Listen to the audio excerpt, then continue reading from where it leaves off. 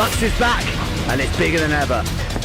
We've got a man in the corner, and it's caught! Can he hold them off? The roof will be raised in front court. Like an enemy in the night, mission impossible for two. Both teams hungry, desperate to win that title.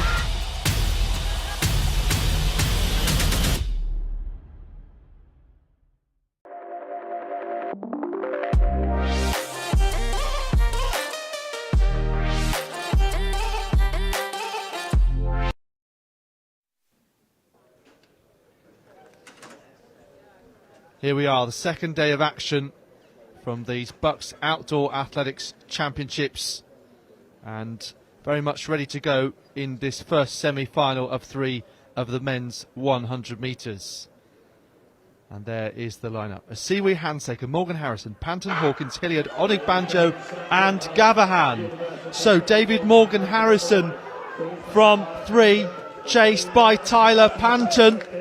Morgan Harrison, the defending champion, comes through with a clock at 10.40 with plus 1.9 metres per second.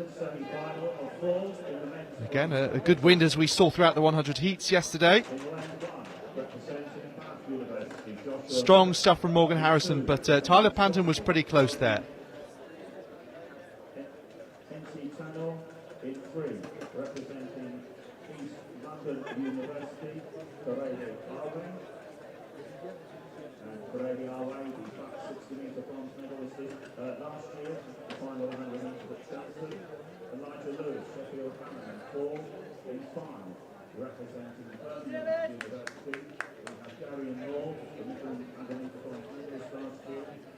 Alongside him, Glasgow Caledonian student Finlay Wall, and Finlay Wall, the reigning Scottish University champion. In 7th, Giovanni Suni, who now having 8th, Bacon, Akinbo, Loughborough. That's the lineup for semi-final 2 of the 4.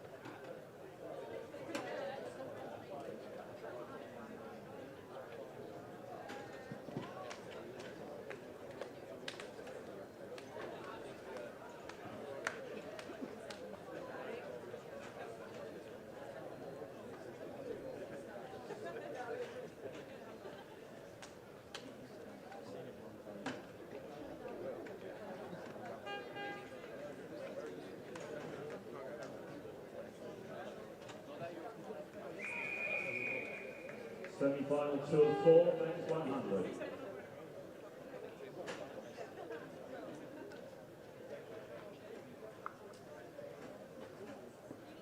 On your mark.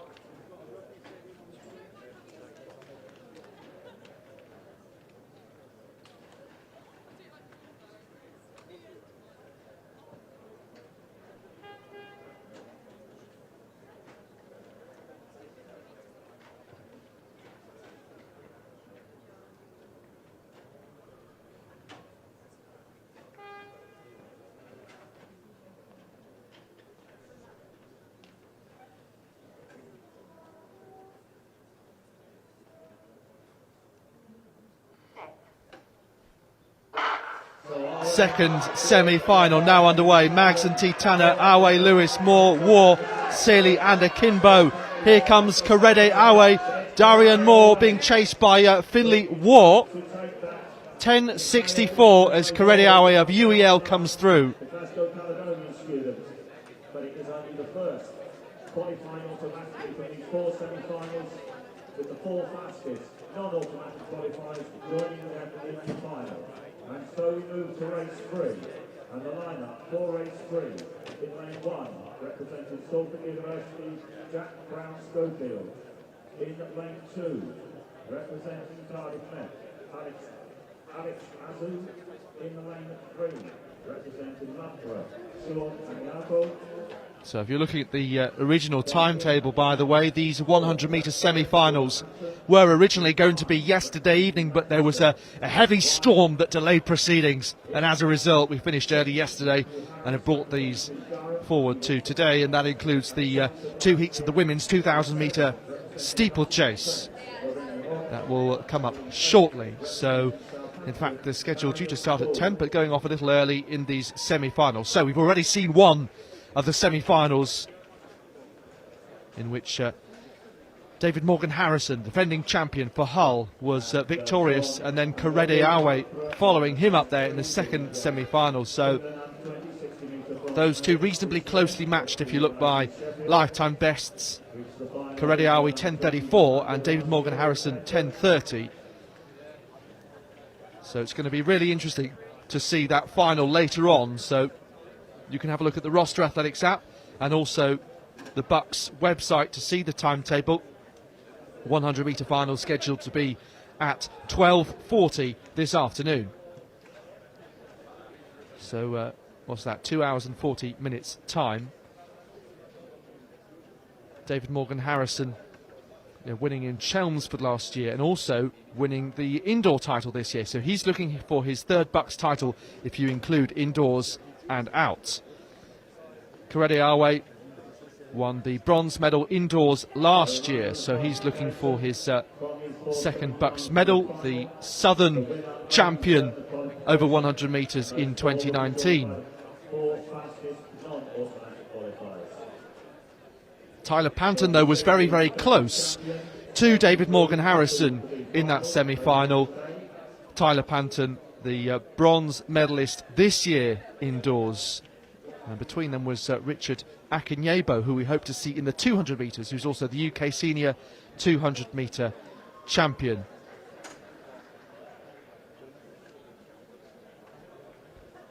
And in this next semi-final, so it'll be the 3rd semi-final coming up in just a moment's time. Let's take a look at the lineup for this one. So Jack Brown Schofield of Salford, Cardiff Met's Alex Azu, Sean Anyogu of Loughborough, Jack Forrest of Wolverhampton, Tariq Wilde of Manchester, who was quite impressive as a heat winner yesterday, Matthew Harris of Durham, Loreni Jorge of Nottingham Trent, and Marius Ball of Southampton. So just looking along here, 6 of 8 athletes have run sub 11 seconds in the past. It's the 2 on the outside that haven't, but maybe it's today that they can do it. So watch out here for Sean Anyogu, the top ranked in this, 10.51 at best. The England under-20 60-metre indoor bronze medalist earlier this year. Alex Azu, the brother of Jeremiah, 10.88 at best. So Anyogu from 3, Wild from 5, and Azu on the inside in 2. The Cardiff Met vest, very close this one with Wild just leading, Anyogu coming past him. And that is crucial for the victory because only the winner going through with 4-time qualifiers across these semi-finals. 10.58 on the clock, so really pushed to a fast time there, and I made that a new lifetime best for Tariq Wild potentially, and pretty close to the best of Anyogu.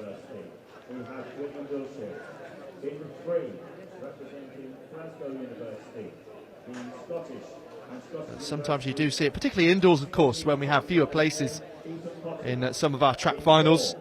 not including the 60 metres, but likes of 200 and 400. You can finish second in a semi-final and be squeezed out of a place in the final, quite unluckily. But some confidence that Tarek Wild should be able to go through based on that time.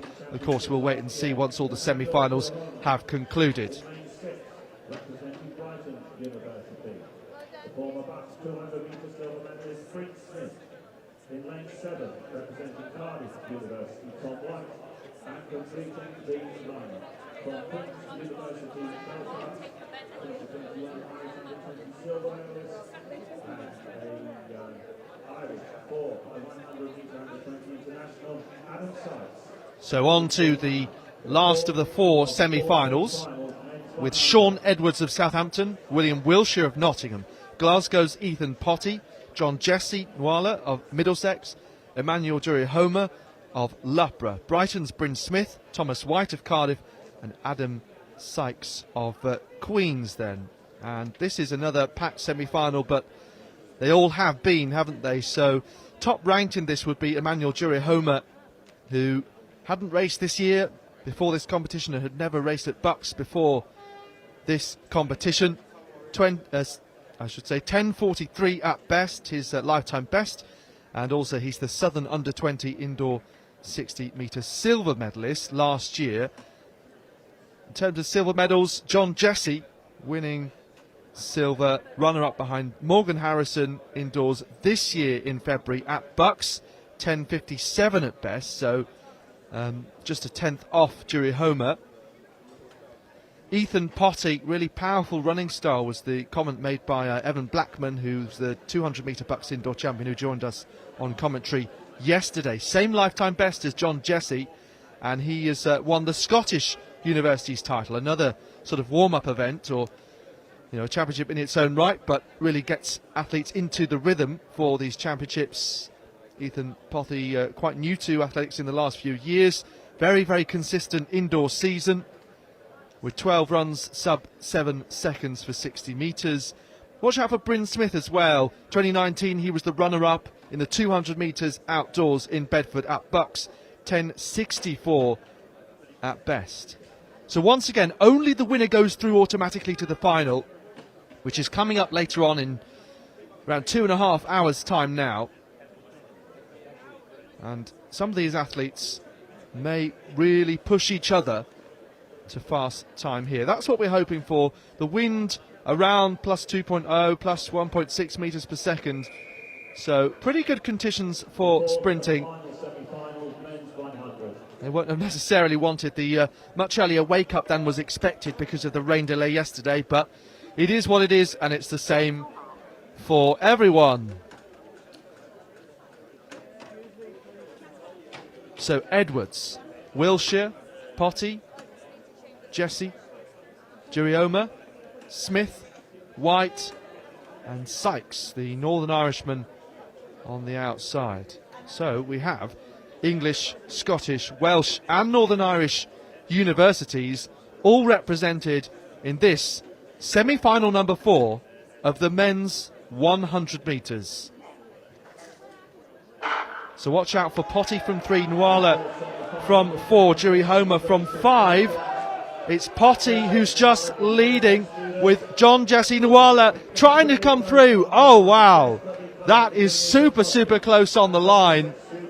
10:69 on that clock. I reckon that John Jesse Nwala might have just had his head in front, but we'll have to wait and see what the official confirmed result is. That's a really tight one.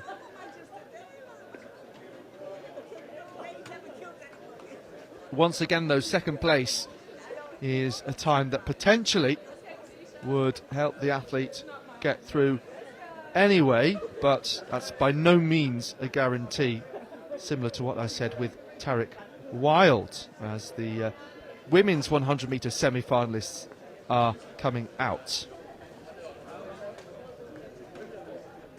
It looks like from the third semi-final that Tarek Wild and Sean Anyogu were given the same time, 10:57, so indeed that is a lifetime best for Tarek Wild, and those in third and fourth also got lifetime best. Jack Forrest of Wolverhampton, 10.81, and 10.82 for Alex Adu of Cardiff Met. And then looking at the time before that, as that result is still coming through, so reserve judgment on that for the moment. Battling the Midland under 2100 metre champion, Rachel Lorimer, Sterling. She goes in lane. Interestingly, the wind was plus 2.1 in the second semi-final. Kerediawe winning in 10.63. So, even though it was a windy time, Finley War back in 10.79, and that is less favourable than the times of the second placed athlete in all of the other heats so far. So, case of just waiting for all those results to come through.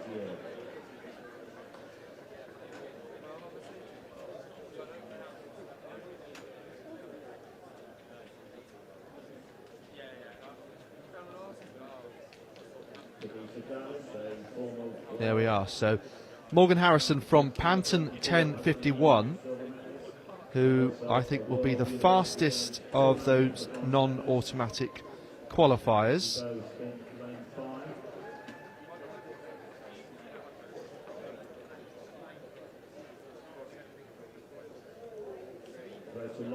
And then Tarek Wild should be the second fastest from the third semi-final, because yeah, this time plus 2.1 metres per second, by the way. Kerediawe well in front of Finley War and Darian Moore.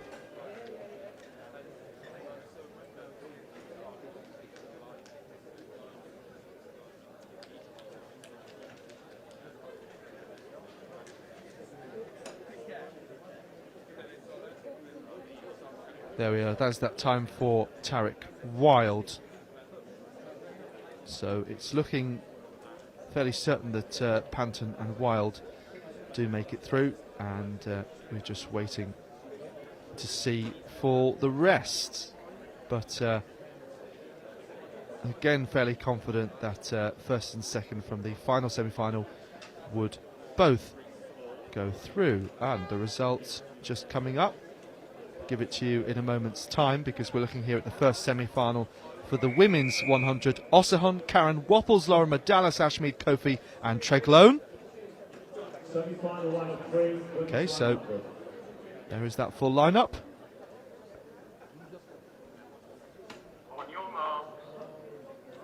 So who to watch out for in this? Kadisha Dallas, the Jamaican Youth International, fourth at BUCS Indoors. There with the brightly coloured hair. Formerly a World University Games medalist. Leonie Ashmead, 11.60 at best. Bronze medalist last year, silver medalist indoors over 60. Madeline Wapples, the Midlands under-20 champion. So, another close one. So, watch out for Dallas Ashmead. In particular, those two. Dallas just leading from Ashmead and Wapples, but Ashmead coming through right at the end. And just like the last of the men's semi-finals, that is very, very close to call. 11.75 on the clock. So, once again, pushed to a quick time. Leonie Ashmead, the confirmed winner. And as there are only 3 semi-finals for the women, it's the top 2 going through automatically. So Dallas and Ashmead are both through. And the others will have to wait and see.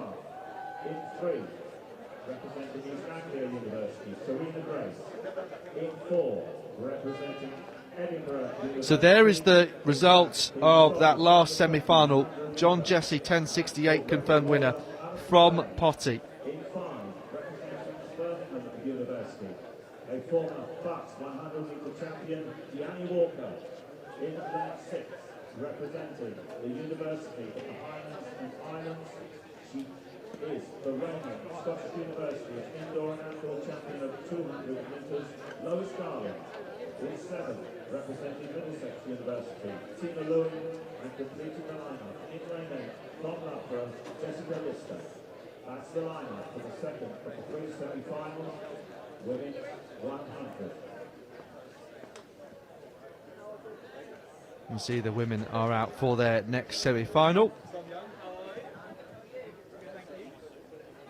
In the meantime, just confirming who's through to the men's 100 final. So looking at all the times, it would appear as though, yes, Tyler Panton, Tarek Wild, 10:51 and 10:57 respectively.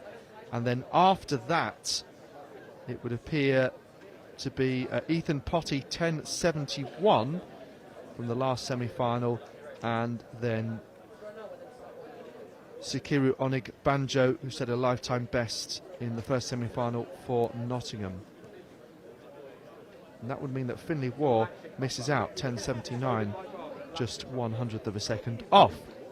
Right, now that's sorted, we can look at this lineup for semi-final number 2 of the women's 100 metres. You're watching live coverage of the BUCS Outdoor Athletics Championships here in Manchester. Acacia Williams-Hewitt for Sheffield leads Alexandra Clark, Serena Grace of East Anglia, Alison Bell, the exciting young Scot, for Edinburgh, Diani Walker of Birmingham, previous winner of this title, Lois Garland of the University of Highlands and Islands, Tina Lewis of Middlesex, and Jessica Lister of Loughborough. So Alison Bell, fastest in this field, 11:57 at best. But Diani Walker having a previous best of 11:45. That goes back to 2017. She has had quite a few injury problems over the years. Previously winning this title, as I mentioned, that was for Middlesex.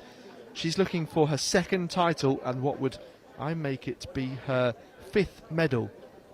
It was 2018 she won that title.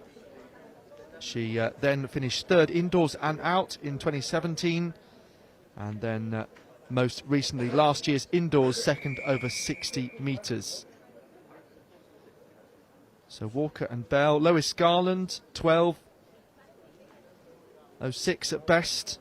Scottish Uni's indoor 200 champion, and Jess Lister, a Southern under-20 indoor bronze medalist.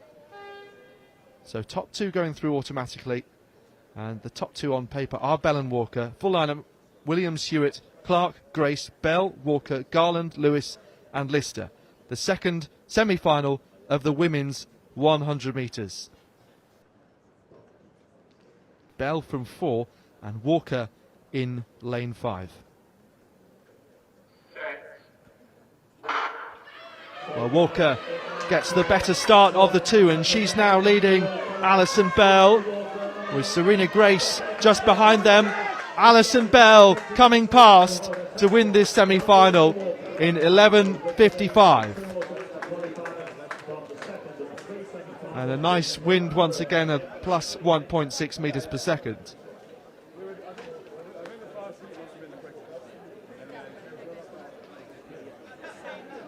Well, that was a really good fight in this semi between those top 2, just like it was with Kadisha Dallas and Leonie Ashmead. And you'd have to say all 4 very much remain medal contenders as we await this 3rd semi-final. Gives us a chance to look at the result from the first one. You can see there Ashmead 11:73 from Dallas 11:75. So Bell actually 0.2 of a second faster than that pair. And then Wapples, will bear in mind that time 12:03, and Lorimer 12:25.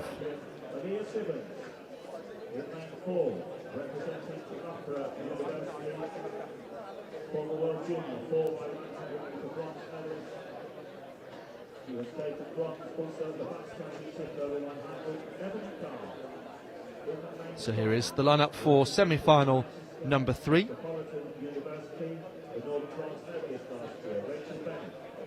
Charlene McIntosh Walcott, UCL, Lauren Walker, Manchester, Aaliyah Sibbons, defending champion for Bath, Ebony Carr of Loughborough, Manchester Met's Rachel Bennett, Freya Cowan of Glasgow, Cardiff's Louisa Stoney and Zoe Dake of Nottingham.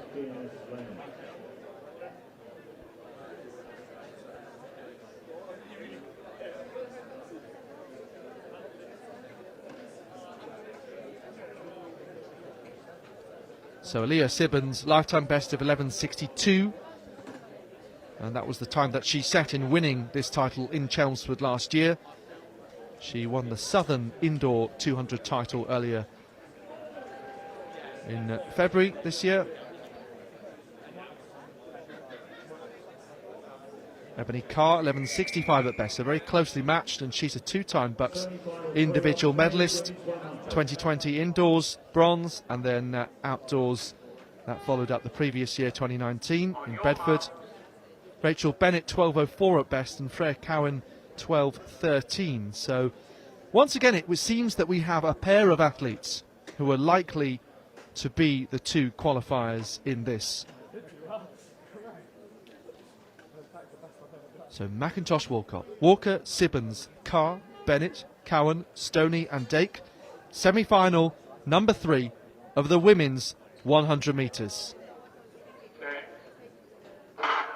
So Aaliyah Sibbons and Ebony Carr, the Loughborough athlete leading, but Sibbons trying to come past and doing so really well, with Man Met Bennett popping up into second right at the end.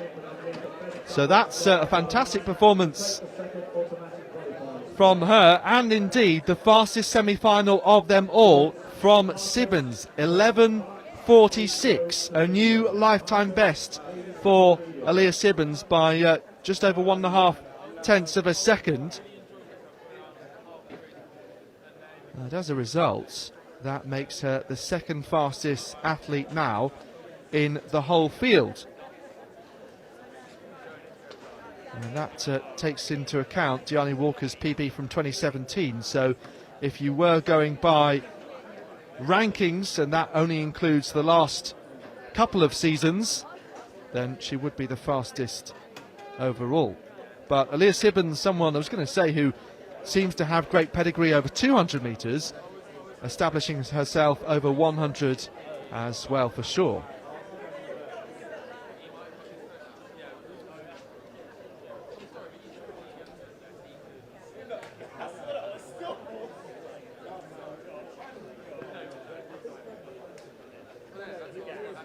And the legal wind helping.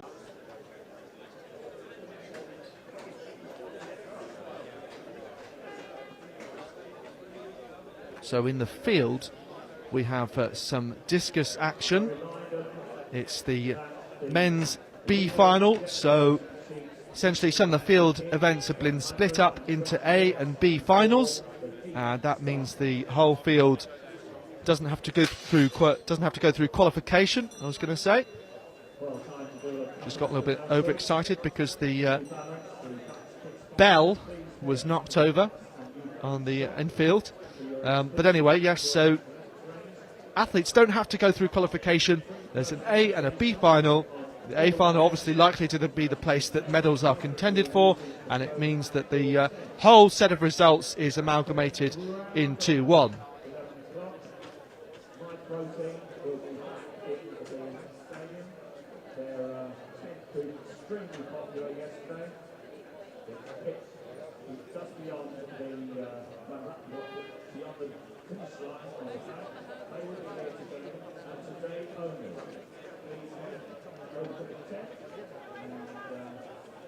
You can get free samples, and you can also use the code STUDENT23 online for an exclusive discount.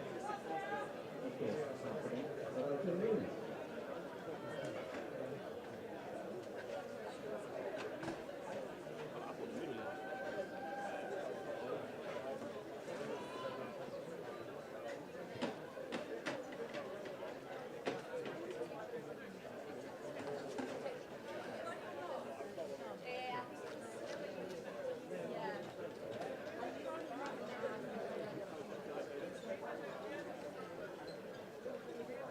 So there are 9 athletes on my start list for this first week of the The qualification in the first four boxes of the 2 weeks.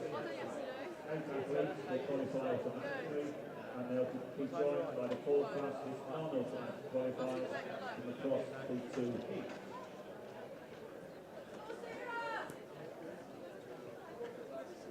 And I could spot 8 athletes down there, but I'll start to go through the list. Imogen King, St Mary's, lining up on the inside. Then in the red will be Ellen Weir, Birmingham University. Elizabeth Hancock, Manchester. Lizzie Ingram, Bath. Sarah Tate, Sterling.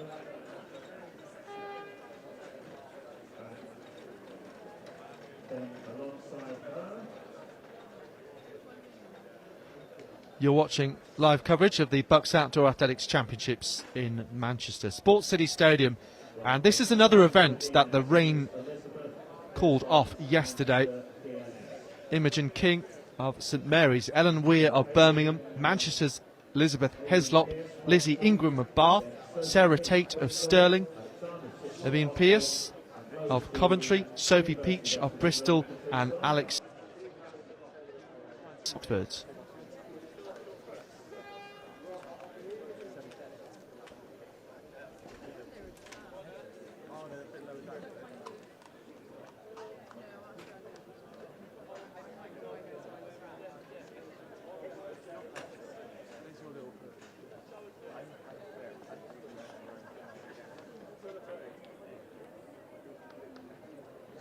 So Sarah Tate representing Stirling in this first heat, the reigning Scottish University 1500 metre champion.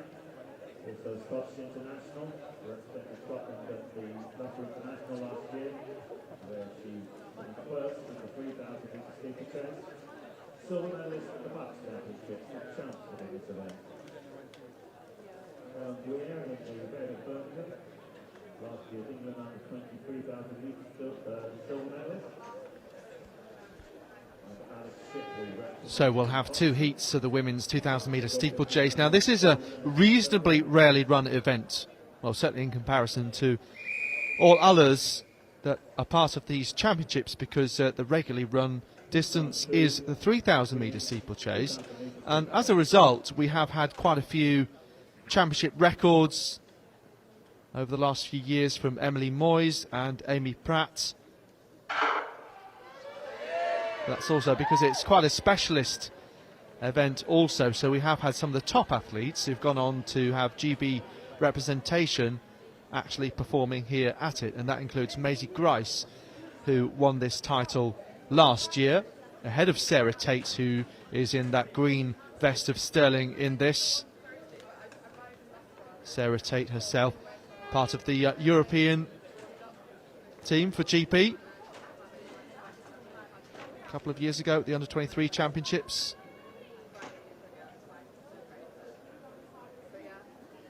Looking at this lineup in full, includes Alex Shipley, who more regularly have seen as a 1500 metre runner, but clearly showing some talent in this event.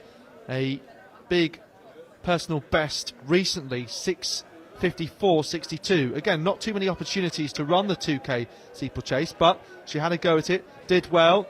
And you see there's Sarah Tate coming past on that water jump. I don't think it'd be unfair to say that Alex Shipley less experienced at this event, but as I say, giving it a go, doing well, and continuing. As a result, and we were talking about this with Evan Blackman yesterday, sometimes you just have to experiment and see what your athletic capabilities can do. Holly Mills doing that in the heptathlon, for example, having traditionally been a long jump, you know, exploring the fact that you are at a certain decent level in athletics. Well, what else might be possible if you chose to specialise in something else? And some people who are particularly good technically might be suited to the steeplechase, even though, let's be honest, it isn't the first event that everyone would put their hand up to do. So let's have a look then at who else is involved in this race. Mentioned Sarah Tate already, 6:32.60 at best. So obviously this is only a heat, so no need to take it out too hard. That compares though to the championship best performance set by Amy Pratt from Manchester in 2019 of 6:26. But 6:30 actually gets you inside the top 10 British performances of all time. But Sarah Tate, clearly you can see that every time we go through that water jump, she does come through once again. And one of the more experienced athletes in the steeplechase in this race.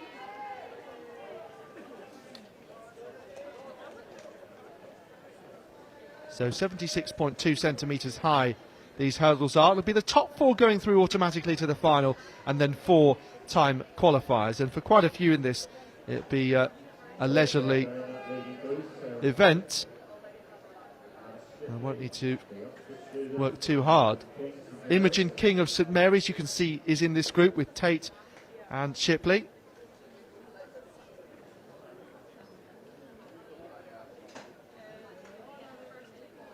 Just having a look who the other 2 are. So 1:2:02, that's Ellen Weir of Birmingham, lifetime best of 6:49:30. So Weir looks to be 4th ranked overall in this event, with Tate 1st ranked overall, of course.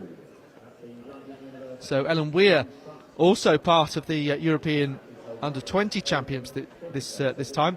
In the 5,000 metres, she was a finalist in 2021, and she was also part of the GB team for the European Cross Country Championships, in which she was 14th and the 2nd Brit home behind Megan Keith, as we see the St Mary's athlete King just slipping there, still in the race, but quite crucial, as I mentioned, that the top 4 go through automatically. So she's dropped some way out of the top 4 and will have to battle to get back within it. In any case, should be fortunate that should, I think, make it through to the final in any case, would Imogen King. So the other athlete in this group, and now into 4th place, is Lizzie Ingram, who's benefited there. But yes, a few fewer athletes, and this maybe could have been potentially run as one final. But a good opportunity to get into the rhythm for what we're expecting to be 18 athletes in total.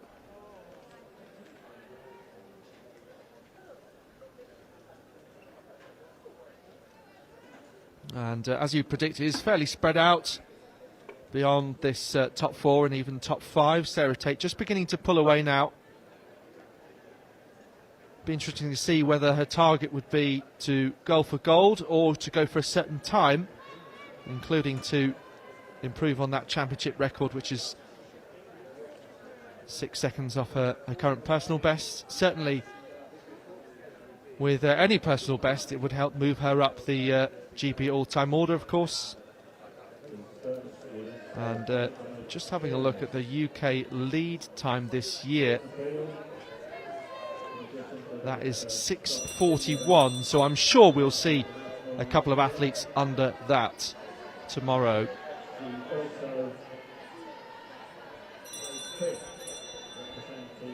So Imogen King has just dropped off this group a fair bit since that slip at the water jump.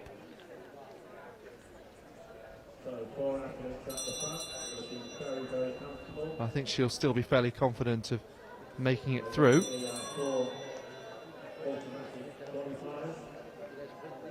I think Sarah Tate just looking over her shoulder and seeing that there's a big gap behind the front 4 and just deciding to relax a little. Of course, there's good confidence to take, though, from finishing the last lap off strongly, and I'm sure that's something that Alex Shipley is going to do, and maybe she will be one of those that will be most pleased to have 2 rounds more experience as she grows into this event.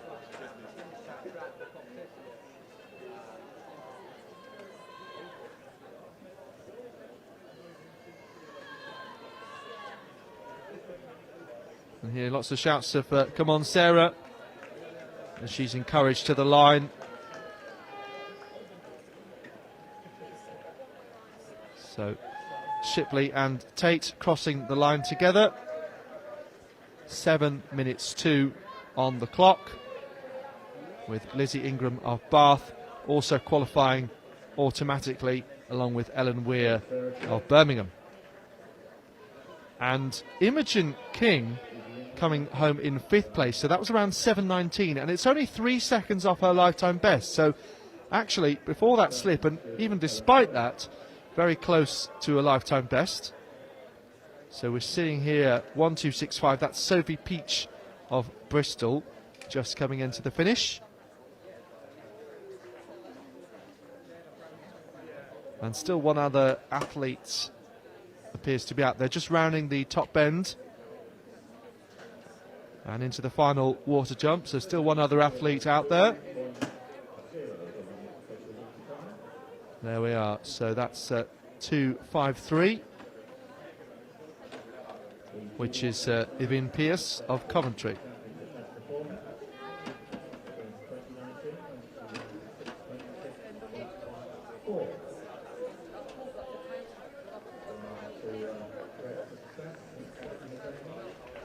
So just coming to the line now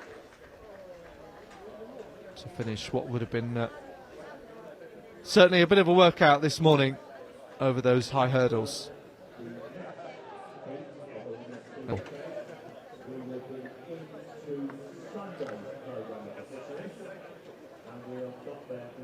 So it looks like just 8 athletes actually lined up for that race, not the 9 that we were expecting.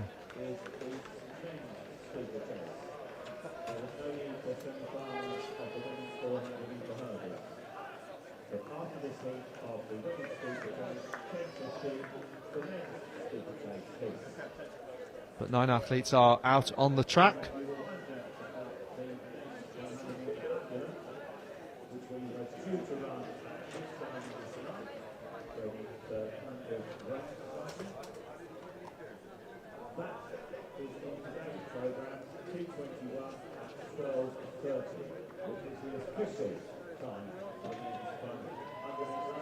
So basically, we're getting up to speed very, very quickly. Shout out to all the officials, director, meeting manager, and making that happen.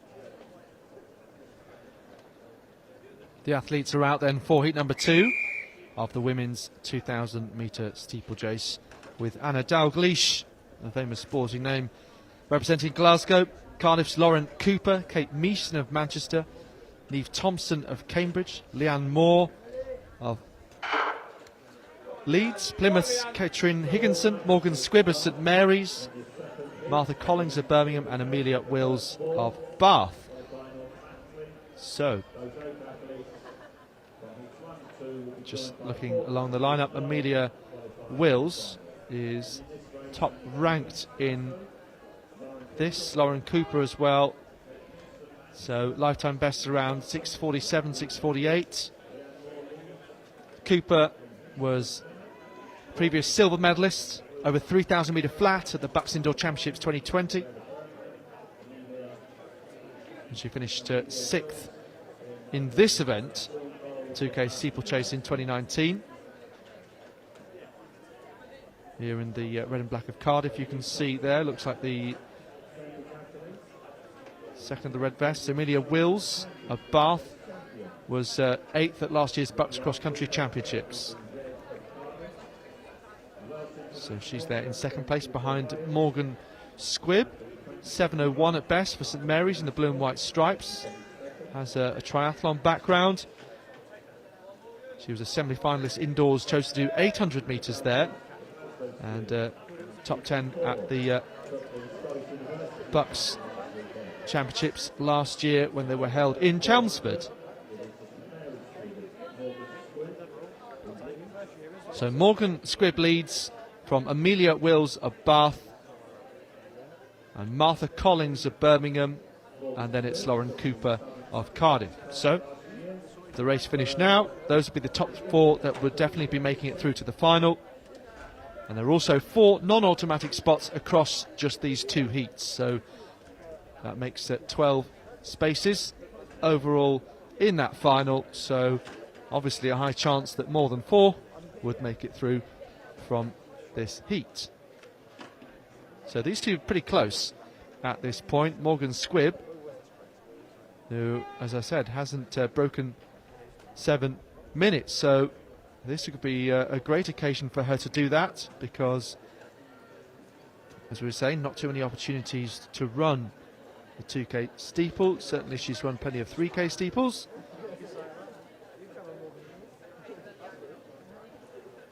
As a 19-year-old, so just having a look, that lifetime best was set in 2021. It was set at the National Athletics League, which is a Blackheath and Bromley athlete. Amelia Willis there in the young Golden Park in second place. She won English Schools Championship bronze medal that year. But already 4 athletes look to be there in those 4 automatic qualifying spots. So much bigger gaps than we saw in the first heat,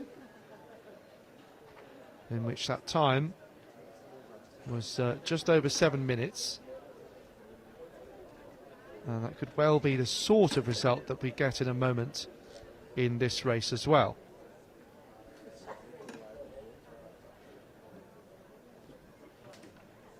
So Morgan Squibb of St Mary's from Amelia Wills of Bath. Both looking fairly comfortable through that water jump. And we've got Lauren Cooper and Martha Collins together there, both in the black and red.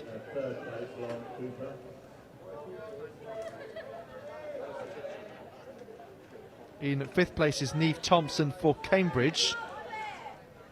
So this pair come through with 2 laps to go. And they are around 4 seconds in front of the second pair, who are in turn 10 seconds in front of Thompson.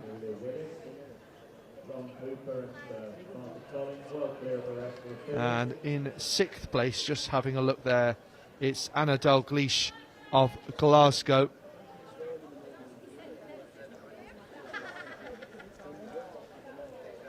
Who's around 8 seconds behind Thompson of Cambridge in what will be 6th place.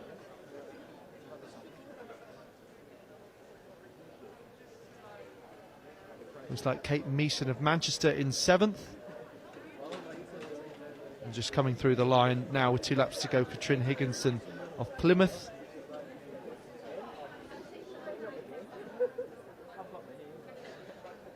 And then Leanne Moore of Leeds.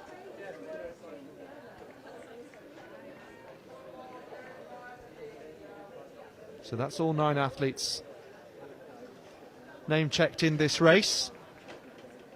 And you can see that the 2 behind in red starting to look over their shoulder and realise that with 1 lap to go, they're in a comfortable position. So 5:37 at the bell for Squibb and for Wills of St Mary's and Bath respectively. And then these 2, although their vests look very, very similar, you can see Kuak on the back, Cardiff University Athletic Club, and that's Lauren Cooper. And next to her is Martha Collins of Birmingham. Birmingham used to have a bit of yellow in their vest, but Birmingham and Cardiff look fairly similar at this point. Bath also used to have a bit of yellow in their vest too.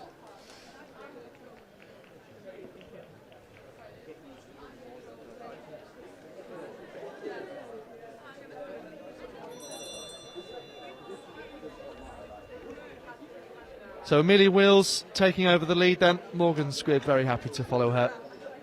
All the hard work has been done now. It's just making sure you get over this water jump cleanly. Oh, even then, there's enough of a gap.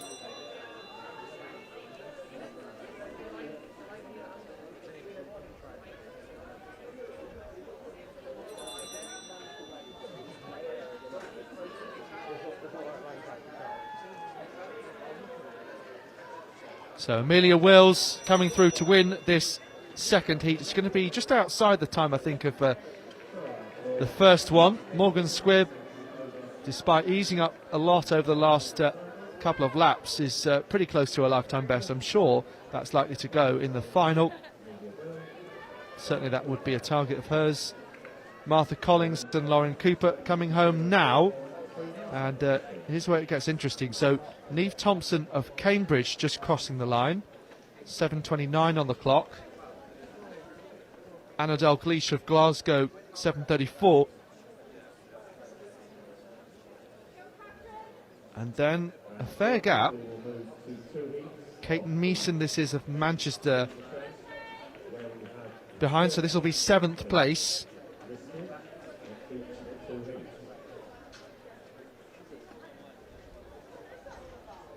So she comes through in 7:57.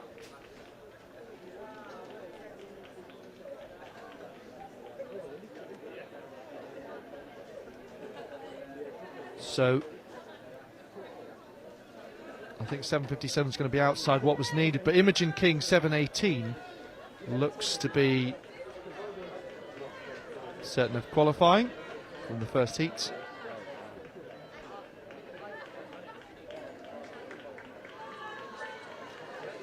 So we see the final two finishers coming in.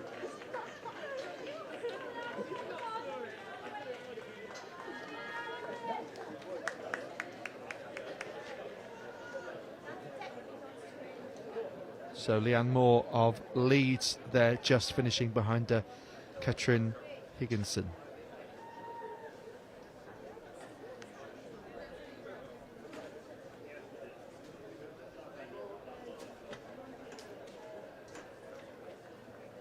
So we'll look to clear that all up once the result of that second heat comes through.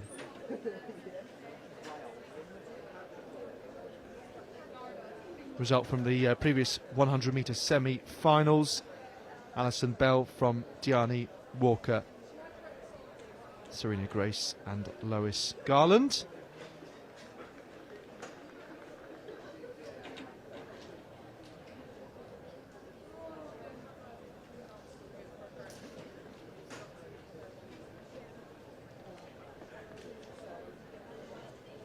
And then semi-final number 3.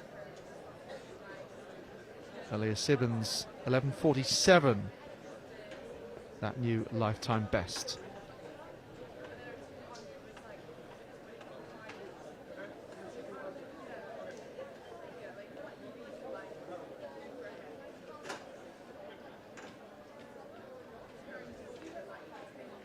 So we know that there were 2 time qualifying spots available from those 3 women's 100-metre semi-finals.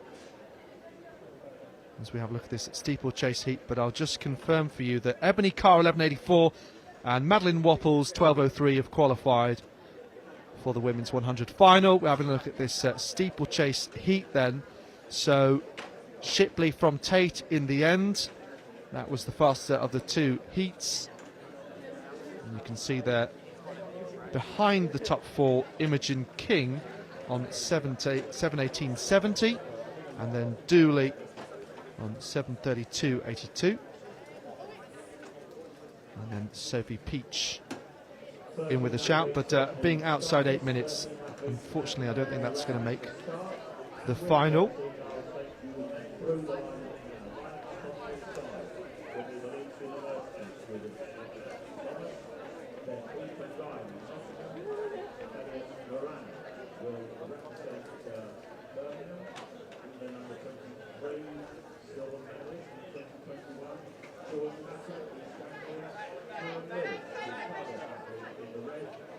2019 England 2020 champion with a flat bronze medal. It's very good to see Kieran back out there because he's had no distinguished race competition since 2019 till this season. Welcome back, Kieran. Fraser Kelly, up at Spain, with the Scottish University title last weekend. Then James Salt, who was champion.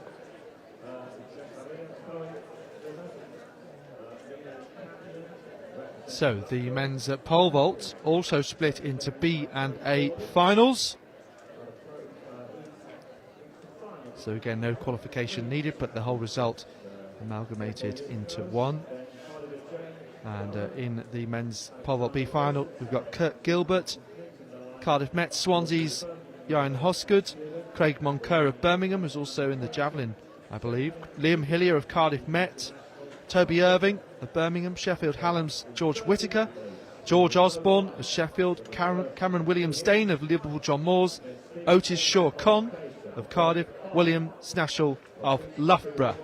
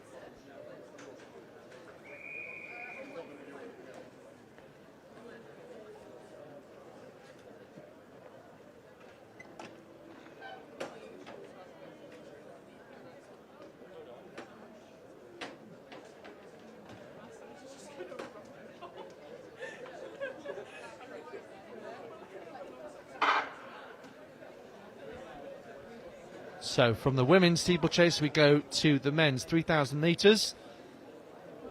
And Scott Thomas of Leeds, Ethan Riley of Nottingham, Birmingham's Elliot Moran, George Hatton of East Anglia, Cardiff's Kieran Lewis, Fraser Kelly of Abertay, James Salt of Leeds Beckett, Zacharia Cohen of Plymouth, Loughborough's Milan Campion, Terry Forden of Cambridge, Oliver James of Durham, Alexander Wilson of Southampton and Thomas Bridger of Birmingham.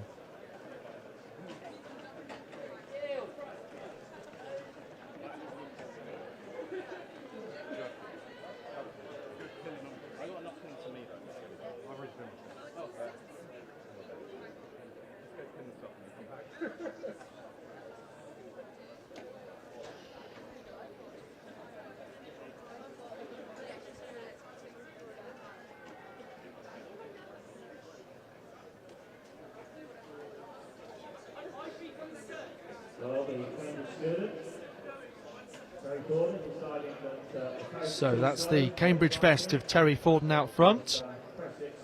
Lifetime best 2 weeks ago in New York State of 9:06.94, so took 7 seconds off his best. He was second at the BUCS Cross Country Championships earlier this year. And he's twice finished 6th in this event, so looking to improve on that this year.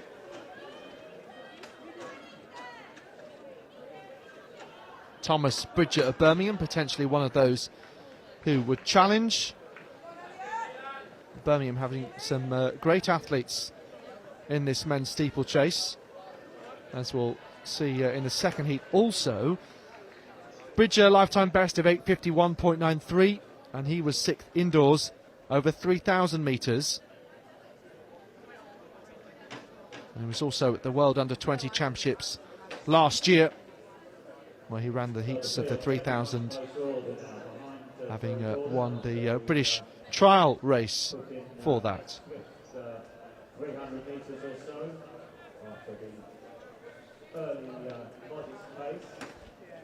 And it was Elliot Moran certainly will get the field back.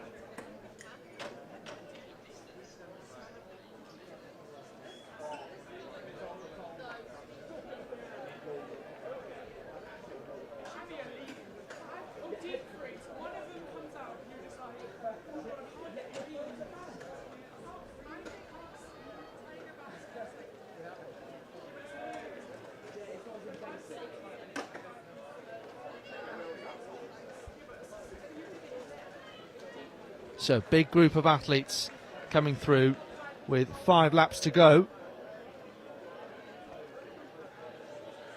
And moving to the front there is the qualifying student, Tom Bridger. Very experienced over the barriers.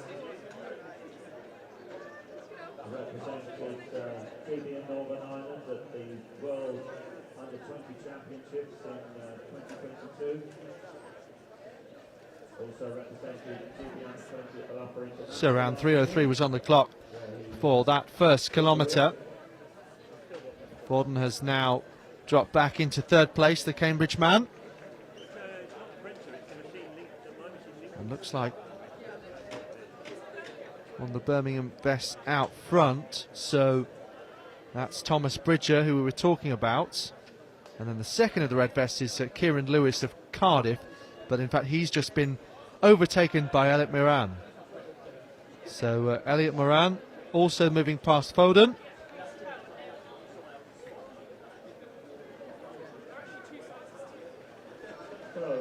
So it's a red vest 1, 2, 3 with Milan Campion of Loughborough looking to make up ground as well.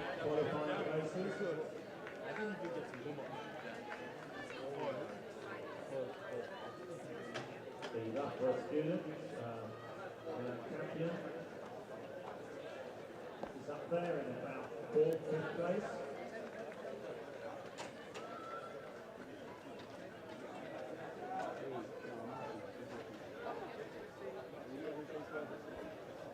Campion just giving the athlete in front of him, Lewis, a little bit of a push in the back, try and make space because they are now very bunched together, led by Bridger, who isn't really pushing this race on too much.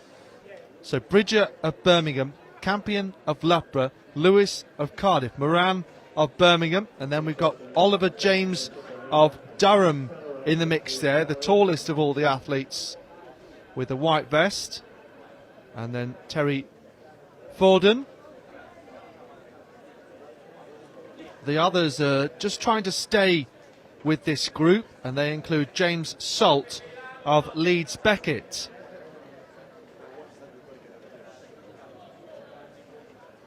So just under 3 laps to go for these athletes now.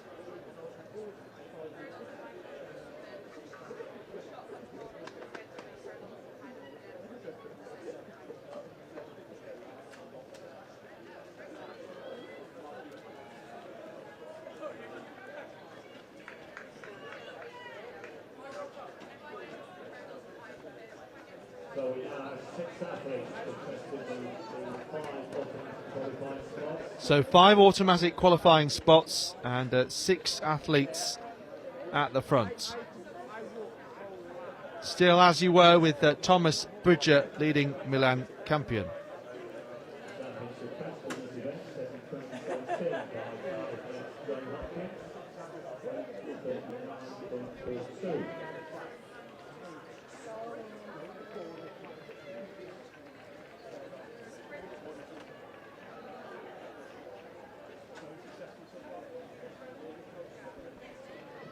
So Milan Campion doing very well there in 2nd place when you consider that his lifetime best 9:34 and Bridger 8:51. So he's keeping pace with an athlete who on paper is some 40 seconds faster than him.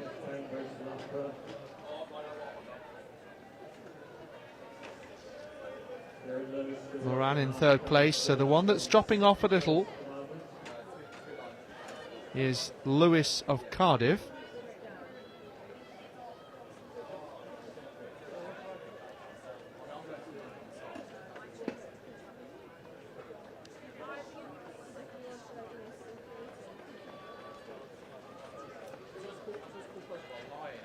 So they have slowed during this kilometre. 7:20 on the clock. So 3:03, then 3:17. Let's see if they're going to pick up the pace in this final 2 laps.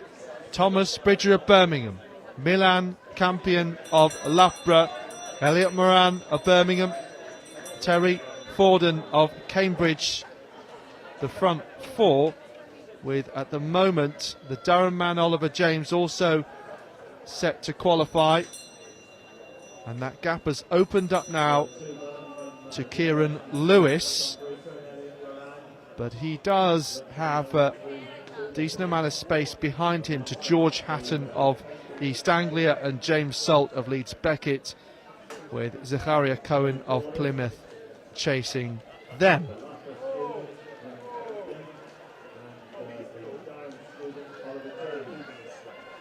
A bit of tussling going on there. Campion and Forden fighting for space. So the two Birmingham men first and second now out of the final water jump.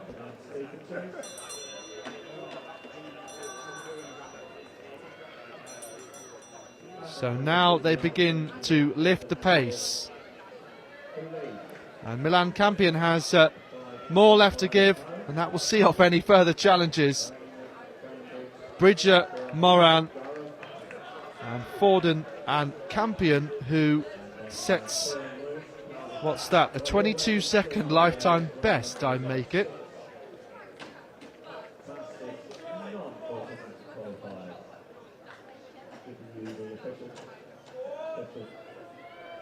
And these are some of the chasers that were behind them. Zachariah Cohen there, overtaking on the last lap Salt of Leeds Beckett. George Hatton was just in front of them.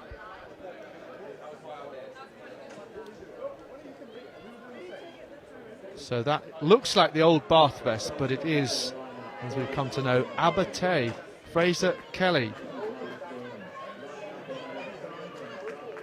Ethan Riley just behind him. And that looks like Alexander Wilson of Southampton, also in this spread out group. So crossing the line there. 10:20 on the clock.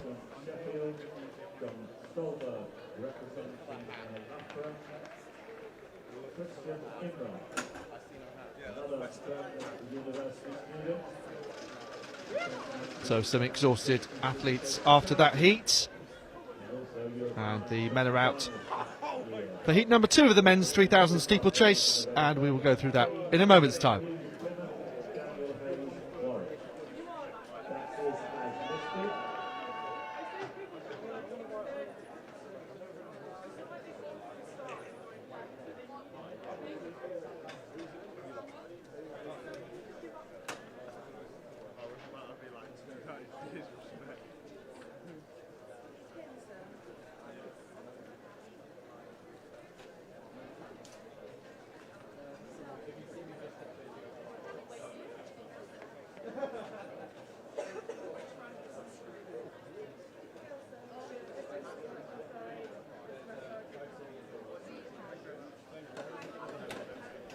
Okay, heat number 2.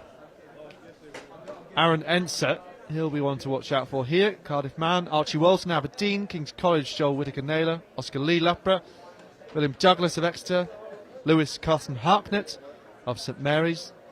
One of that middle names inspired by Carsten Warholm. Neil Ibata of Cambridge, Callum Upton of Aston.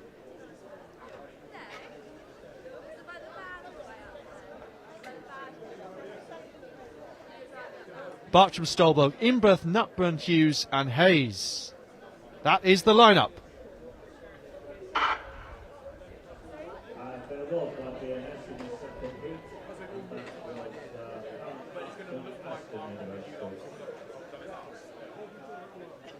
So Christian Imroth of Birmingham, their top-ranked athlete in this second of the 2 heats.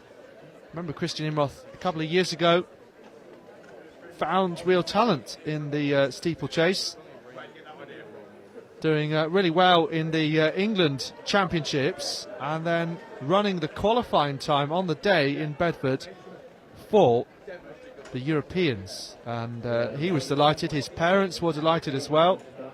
It's a great day, and trying to kick on since then, going to Birmingham University, where it's not easy to get in the team, but oh, a tricky first hurdle there for athlete just at the back. Can be tricky to set into a rhythm. I mean, some of the athletes we saw going out and just practicing over one of the hurdles, just to get them into the groove, as it were. But in any case, so we've got Christian Imroth out front, top 5 to go through automatically.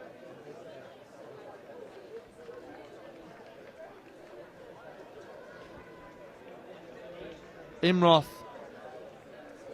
is leading the way here.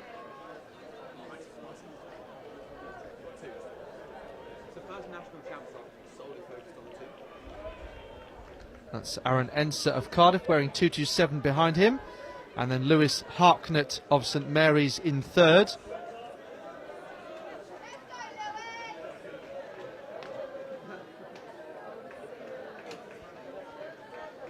Looks like Archie Walton of Aberdeen, and then Oscar Lee of Loughborough. So that's the top 5 at the moment.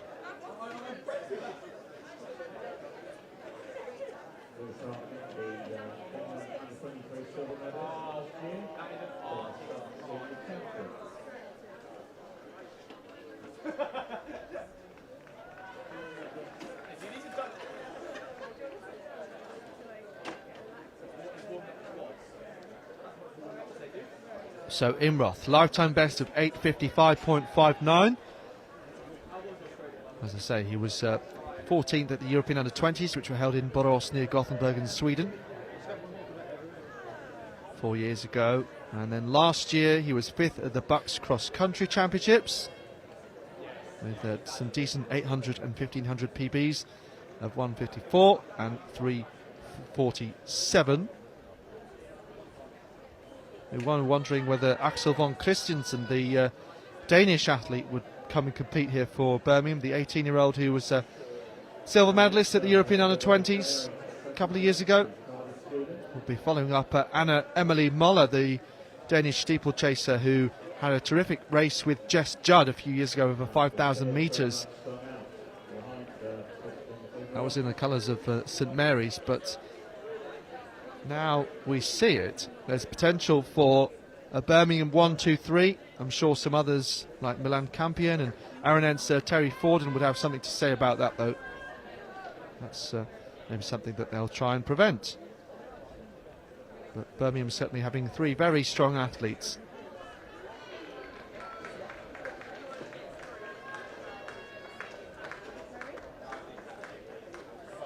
So gap opening up between Christian Imroth and Shaftesbury Barnet man, and Birmingham vest, you can see that, and Aaron Enser.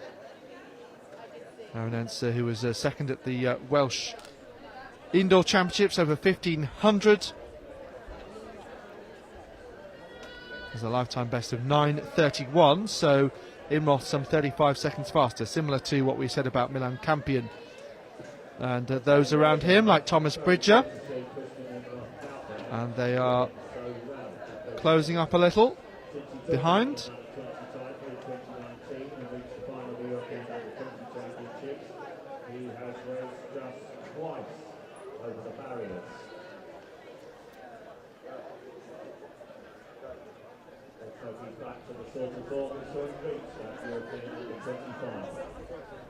Certainly dominated this second heat for that steeplechase.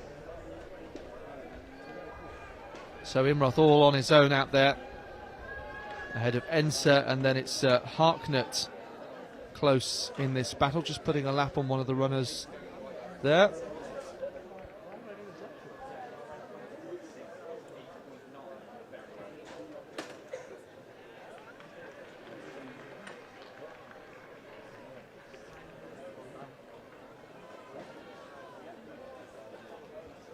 So there we can see the battle behind,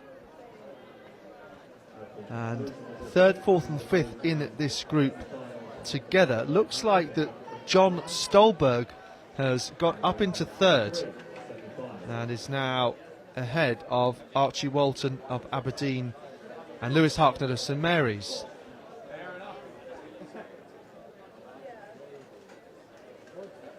And then there's around a 4 or 5 second gap behind them. And that is to Michael Bartram of Sheffield. And then about 10 seconds behind is Daniel Hayes of Warwick, with Neil Ibata of Cambridge. And then William Douglas of Exeter behind. Then Joel Whittaker-Naylor of King's College. And Teddy Nut-Brown-Hughes of Plymouth.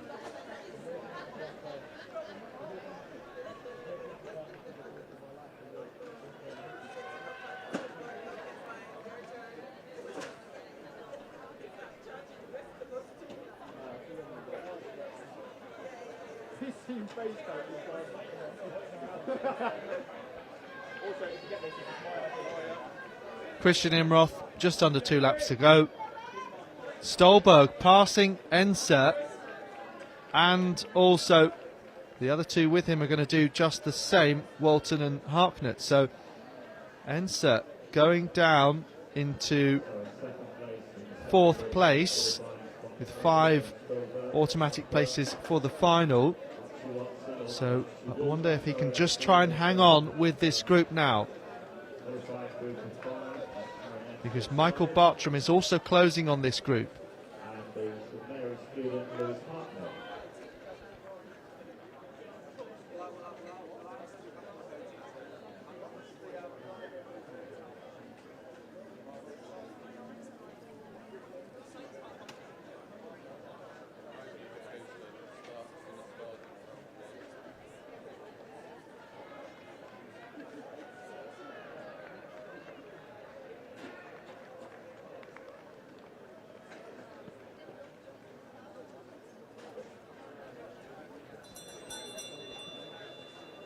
So Enser has done well to settle into this pack and remain in 4th place without not letting everyone sail past.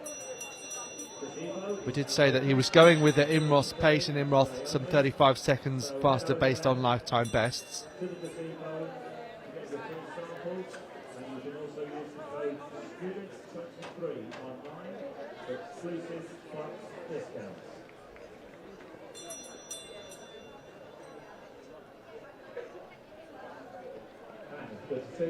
Already 4 global diving by protein 10.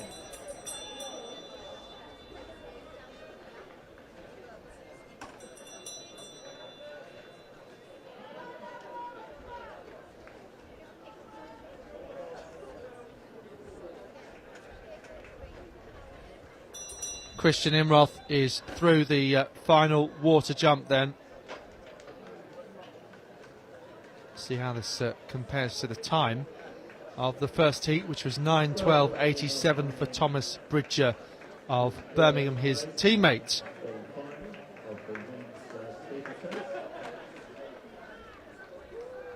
So a few seconds outside that, 9:17.34. Elliot Moran, Milan Campion, Terry Forden also qualifying by right. And athletes coming in, joining Imroth in the second heat. Walton, Enser, Harknett.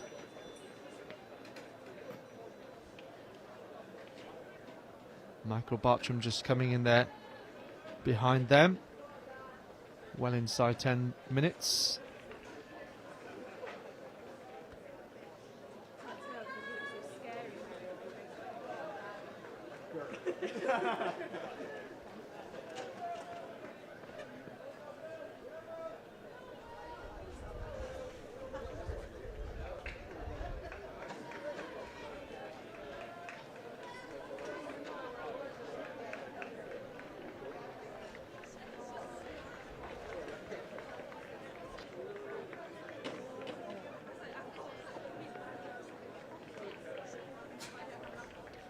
William Douglas finishing there for Exeter, and this is Teddy Nut-Brown-Hughes of Plymouth.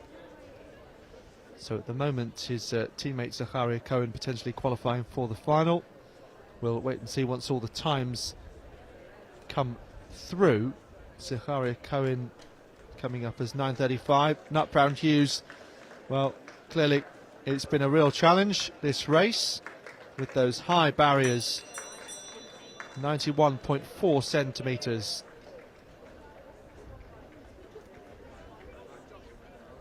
So all credit to him.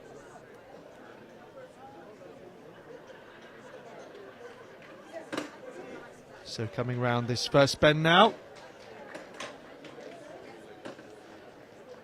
And just coming into the finish ahead of him is Joel Whittaker-Naylor of King's College London.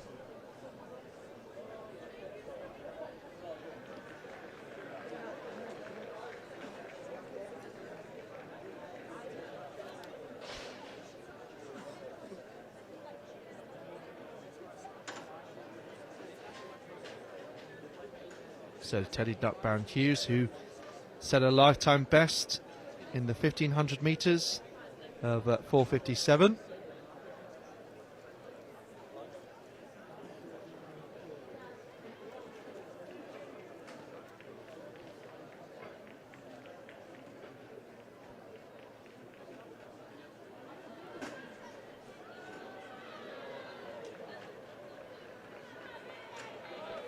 So looking to get another PB here, 12:52. His best set last year at these championships in Chelmsford in the heats. So let's see if we can get inside 12:52. Given some really good encouragement here. And it is going to be a lifetime best for Teddy Nut-Brown Hughes. I'll make that 12 seconds. So big well done to him. And all the athletes congratulating him.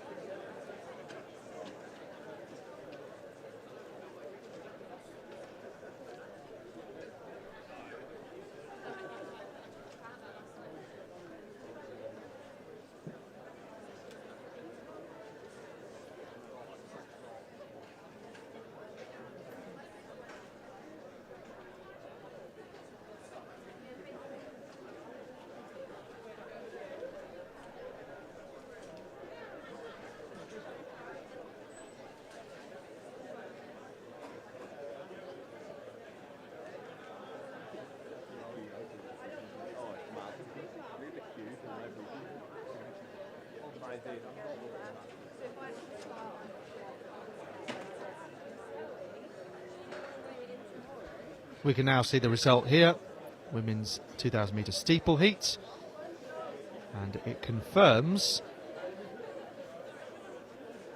those who have made it through to the final,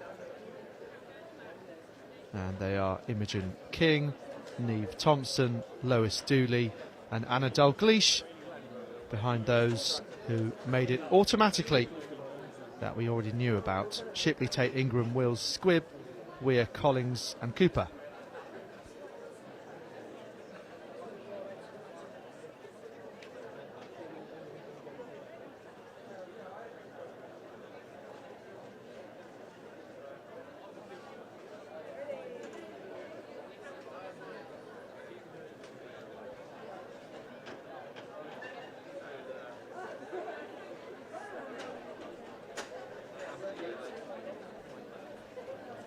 First heat result from the men's steeple. Bridger from Moran, Campion and Forden. So top four going through automatically, not five as I mentioned before. It's the same qualification conditions as the women. And then four-time qualifiers across two heats.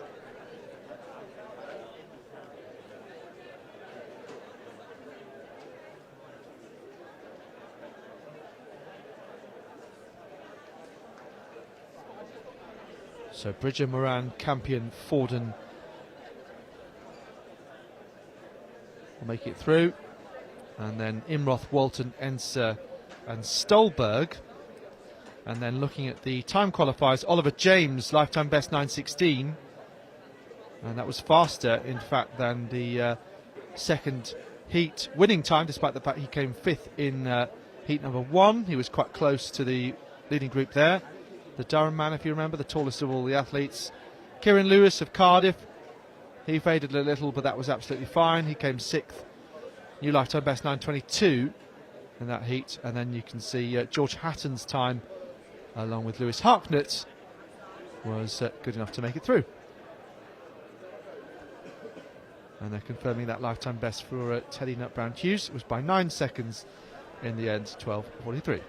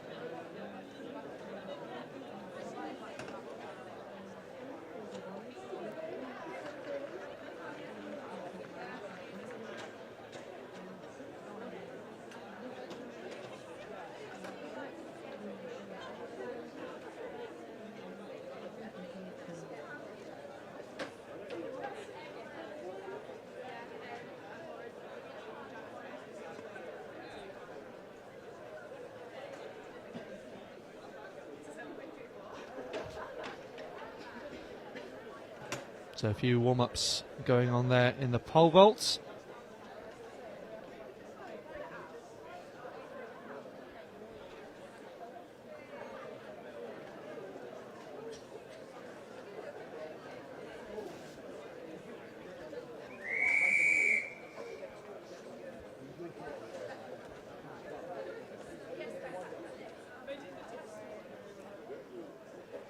On your mark.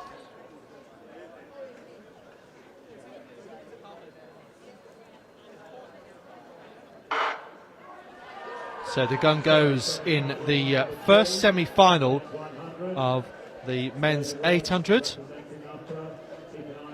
So looking at this lineup, Sam Tempest of Cardiff, Matthew Mustard of Sheffield, Imperials Oliver Telfer, David Race of Loughborough, Frank O'Brien of St Mary's, Ryan Elston of Loughborough, Andrew McGill of Glasgow and Henry Fisher of Birmingham should be in this one.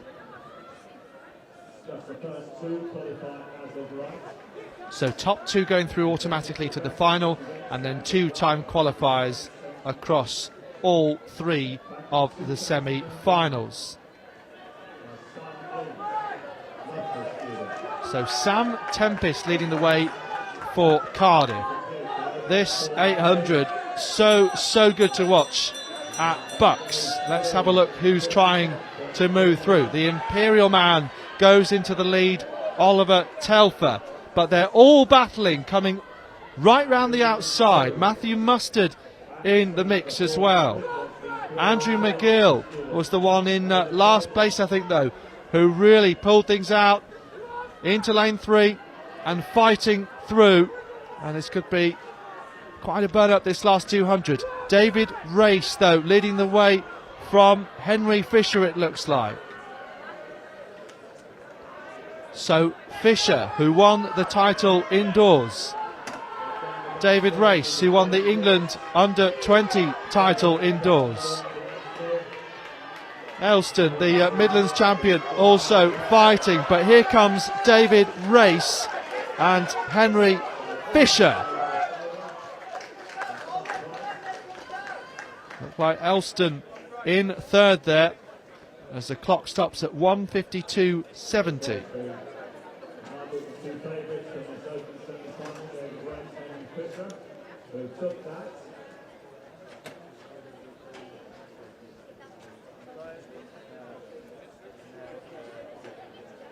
official time 1:52.72. I can confirm David Race officially. So David Race given that officially in 1:52.72, but Henry Fisher is also through to the men's 800 metre final, and that final will take place tomorrow at 2 o'clock. 10 minutes after the women's final, indeed. And in semi-final 2 of the 3, that's 800, will be Aidan O'Brien, Newcastle, who lines up in lane 1. In 2 will be the Bath University student, Justin Davies. So in lane 3, representing Cambridge University. So let's take a look at the lineup for semi-final number 2, with Aidan O'Brien of Newcastle in 1, Justin Davis of Bath in 2, then Brighton's Phoenix Adam Dre, Cambridge student, Sam Stevens of Leeds, Will Bellamy of St Mary's, Dan Howells of Brunel, David Locke of Loughborough, and Birmingham's Finlay Hutchinson. So interesting then, we've got the top 2 ranked athletes both in this semi-final. Dan Howells, the defending champion, and David Locke, who was the bronze medalist indoors last year. It was a terrific performance from Howells ahead of Saddam Kumi and Rocco Zaman Brown in Chelmsford last year. Henry Fisher, who we've just seen winning the title indoors ahead of Archie Parkinson and David Race in February.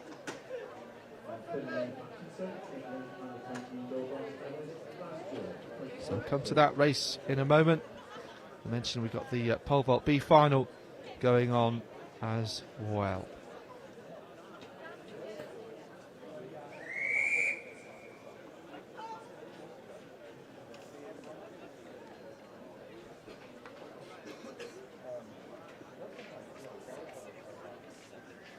On your mark. So Craig Moncur of Birmingham just bringing the bar down there.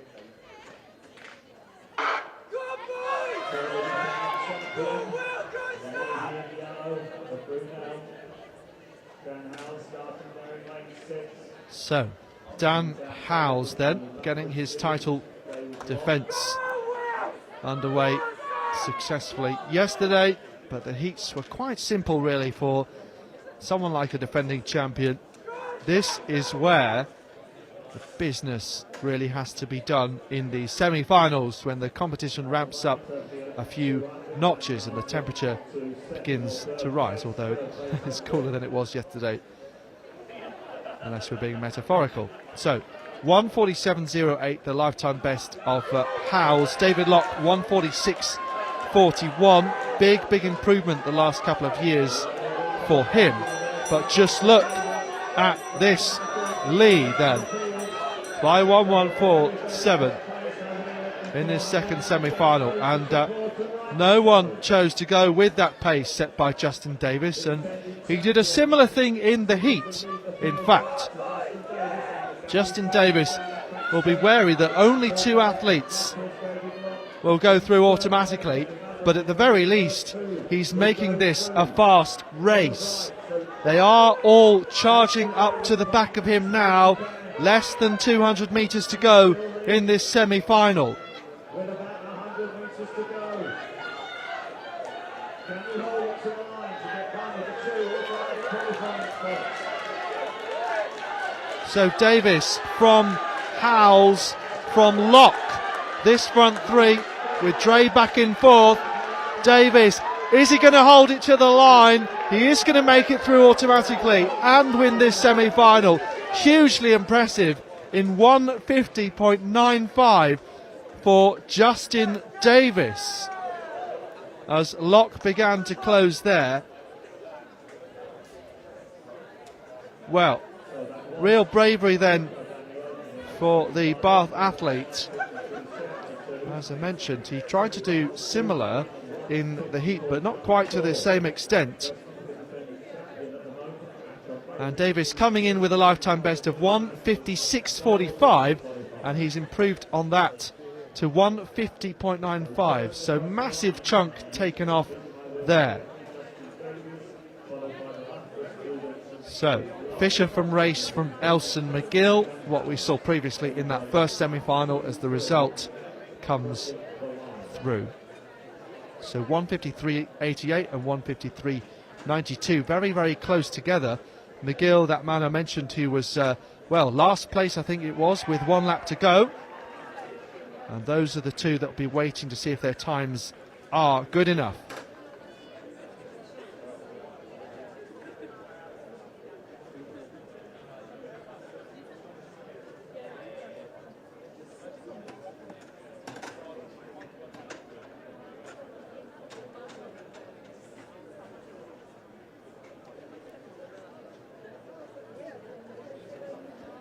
Third semi-final with Goodall of Imperial, Birmingham's Richardson, G of St Mary's, Stubbs of Loughborough, Nottingham's Gardner, Harrington of Cambridge, Cispal of Birmingham and Durham's Crick.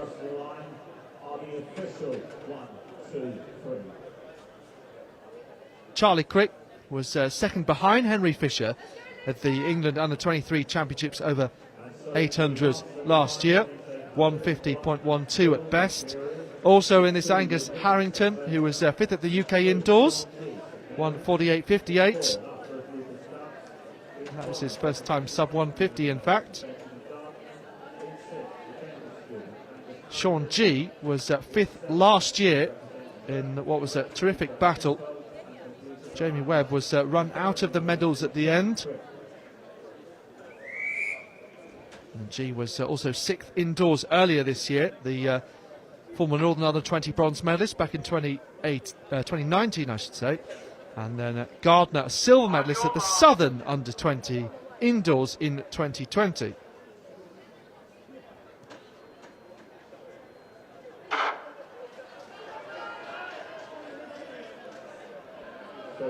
So 153, the sort of target time you're looking at to try and make it through as a non-automatic qualifier, of which there are 2 spots available. And also the first duo across the line will be into that 800 final at 12 o'clock tomorrow. So Cambridge have a decent crop of male middle distance runners these days. Angus Harrington there, the tall athlete in what I've been told repeatedly is a pale blue vest. Charlie Crick of Durham, though, just in front.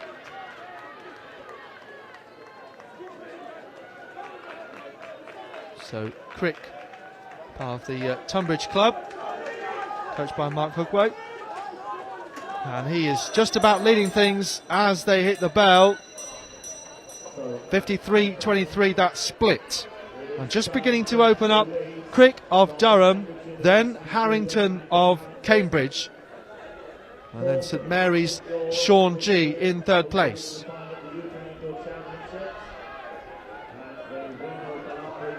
But that top 2 continuing to open up that gap. I think it might be Alex Goodall in fourth place, I should say, for Imperial College.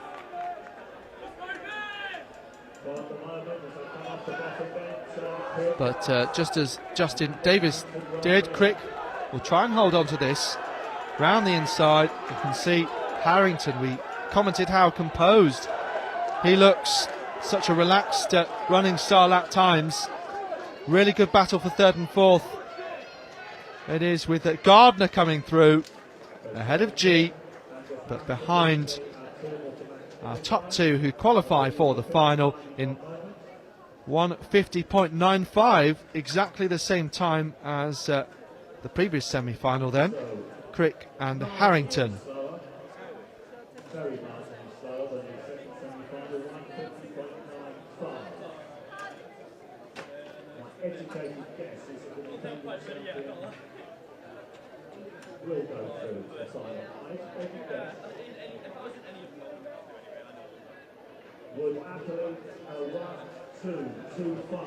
As we see the second result, and those 2 are faster in the second and third and fourth. So Justin Davis from David Lock, we know they're definitely through. Dan Howells in third place, that's a decent time, yes. Faster than Ryan Elston and McGill from semi-final number 1.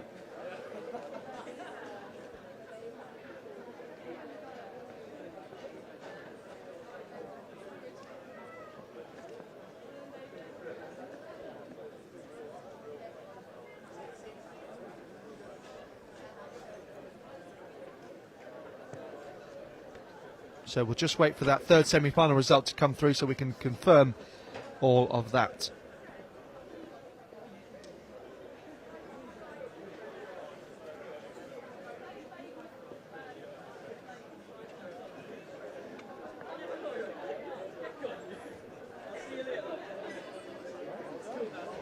But perhaps the most notable thing so far for the men's 800, that huge PB for Justin Davis to really take things into his own hands and get through to the final.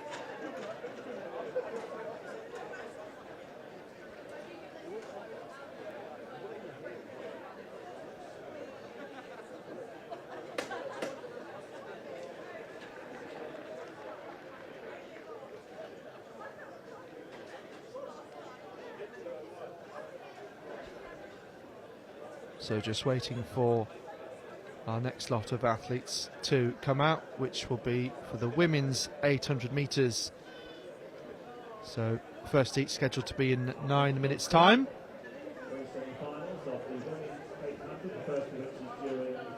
So while we wait for that result to come in, we know that at the moment Howes 151.61 and Elston 153.88 are the two-time qualifiers before that third result has come up.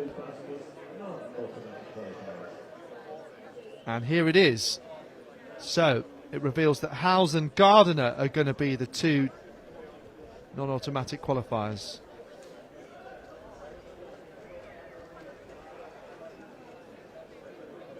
So that brilliant finish from Beth Gardner in that green, gold and white Nottingham vest gets him through behind Crick and Harrington.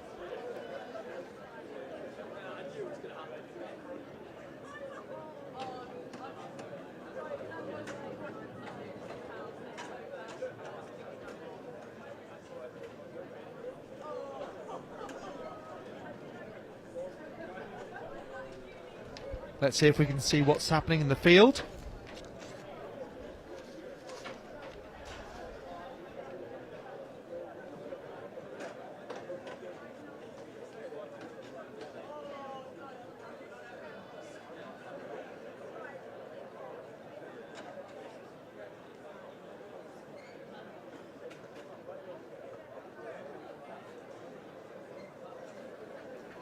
Let's see if we can watch out for the scoreboard as well. That appears to be out there just behind where the athlete was doing the run-up.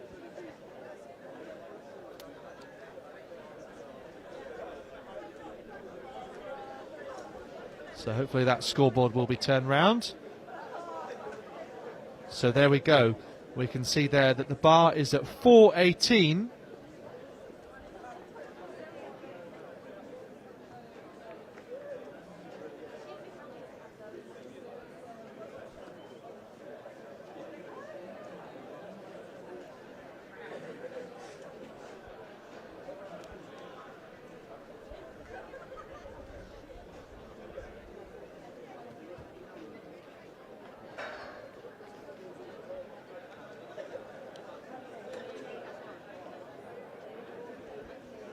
So Will Snashall will be next to go at this height.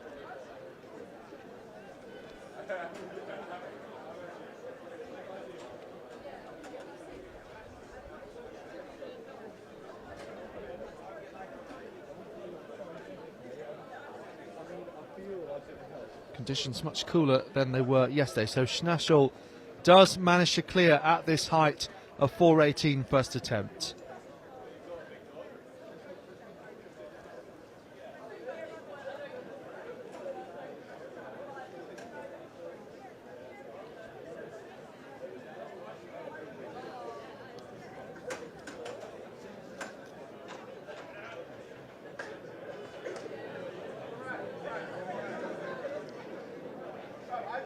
So now we'll go to second attempts at this height. So Otis Shaw Con failing just previously. For Cardiff it was, and then Jan Hosgood of Swansea next to go.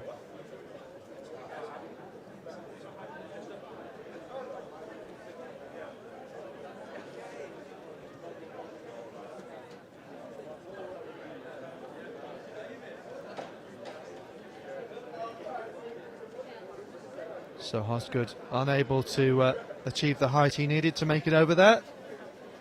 So he should have one more go at 4:18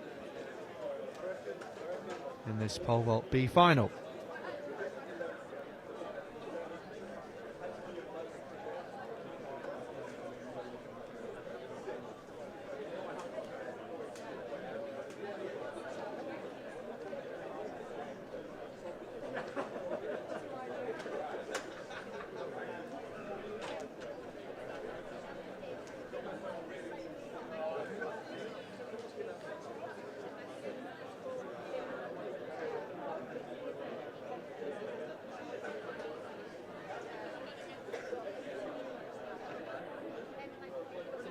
So, beginning out for the first semi-final, over 800.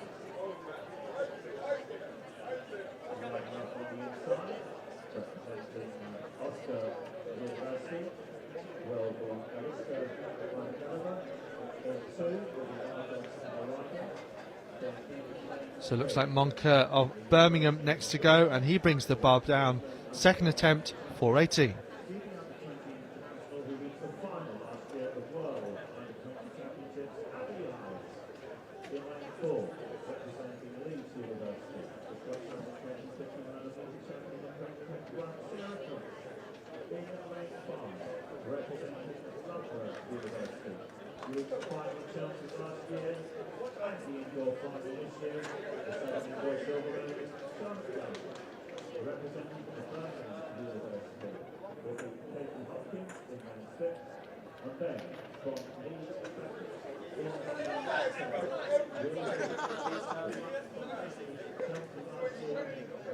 indoor champion in February of the year, Molly Hudson, and completing the lineup in lane 8 from Oxford University, Catherine Gallagher.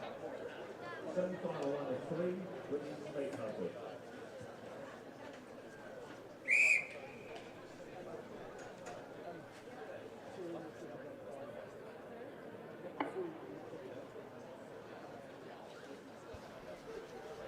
On your mark.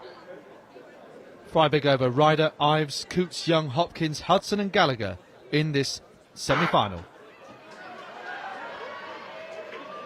So the defending champion starting in lane 7. So Abigail Ives, a name to watch out for here, improving her personal best by 9 seconds over the last couple of years.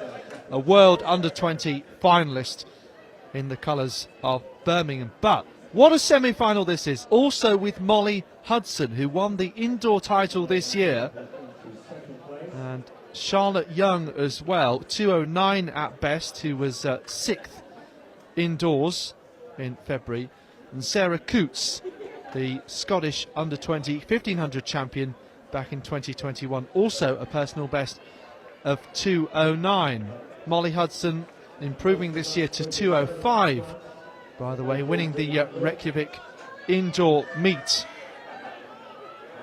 And another improving athlete, under 23. Abby Ives on the inside there, Hudson in the centre. And then just creeping up on the outside there, Katie Hopkins of Birmingham, who was impressive yesterday. So, same qualification conditions as the men. Top 2 by right to the final tomorrow. And then 2 non-automatic spots. Hopkins just being overtaken here. It's now Ives of Birmingham, and then Hudson of Leeds Beckett, and then Charlotte Young of Loughborough.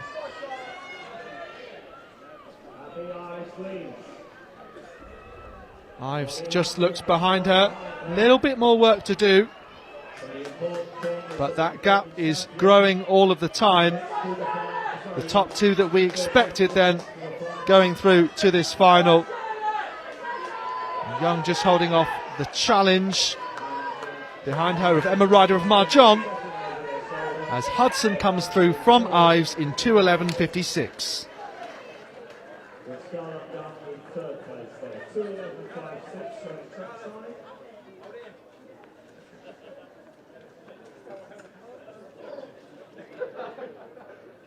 The official winning time, 2:11.57.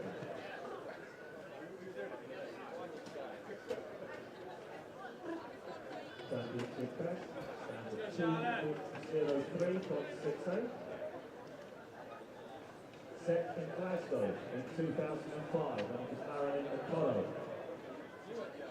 BBC International, who took the title in 2005 and set that CBP.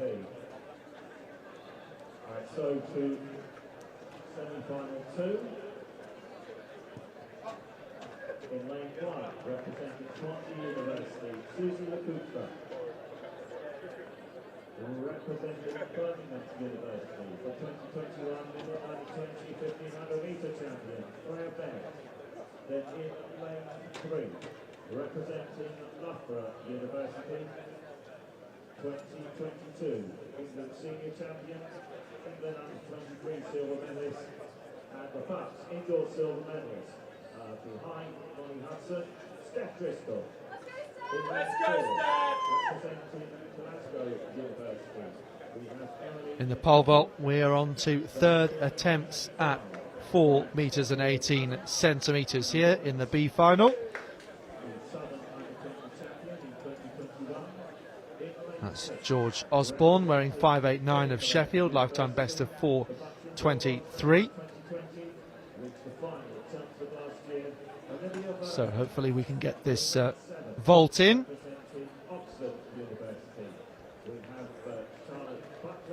So unfortunately, well, red flag coming up there. Lakutra, Bennett, Driscoll, McNichol, Roberts, Varay, Buckley and Keddy. That is the lineup for this semi-final number 2.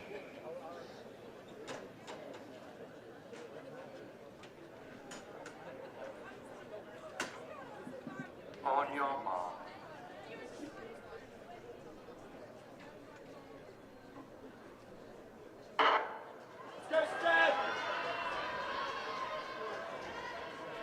So Steph Driscoll, the top-ranked athlete in this semi-final, 2:04.44 at best. On her BUCS debut, she was second behind Molly Hudson, who we've just seen win her semi at the BUCS Indoors. She's also the England Senior Champion, winning that title last summer. The Scot Olivia Varay, 2:05.59 at best. She won the BUCS Indoor bronze medal in 2020, just missing out on the final at this year's Indoors, and she was 6th outdoors last year. Charlotte Buckley, lifetime best of 2:10. So once again, top 2 going through automatically, and going by times you'd expect.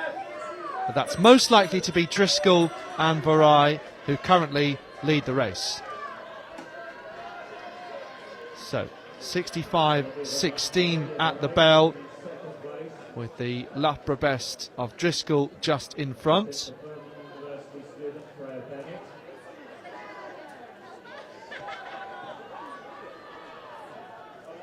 So a bit slower than the opening semi-final. Could do with pushing on a little bit, as we still have, you can see, that group of 6 athletes fighting for the top 2 spots. So sense that Driscoll is saving something for the last 100. Varay looks quite keen to push on. Others, watch out for them behind. Looks like Hannah Roberts of Sheffield Hallam is there.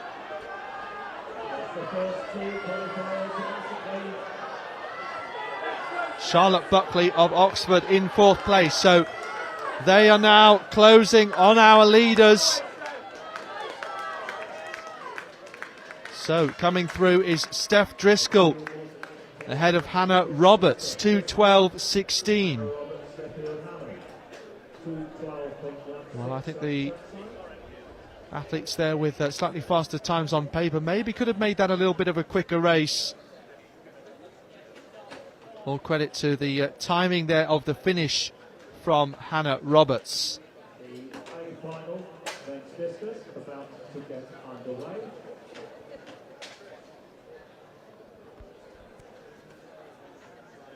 So Molly Hudson, we saw there winning that opening semi-final. Watch out for those times, 2:13.14 and 2:13.83 of Young and Ryder, to see whether they are good enough to make it through to that final tomorrow.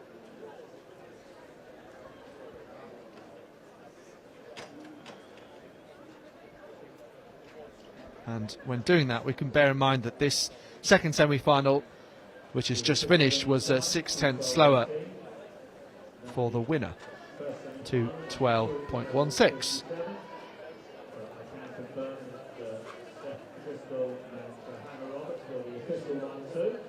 As we move to the third last semi-final in the second half, representing Loughborough University, will be Harriet Wilson, two, representing Oxford University, England under 20. So the last of the three semi-finals will feature Harriet Toussaint of Loughborough, Oxford's Ella Fryer, Mary Abici of King's College London, Nicola Moynihan of Leeds Beckett, Louise Gilbert of Leeds, Edinburgh's Leah Kiesler, Millie Dickinson of Cambridge, and then Zoe Hunter of Birmingham.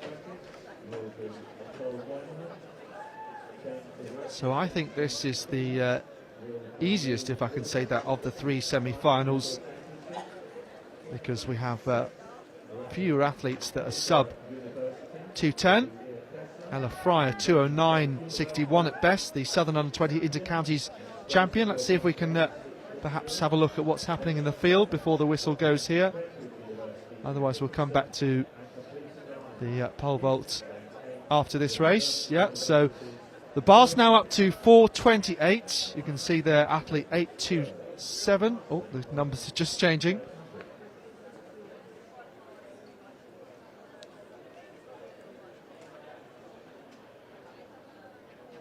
So just standing there on the runway, waiting for the right moment.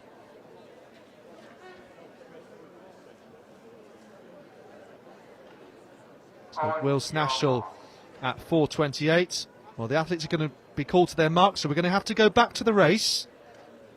I think he's just waiting for the race to get underway, which is very much fair enough.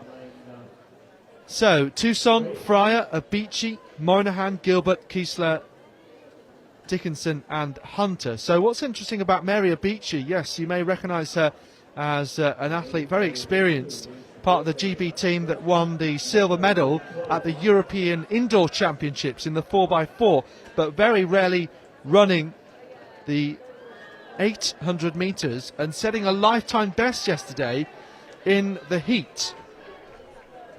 She may find it more difficult up against a tougher lot of 800 semi-finalists here, but also may well set another new lifetime best. So all credit to her for trying a different distance and going outside of maybe her comfort zone of the 400 metres potentially. And 62.10 at the bell, so the best split that we've had so far, and showing all her experience, doing exactly what's needed really to try and get more than two athletes potentially into the final. So Justin Davis held on really well. Let's see as the athletes begin to close on Abici.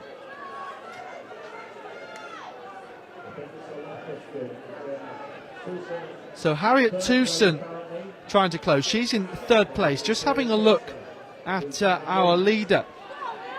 Be easier to tell once we come round. Looks like Leah Kiesler of Edinburgh it is, 1:47.9. But Abici still in second place for the time being. And that gap is beginning to grow. And in fact, Abici is starting to come back to Kiesler. Well, this is hugely impressive. A one down for Kiesler for timing that at least, so she does make it in the top two. And Mary Abici, another personal best, this time by 3 seconds. Well, there are some decent athletes in that who end up being quite far back, you'd have to say. 2:09.17. The previous best, 2:13.27, setting 2019. Congratulations, Mary. So Mary Beachy, overall at this competition, has improved on her PB by 4.1 seconds. High time to bring in the result from the second semi-final. Steph Driscoll 2:12.18, and as a result we can see that third and fourth 2:12.62 Buckley and 2:13.47 Varet. So just comparing those to the first semi-final, it looks as though at this moment in time Buckley and Young are going to make it through, and that's before we've seen the result of the third semi-final. So Buckley and Young faster than Varet and Ryder in that order.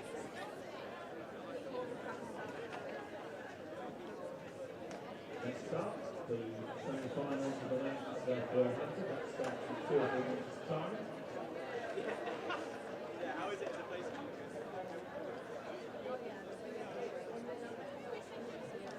So let's see if we can go back to the field action.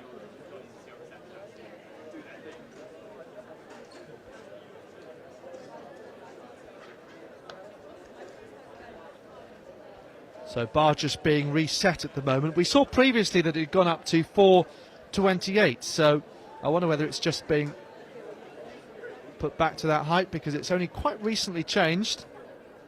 Although I suspect we are at the possibility that there are a few athletes left in still jumping in this B final.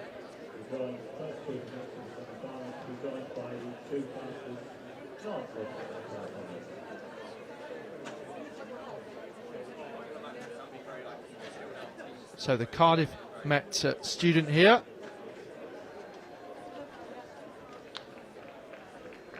So just bringing the bar down, and I'll try and have a look at the scoreboard to see what height it's at. I can tell you that it's 1373 Kurt Gilbert. So by the fact that he's shaking hands with the officials, my best guess would be that this is the third attempt at 4:28.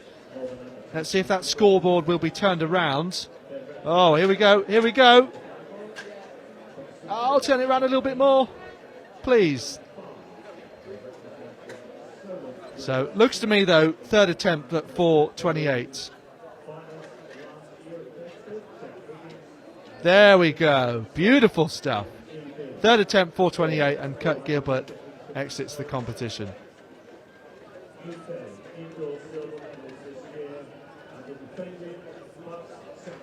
So next third attempt at this height then. So I believe this is Moncur of Birmingham. Oh, ends up on the mat, just unable to execute, unfortunately. So a shame for him. It's actually Toby Irving. There are two Birmingham athletes in this, my mistake.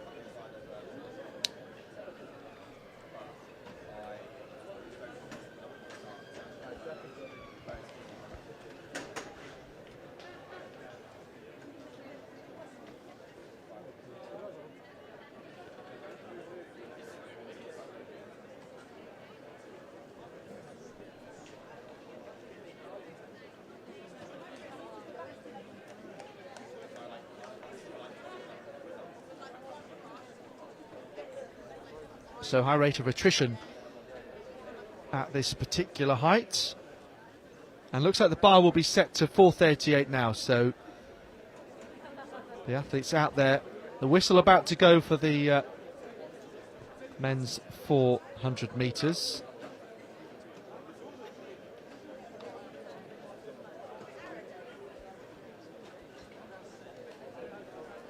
Osgood just assessing the new height of 4:38 before he jumps in a couple of moments.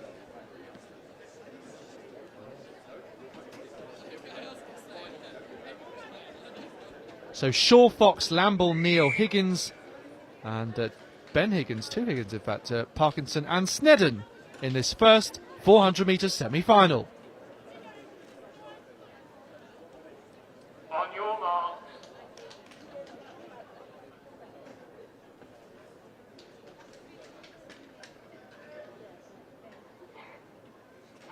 So again, these are quite tightly packed. This is where the business will be done for sure. Conor Neal, the England under-23 champion. Let's see what he can do. Jack Higgins looked impressive yesterday also. The heat winner. So once again, Shaw, Fox, Lambole, Neal, Jack Higgins, Ben Higgins, Will Parkinson and Robin Snedden right on the outside. So Parkinson starting off nicely, then being overtaken by Ben Higgins. So part of the GB squad at the European and World Indoors. British indoor champion previously also. And well away from his namesake Jack here. So Ben Higgins looking to defend his title also. Top two going through automatically. Good battle between Conor Neal and Jack Higgins. But Ben Higgins it is who comes through in 47.66.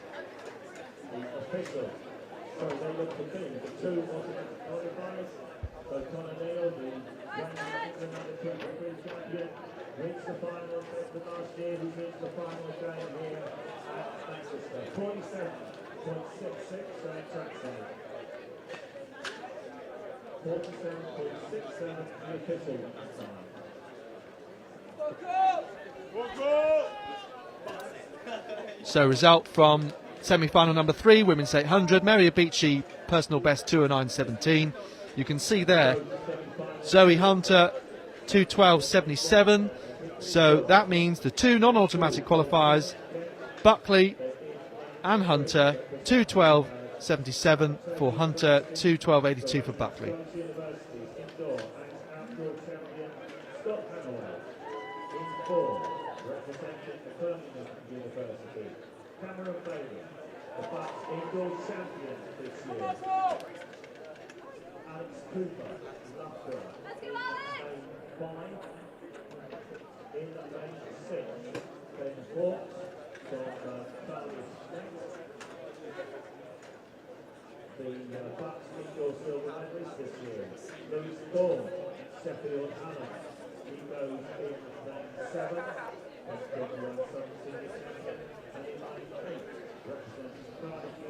Jan Hoskin of Swansea, what we believe is this new height 4:38. So brings the bar down there.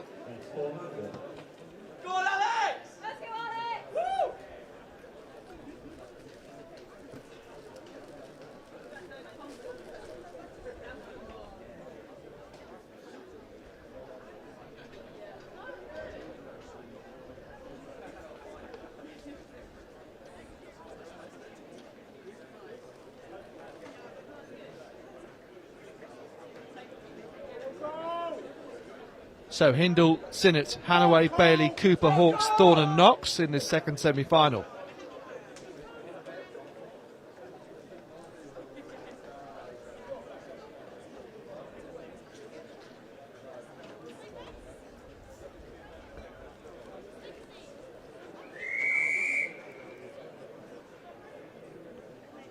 Cameron Bailey winning this title indoors, new lifetime best outright of 47.60.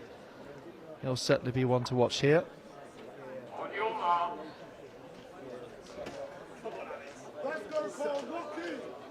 Lewis Thorne, the 2021 Southern champion as well. Look out for him.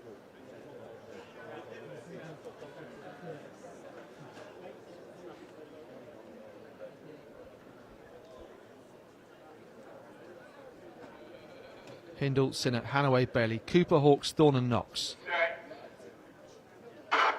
So once again, two automatic qualifiers and then two based on time across all three of these semi-finals. Going nicely there from lane 6 is Ben Hawkes, looking to follow his teammate through to the final. Hawkes 47.36 at best. He was second indoors behind Bailey earlier this year. So that battle returns once again. So Hawks in the maroon, with Cooper in the centre there, the defending champion, and then Cameron Bailey, who won this indoors. So what a battle this is, and Cooper just gets there ahead of Bailey. 48.16 on the clock. Nice one, Alex! Let's go!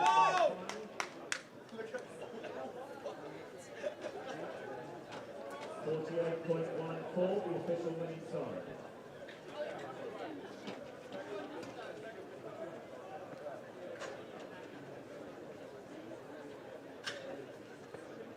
So very quickly in the men's A distance competition, we have seen James Wordsworth in 20. So Jack Higgins and Jacob Lamble, the two non-automatic times to watch out for, 48.66 and 49.95.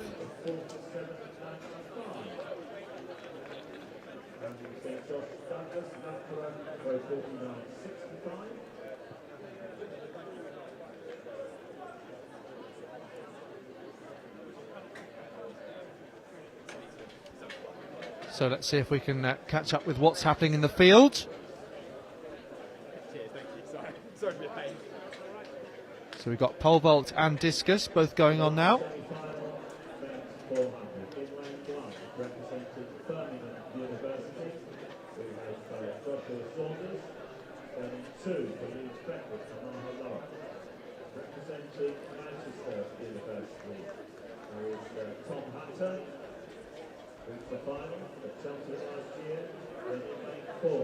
So Will Snashall of Loughborough. So looks like we're still at 4:38 unless the bar's gone any higher since we last looked.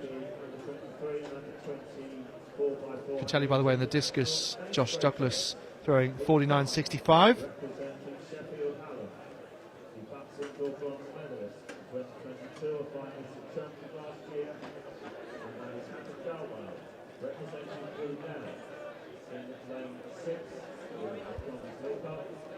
So Snashall of Loughborough here on the runway. Lifetime best 4:42, so not too far away from that.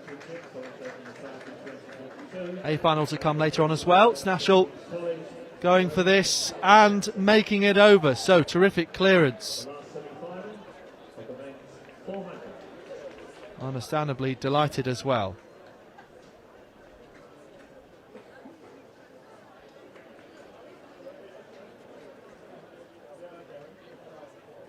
So brilliant stuff then in the closing stages of that B final. Third time clearance at 4:38 for Will Snashall of Loughborough.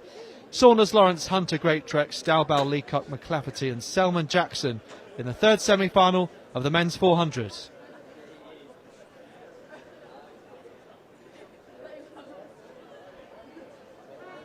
So we'll look to catch up on the discus fairly soon as well.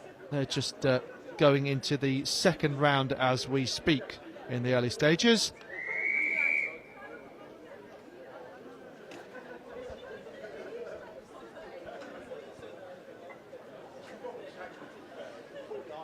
On your mark. So watch out for Ellis Greatrex in this second last year behind Ben Higgins. Hakan Dalbal, previous bronze medalist at these championships. Tom Hunter looked really good indoors. And who else might feature? Saunders, Lawrence, Hunter, Greatrex, Dalbal, Leacock, McClafferty, Selman Jackson. The third semi-final of the men's 400. So Ellis Greatrex from lane 4. Tom Hunter also in purple just on his inside. Amaha Lawrence wearing the same colour but three different universities. So Dalbal with the white sleeves then really motoring down this back straight just as he did in the heat yesterday. And Leacock going nicely in the navy and yellow of Brunel on his outside.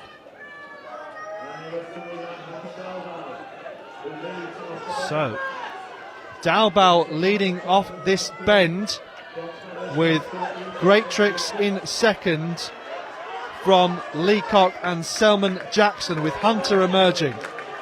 But Ellis Greatrex with a nice strong lead from Dowbell. Those two go through, and Hunter will have to wait and see whether his time is good enough.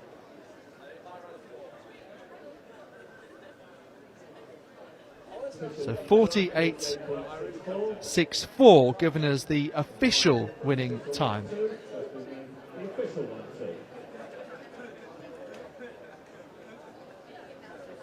So semi-final number 2, 48.14, then the second fastest of the semi-finals, and you can see there those time to watch out for: 48.61 of Hawks and Hanaway 49.43. So before the third result comes in, we know that Hawks and Jack Higgins are the two time qualifiers as things currently stand. We also know that their times are similar to the winning time from that semi-final number 3.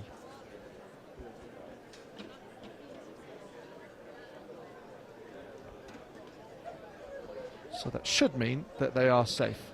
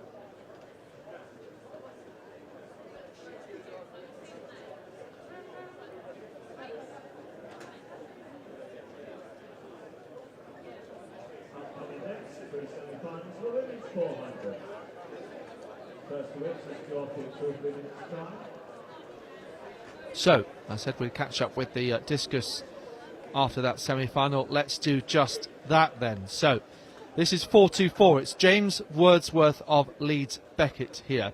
Lifetime best of 47.30. So, they've just moved into the third round now. So you can see that throw around the 40-metre mark.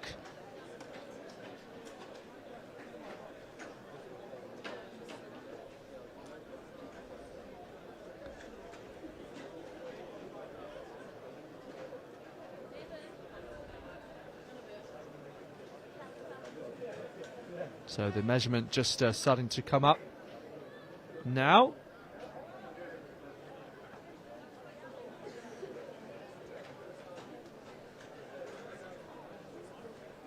.41.81 for Wordsworth.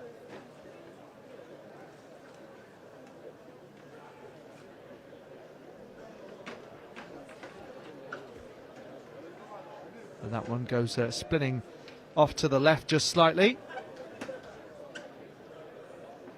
That's Zach Davis of Loughborough.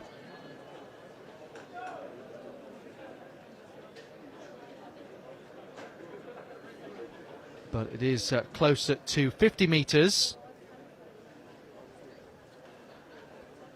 Again, that measurement just coming up.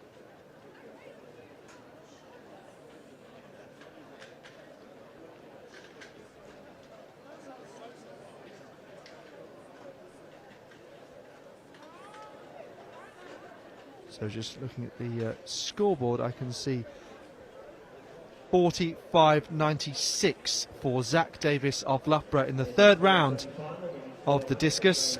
Let's stay with this for Patrick Morgan of Cardiff. Cardiff Met, indeed. See there the clock counting down how much time is still available to the athlete as he builds that rotational acceleration through the circle there. And that initially landed, it did continue further with momentum, but initially landed closer to 40 metres. So these measurements coming up fairly quickly from the officials then. And let's see what this is. The numbers just being put on the scoreboard as we see Joel Bell of Oxford step into the circle in this third round.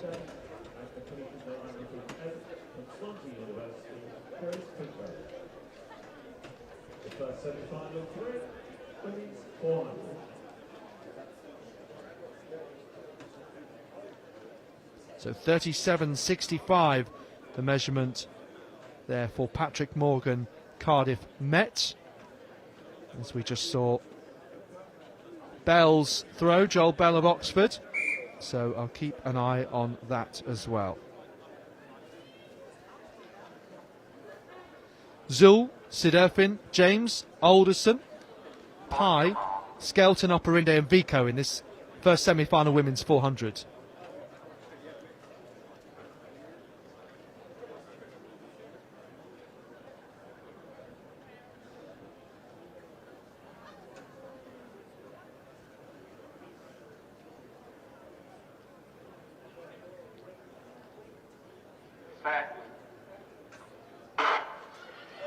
So watch out here for Emma Alderson, previous bronze medalist at these championships, and Amy Pye, who looked really good indoors earlier this year before an unfortunate disqualification after winning her heat. Also a great 400 hurdler, of course. Isabel Skelton also in this, the Midlands Under-20 champion, 54.25 at best. And that is 0.3 faster than Alderson, so no surprise they'll be closely matched here. Skelton for Birmingham in the red, and Alderson just coming through here. Someone who's also won the relay title for Loughborough at these champs. So once again, top two qualifying by right, then two-time qualifiers across all the semi-finals. Alderson, big lead then from Skelton, with Pye in third place, trying to close on that second spot, doing really well latter stages. 55.66 for Emma Alderson. Isabel Skelton, who held on there, was the second automatic qualifying spot from fast closing Amy Pye of Bath University.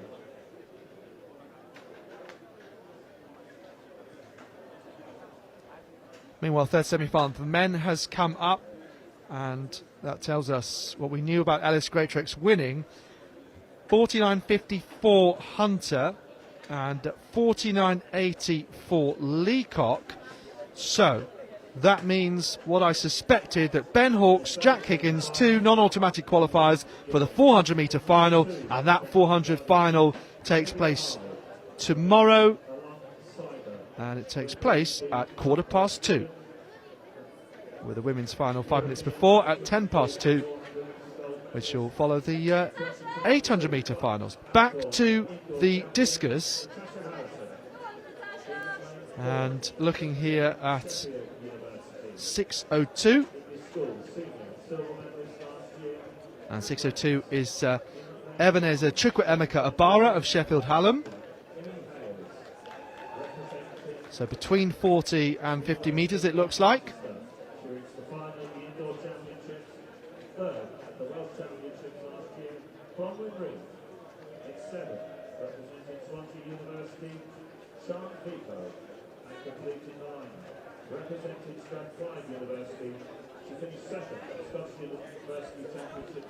So over 42 metres there for Abara.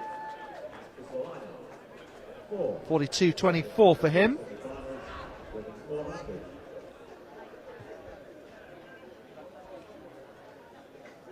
Marley Young of Cambridge there.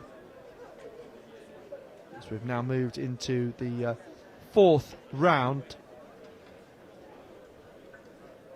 So keep an eye out for that measurement.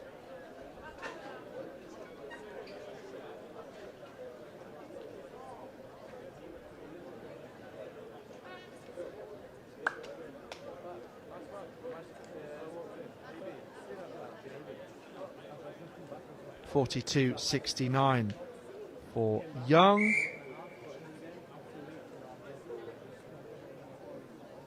So going back to the race now. The whistle has gone.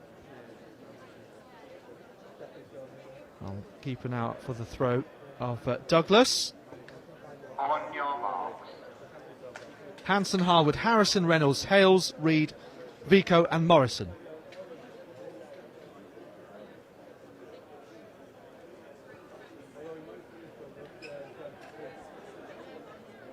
So Natasha Harrison, lifetime best 52.87. Gold medal winner at the European Under-20s in the 4x4 relay. Potentially a standout here. Some decent other athletes as well. Kat Reynolds, 56.76 at best. Bronwyn Reed, always a good performer at these championships. She was fourth indoors last year, fifth indoors this year, 55.37, so she'll look to make another final at least. And then the other Vico sister, Sian Vico, for Swansea. So once again, a bit of a range in quality. Let's see how it faces up in terms of times. Natasha Harrison of Loughborough coming nicely through the centre here. Bronwyn Reed in the darker vest on the outside. Catherine Reynolds with the yellow stripe on her shoulder. Natasha Harrison away and clear. Still the battle on. Reynolds and Reed. Reynolds just gets there. 55.25 the winning time.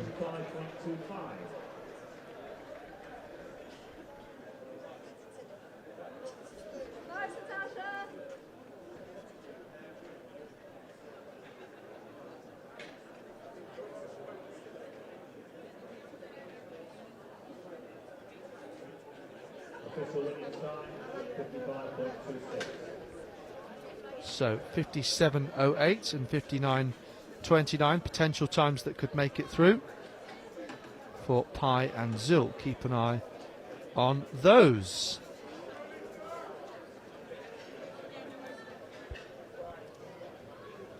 Let's see if we can get some field action once again.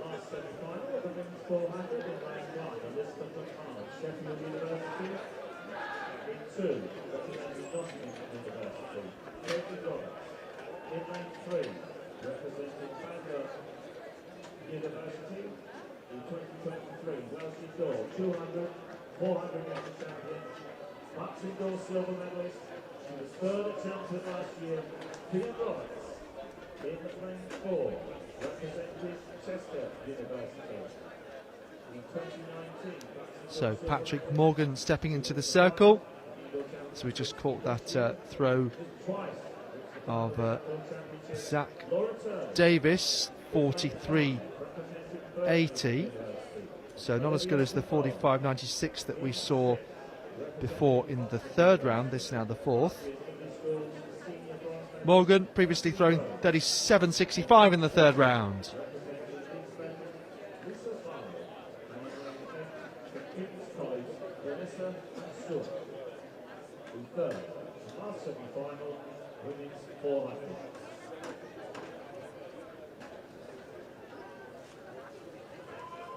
So Morgan awaiting the measurement in the fourth round. Of course, a couple of field finals to come. Pole vault A final and women's hammer. And plenty tomorrow, obviously. 41.84. The measurement there for Morgan as we see Joel Bell of Oxford throw.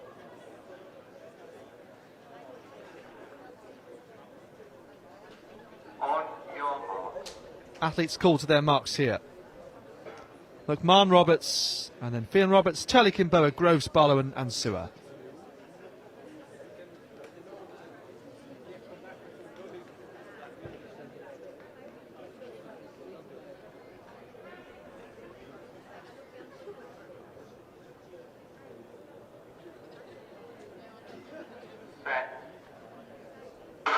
So Fionn Roberts, 54.67, new outright personal best indoors this year. She was second at last year's BUCS indoors, and following that up with a bronze medal. Laura Turley got the bronze medal outdoors in 2019 after a silver indoors that same year. 54.66 at best, so very, very closely matched, those two.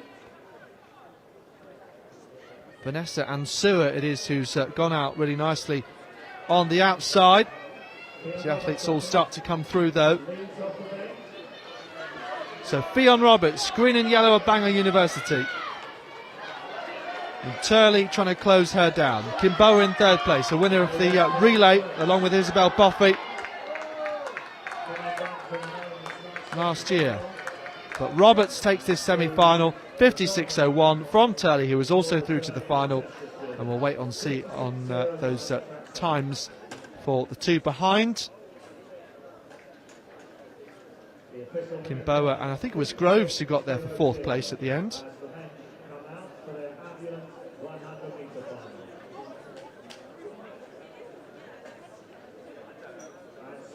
All 10 of them out there, because you know they've got very yesterday to race later on, and the heavens open.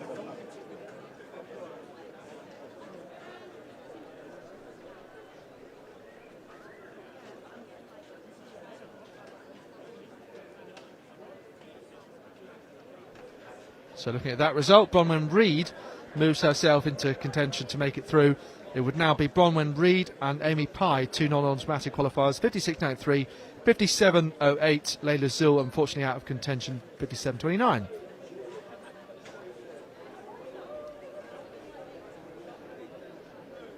So that includes the 400 semis. On we go to the men's 100 ambulant final, and then the 100 finals to follow that for men and women, and then hurdles heats, sprint hurdles, and then 200 heats. So quite close actually between the 100 and 200 finals and the 200 heats. Hope to have a couple of guests, Ben Higgins and Correda Awi, join us a little later on today.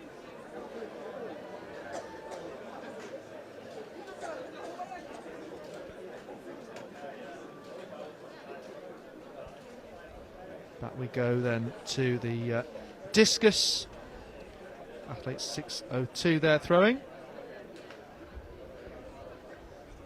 which is Abara. 42.24 was his previous measurement that we saw. That means we've now moved into round number 5.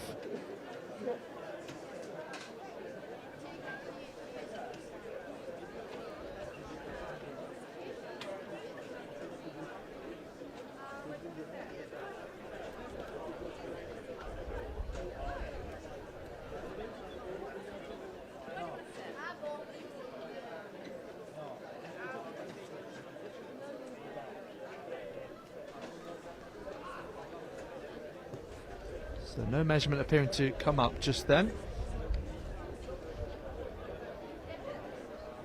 As we look at Marley Young of Cambridge, so previous measurement 42.69 in the 4th round.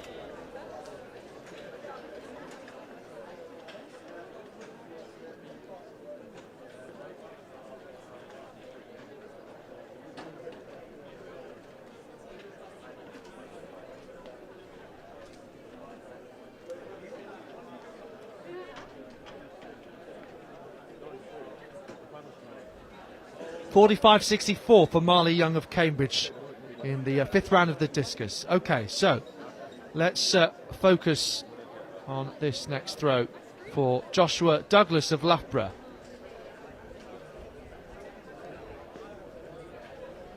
Lifetime best 52.03, second at the Loughborough Open last weekend. And that is another great effort.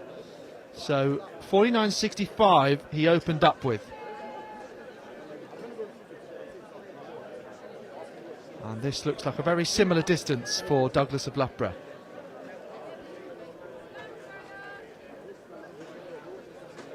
No surprise to see Loughborough team dominating the throws events. Win for Ben East in the javelin yesterday.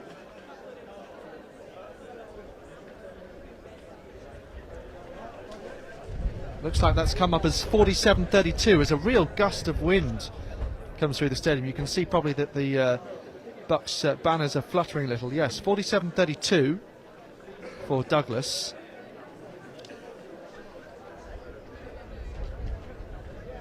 Next up, though, will be Chukwu Emeka Osamo, defending champion, who won the shot put also indoors earlier this year.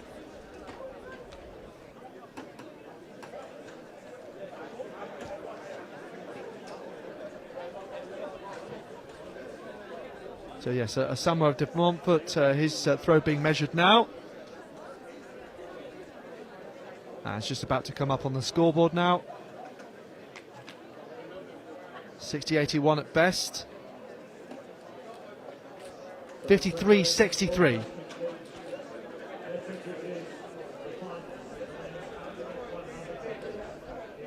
Osamo looking for his third BUCS title as a result, and his fourth medal, because he was also third in the shot put last year's indoors.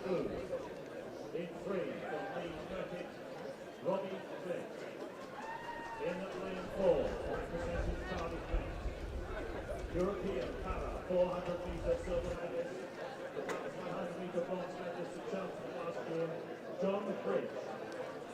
In lane 5, representing Loughborough University. 2019 World Para under 20 400-metre bronze medalist, and he was in 2017. Ethan Kirby. In lane 6, the defending BUCS ambulance 100-metre champion, the 2021 Paralympic and Euro 100-metre gold medalist. Please welcome from Loughborough University, Tom Young.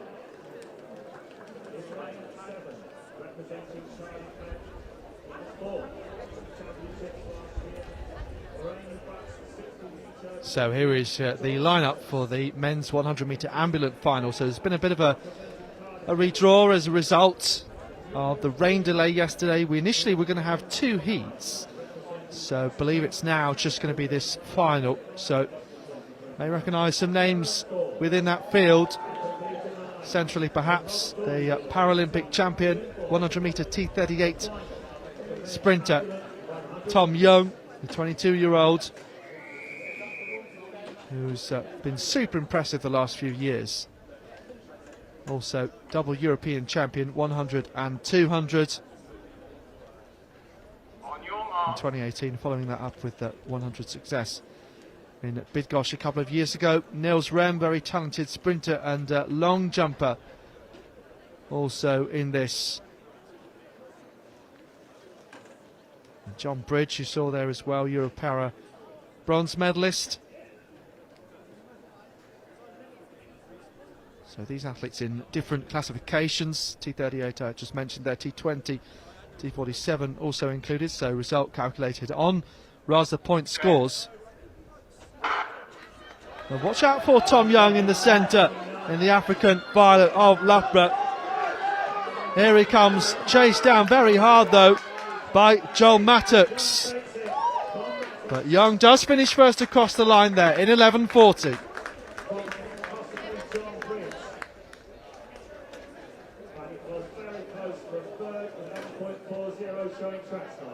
So the medalist will be calculated, as I say, on point scores, but Tom Young just shading that across the line there.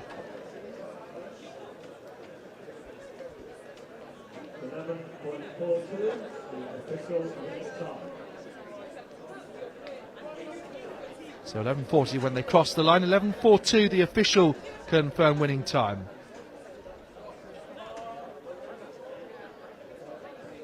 So, third women's 400 semi, Fionn Roberts winning that quite comfortably in the end.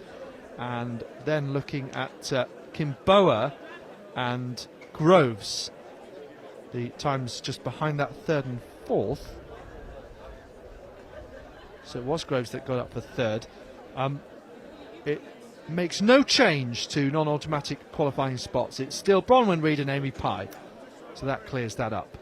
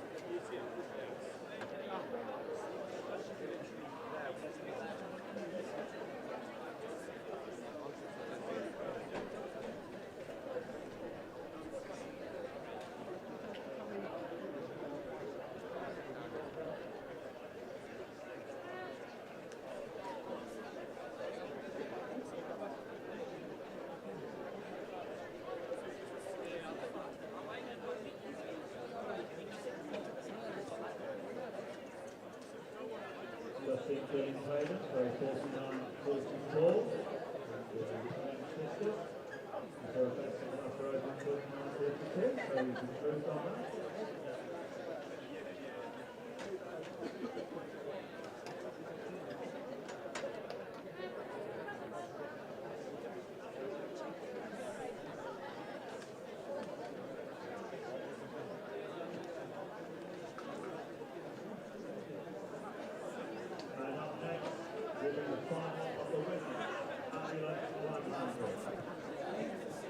Introducing these finalists. In lane 2, representing Accra, who's the silver medalist at Bedford last year, the World Championship under 25 and 200 finalists, India Oaks.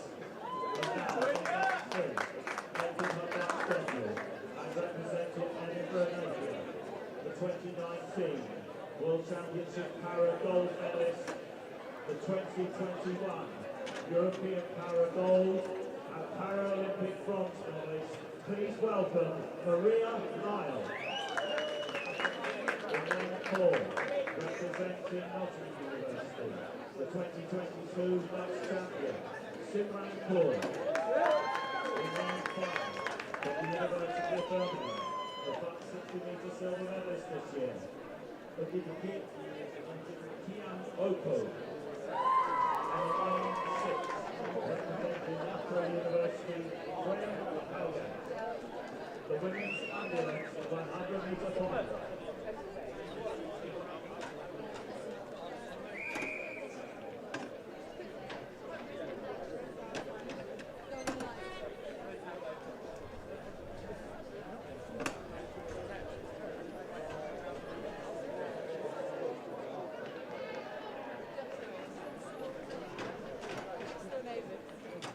On your mark.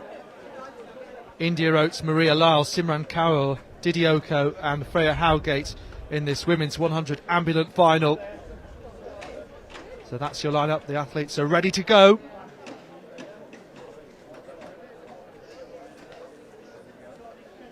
So very excited to see Maria Lyle, in fact, making her BUCS debut, the 23-year-old.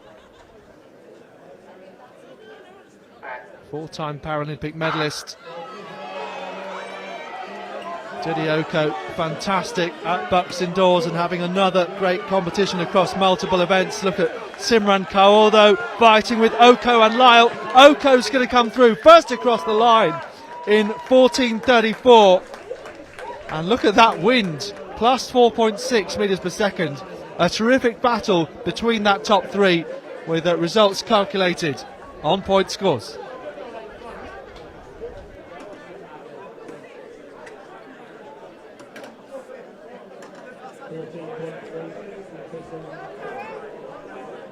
Great competition across multiple events. Look at Simran Kaur though, fighting with Oko and Lyle. Oko's going to come through first across the line in 14.30. So Oko powering through to come first across the line there.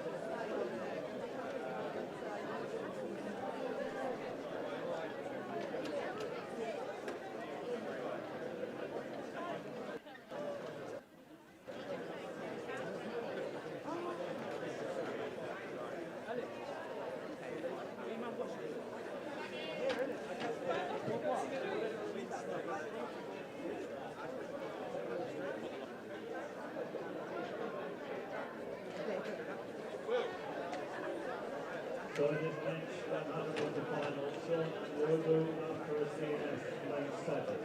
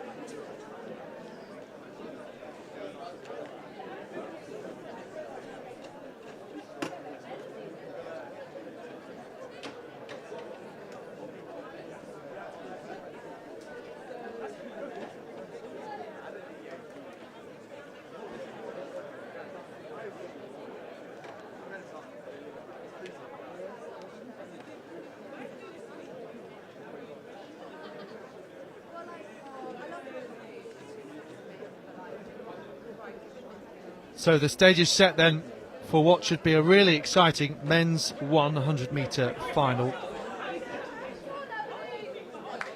Number of athletes who've won medals, I should say, in this event over the last couple of years. David Morgan Harrison, the defending champion, winning indoors the last 2 years. Korede Awe, you can see alongside him in the light green there of University of East London, 10:34 at best, the previous Southern champion and a bronze medalist indoors last year. Very windy though in the last few moments. Really has picked up, plus 4.6 metres per second. We saw just a moment ago in that ambulant final, I think it was. Quite a few personal bests as well in the semi-finals, which has been impressive. Also, Potty, Onigbanjo, Awe, Morgan Harrison, Wild, Jesse Nwala, Anyogu and Panton in this final. So talking about those personal bests, Tyler Panton improving just by 100 to 10:51 for Brunel. Of course, bronze medalist last year and then again indoors this year. Tarek Wild, personal best 10:57, and Onigbanjo to squeeze into the final 10:78 for him. So David Morgan Harrison looking for yet another BUCS crown. Tyler Panton has looked strong. Wild, another PB for him. Let's take a look. Potty, Onigbanjo, Awe, Morgan Harrison, Wild, Jesse, Anyogun Panton. The final of the men's 100 metres, with Morgan Harrison racing away from Awe. Wild trying to challenge, but Morgan Harrison takes his BUCS title once again. No one getting close ultimately. 10:29, but it is plus 4.0 metres per second. So brilliant he's been at these championships over the last year, and able to hold on to a title previously won by his brother, of course. It was over 200 at BUCS, Andy Morgan Harrison. So Awe was challenging, Wild was getting close, Panton coming up on the outside, very close between Awe and Panton for the other medals. but Morgan Harrison takes the gold.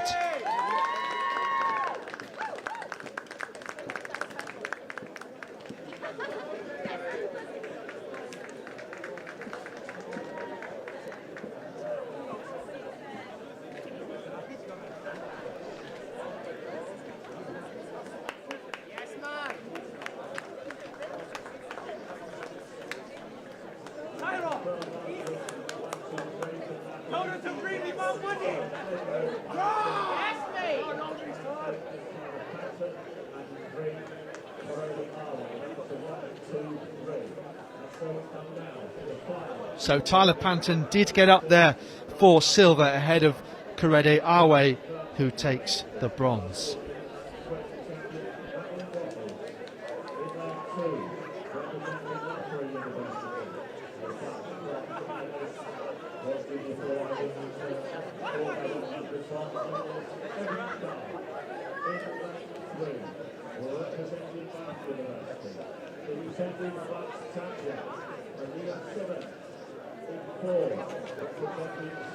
There's the result there, based on times across the line for the men's unblocked final, won by Tom Young in 11.42.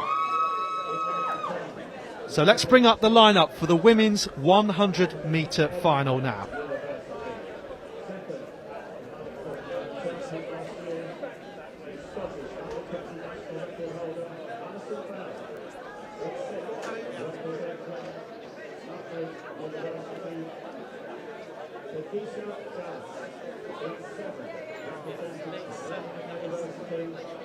So Morgan Harrison winning the men's final for Hull from Tyler Panton of Brunel, and then Korede Awe.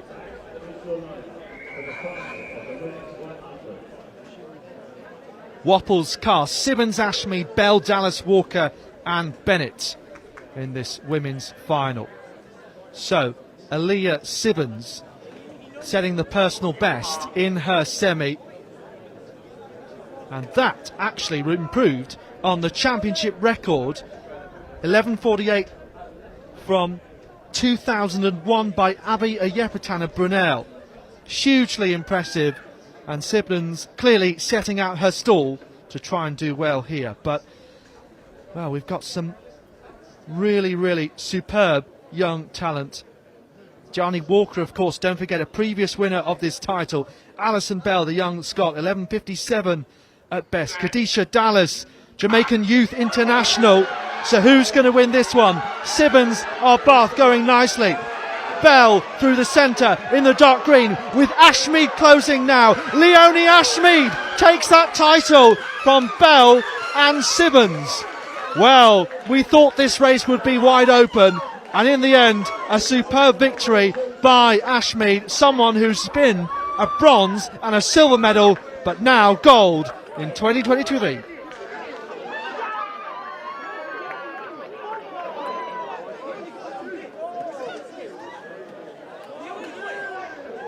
And Leonie Ashmead collapses on the track, congratulated by Gianni Walker. Let's have a look and see if we can confirm that result then. So Bell was leading, and Ashmead sneaks through on the inside there from Sibbons. So 11.43, and that is a big lifetime best as well. It was 11.6 coming in, and it means it's a championship record once again. So broken in both the semi-finals and now the heat, and thankfully it looks as though the wind, even though it was +4 earlier, it's now +1.4 here. Born in 01, thinks that she is under 23, and the European under 23 qualifying mark is 11.45. She has just done 11.43. So also it's European under 23 qualifying mark, and look at this, Leonie Ashmead absolutely mobbed by spectators congratulating her. Wonderful, wonderful stuff.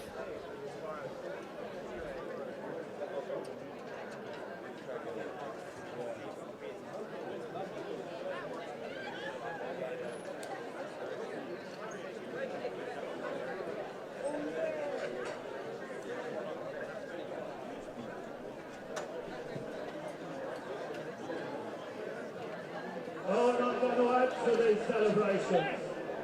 In 2001, Abby Oyepitan, Brunel, stopped the clock at 11.48 for the CVP. That's been taken by Leonie Ashmead. What a performance! She looks absolutely shocked.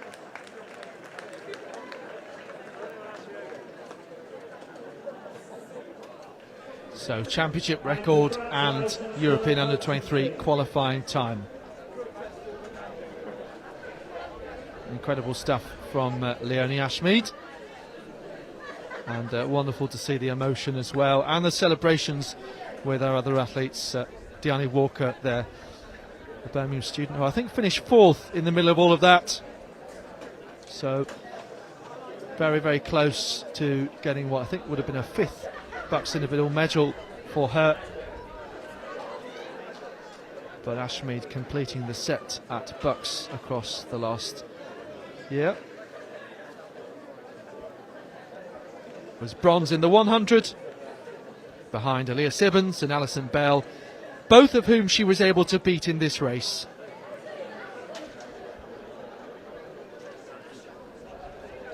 Result of the women's ambulant final: Didioko first on the line, again calculated on point scores as far as medals will go. Simran Kaur just behind her, and very close with her and Maria Lyle on her BUCS debut.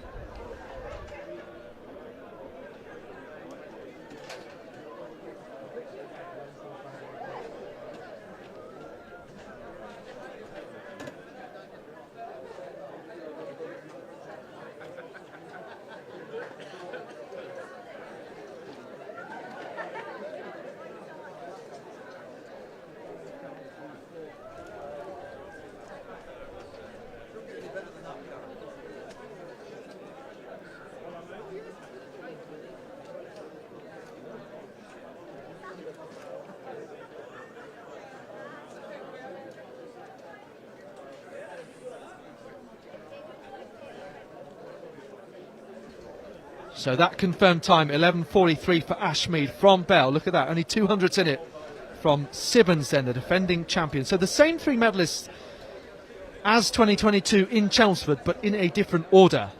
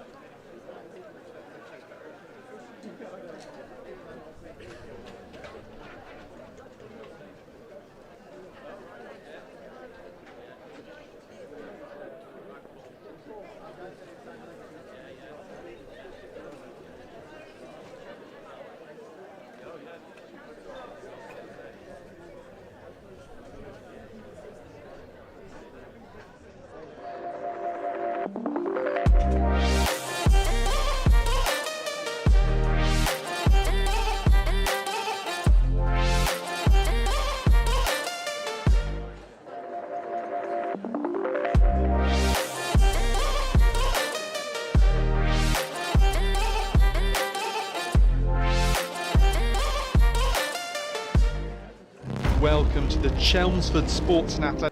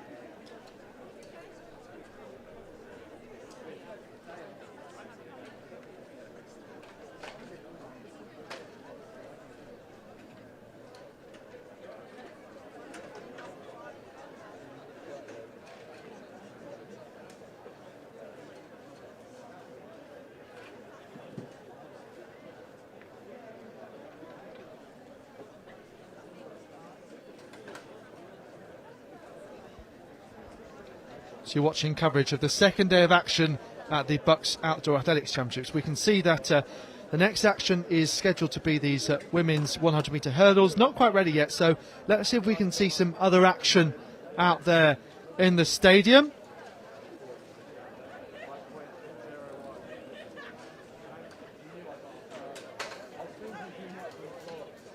So men's long jump qualification then.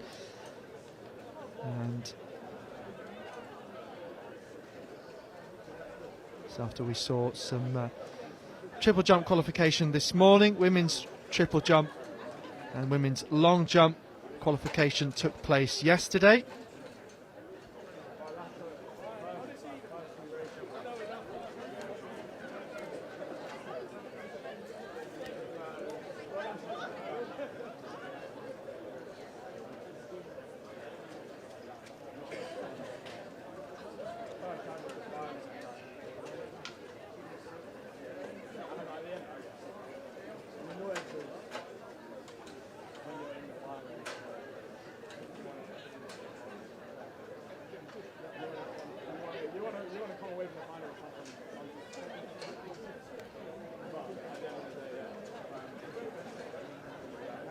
So in order to make it through to the men's long jump final, 7:15 is the automatic distance, otherwise it will be the top 12 qualifier.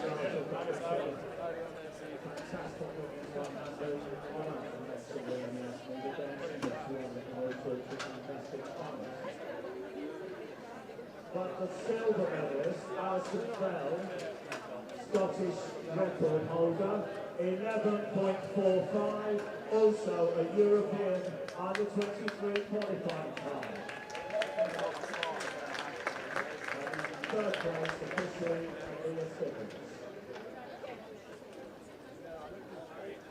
So maybe able to hear the stadium announcer saying that Alison Bell, 11:45 in that women's 100, also a European under 23 qualifying time. So we're concentrating here on the long jump though, as I say, 7:15 needed to make it through. We'll just look and see if we can see if there are any scoreboards as well, whether the distances are being put up on a scoreboard. Big group of jumpers in this trying to make it through to the final. This is Yue Jia, you can see there, for UCL, University College London.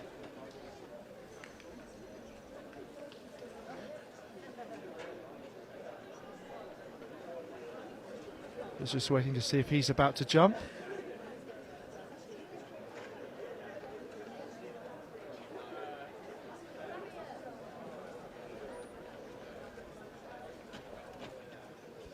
So upcoming now, 4 heats of the women's 100-metre hurdles.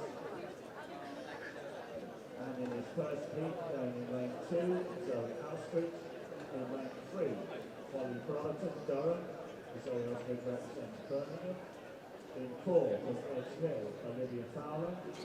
In lane 5, she was the bronze medalist at Chelmsford last year World Championship under-20 semi-finalist, representing BUCS University, Marnie Jessup. So there is that jump from UAG up. British Universities last year, Northern Ireland. So the first heat of the women's 100-metre hurdles is about to go on the track. Representing Aberdeen University, the reigning Scottish Universities champion, Jane Davidson. Ostrich, Brotherton, Fowler, Jessup, Macaulay, Burr and Davidson in this. So there is your lineup. And the whistle has gone, so the athletes are ready to go now.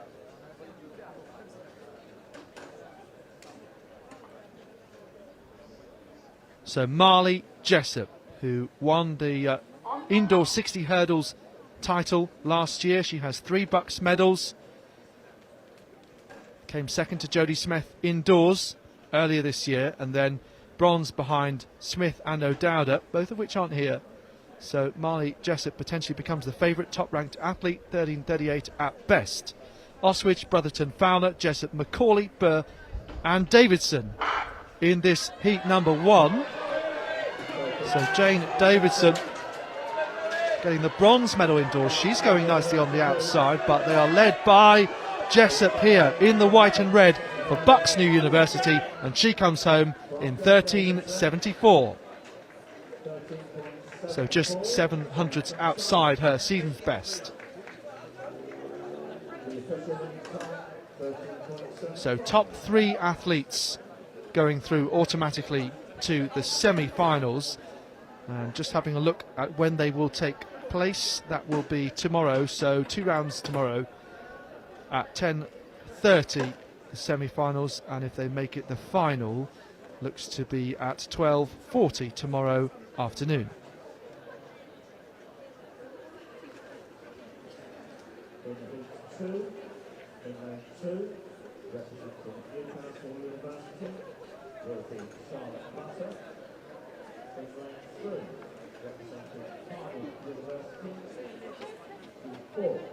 So back to the long jump qualification we go now. Grace Morgan. In 4, representing Glasgow University, Scott, the Scottish University Championships. In lane 5, representing Loughborough University, Louise Morgan. In 6, representing the Beckham, Charlotte Duxton. In 7, representing Bath University, Ariana McGee. And completing the lineup in the heat for Birmingham, Daniel Hay. And just for the lane 6 games, Charlotte Duxton and Newcastle.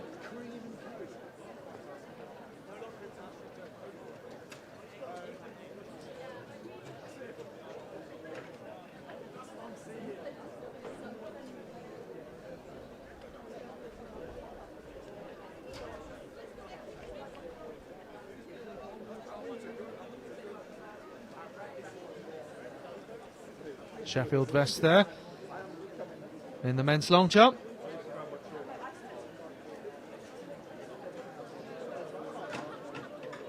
Nicholas Butler and Rob Warman both in this.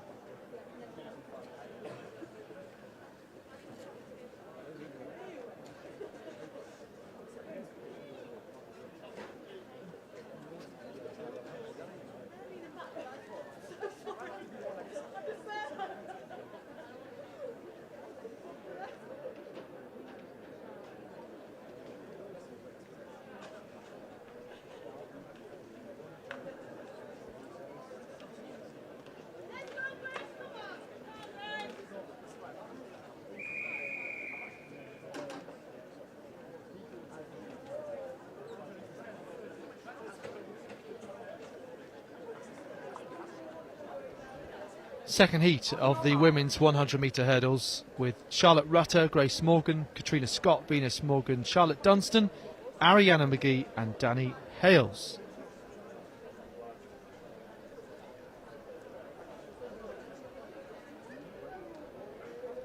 So Hales 13.77 at best, one of the faster athletes in this. Grace Morgan and Venus Morgan both 60 finalists also indoors. So Grace Morgan coming through very nicely from Venus Morgan. And so Morgan won too, with Danny Hales in third place, 14.21.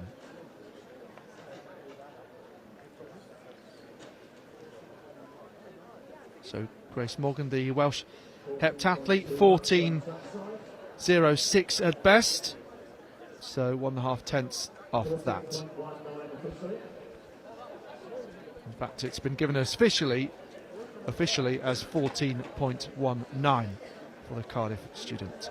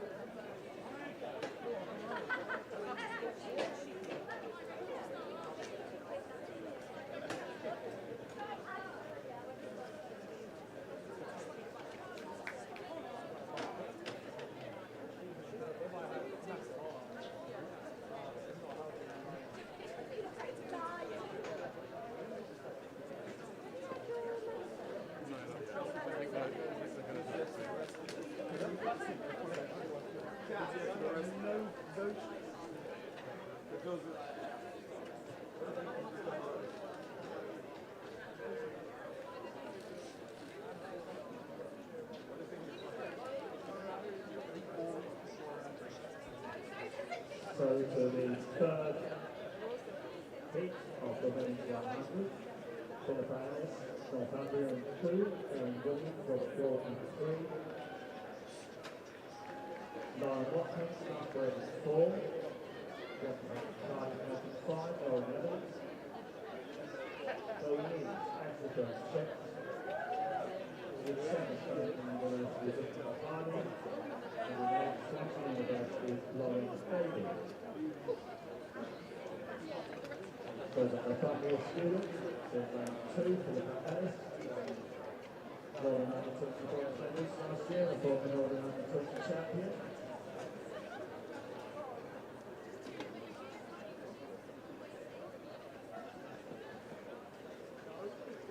And Lauren Baby, Tom CGNS in the third heat of the men's hurdles.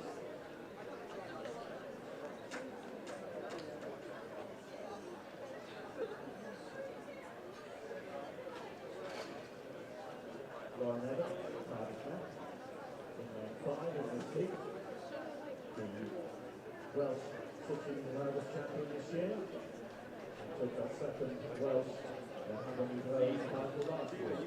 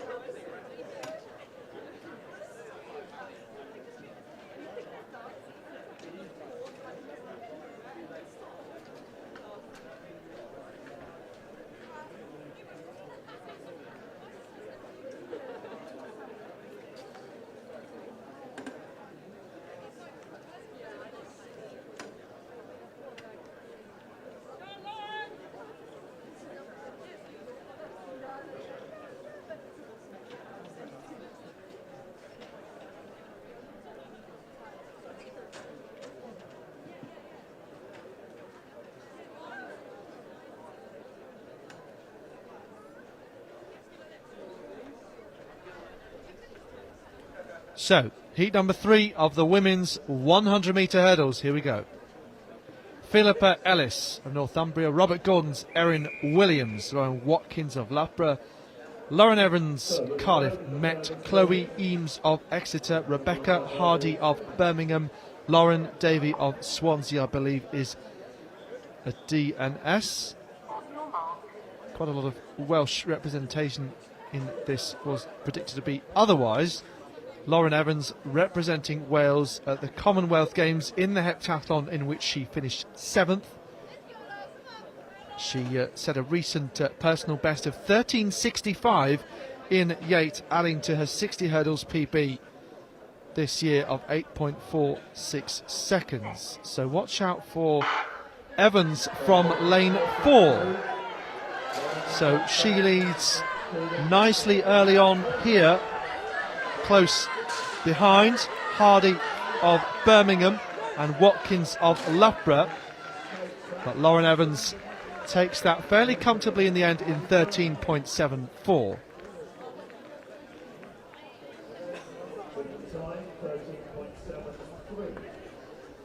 Been given officially then as 13.73. So less than a tenth off that new personal best.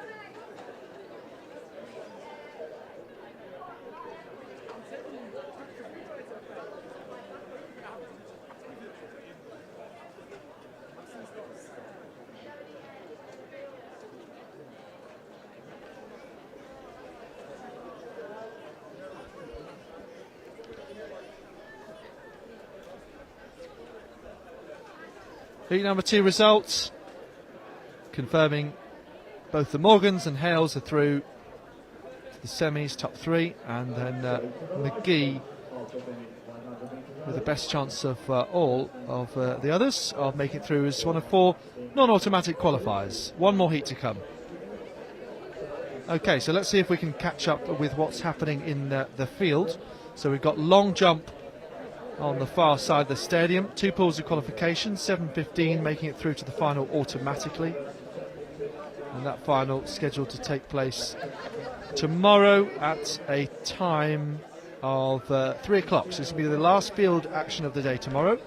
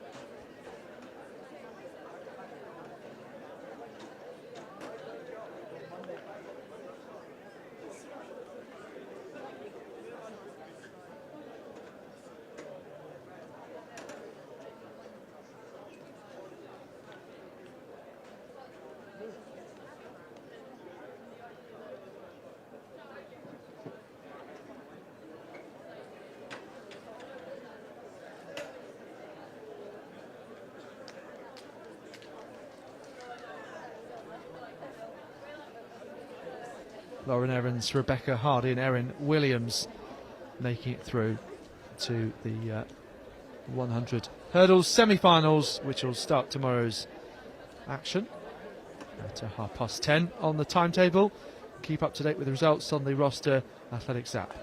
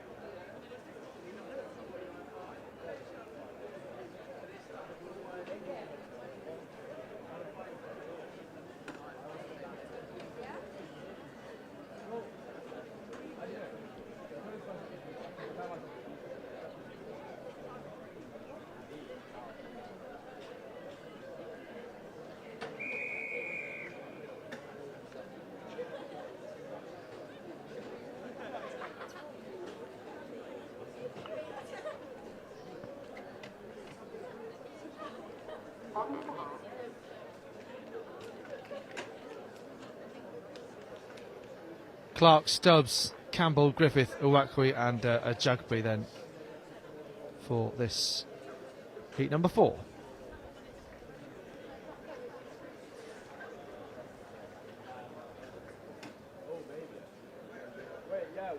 Top 3 going through automatically, so half of these athletes will make it into the semi-finals that will start off tomorrow.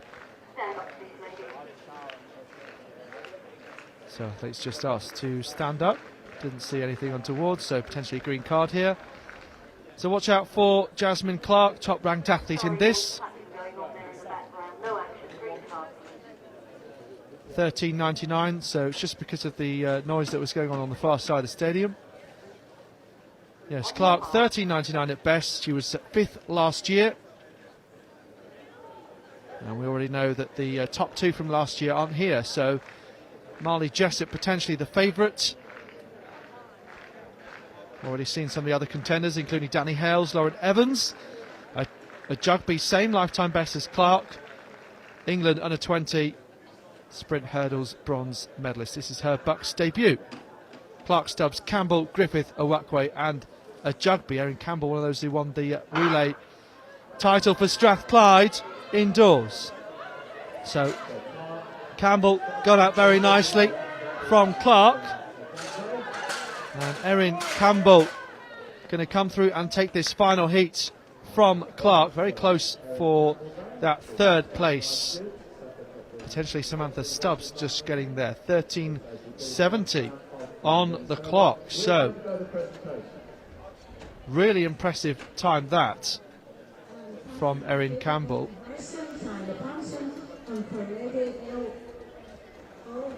Presentation, please.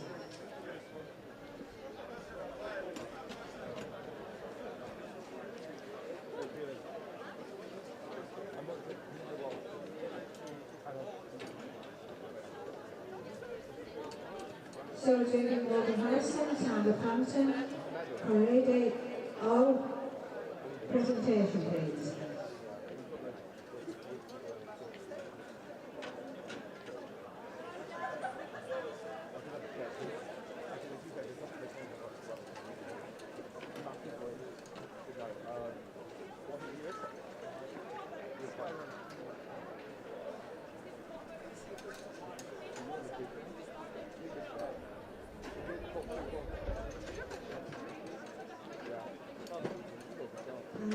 We have our last three boys there. Our bronze medalist from Eastern General University in 1050, Lady Arley.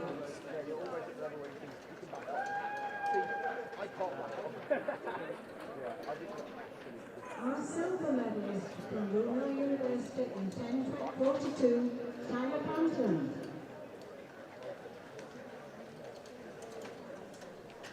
And our gold medalist from Hull University in 1028 and BUCS Outdoor Champion for 2023, David Morgan Harrison.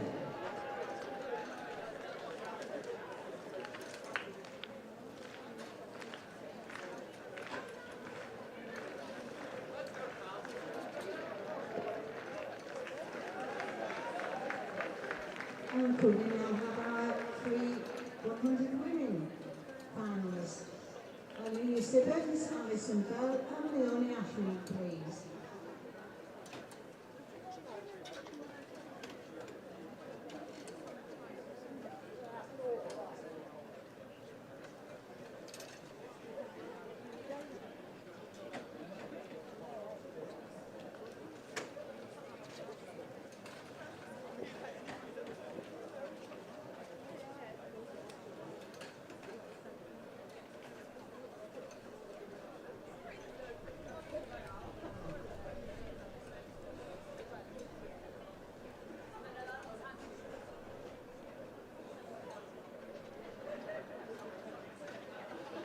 And over to our next presentation now, this time for our 100 metres women.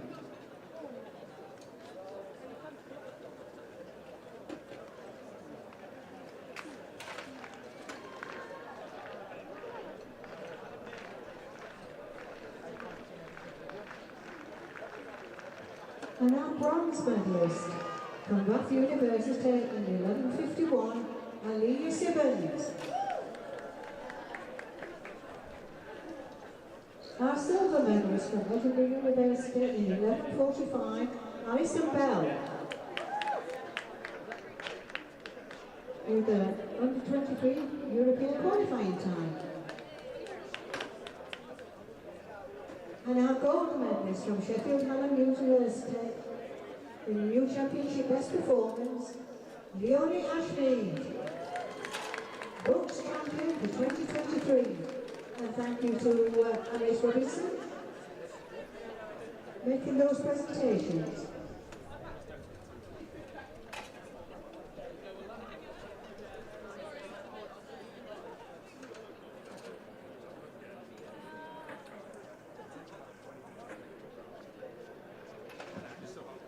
Right, if we could have our discus men down to the presentation podium, please.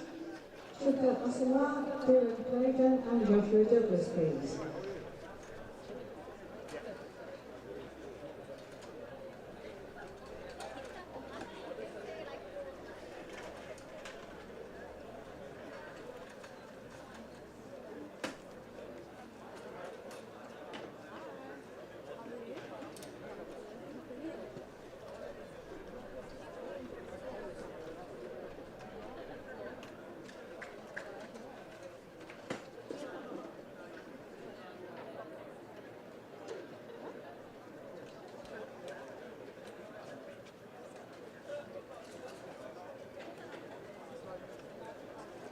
Presentation now for our discus men.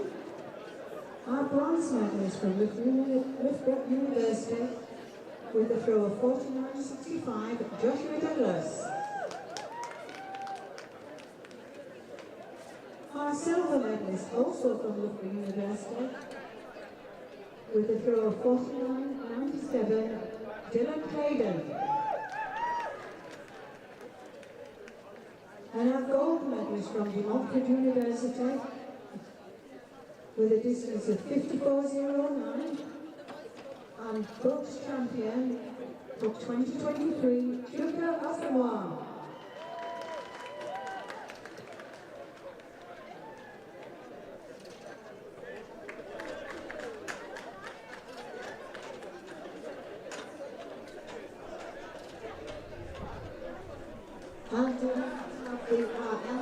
And final, Thomas Young, Joe Essex and John Bridge. And our women's ambulance, Maria Lyle, India Oates and Libby Palmer Oko.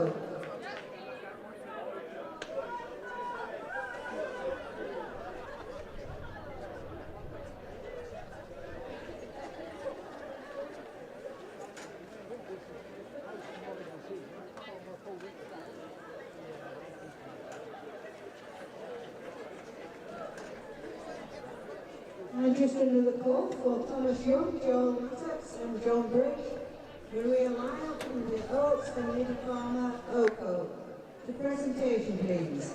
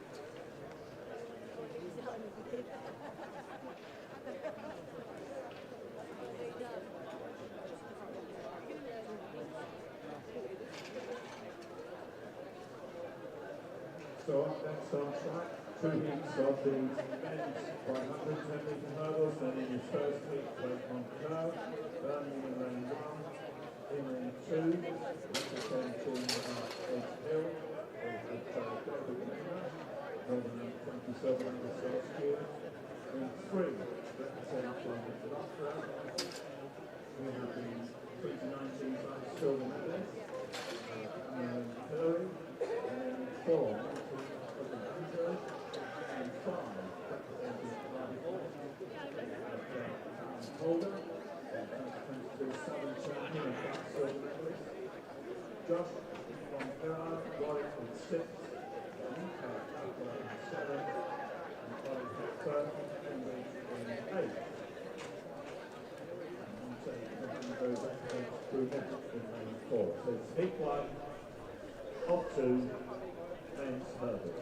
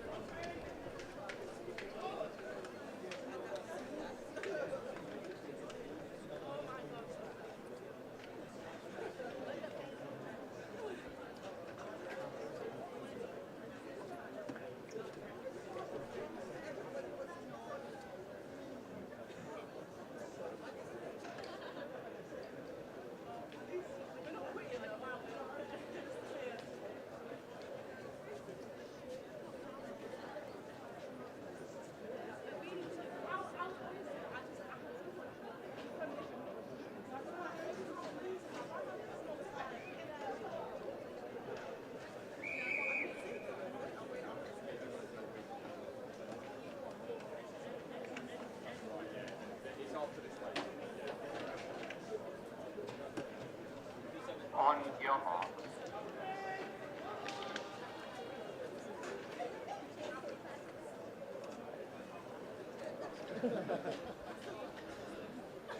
First heat of the men's sprint hurdles then. Craig Moncur of Birmingham, David Naylor, Cameron Fillery, Montiago Banju, Callum Holder, Joshua Impong Pirard, Ben Ince and Ollie Hector.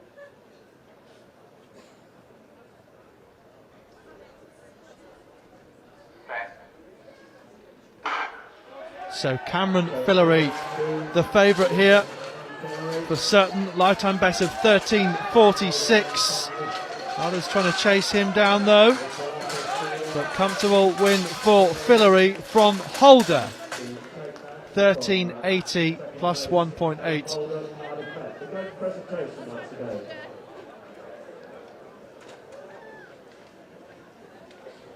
So top 3 going through automatically across these heats, of which there are just 2. So they'll be going straight through to the final. 2 time qualifiers across the heats.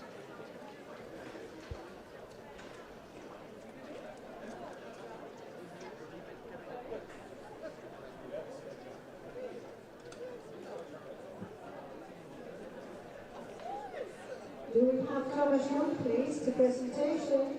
Thomas Young from Loughborough to presentation, please.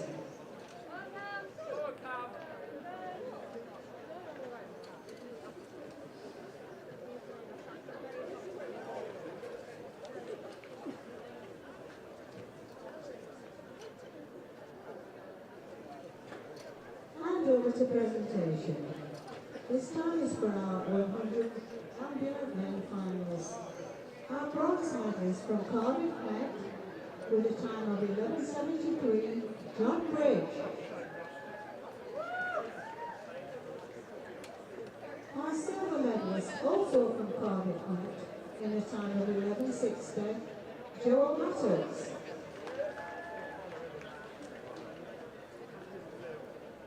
And our gold medalist from Loughborough University in a time of 11.42, and BUCS Outdoor Champion for 2023, Thomas Young.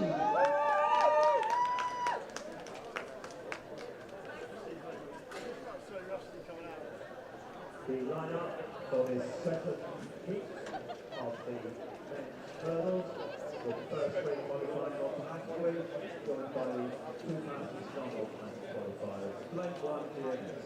In lane 2, representing Cardiff Met, Jake Upper. In lane 3, representing Birmingham University, the reigning Spanish under-23 champion, Miguel Dia.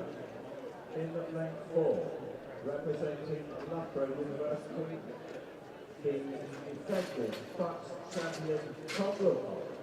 In 5, representing Swansea University, Jack Houghton. In lane 6, representing Nottingham Trent, this year's BUCS 60-metre hurdles champion, the reigning England under-23 champion, Joseph Atkinson. In 7, representing Loughborough, Stephen Bates. In 8, from Chapel Hill and Perkins, and completing the lineup. Lane 9, from Edge Hill, Ben Whittaker. Heat 2 2 next hurdles.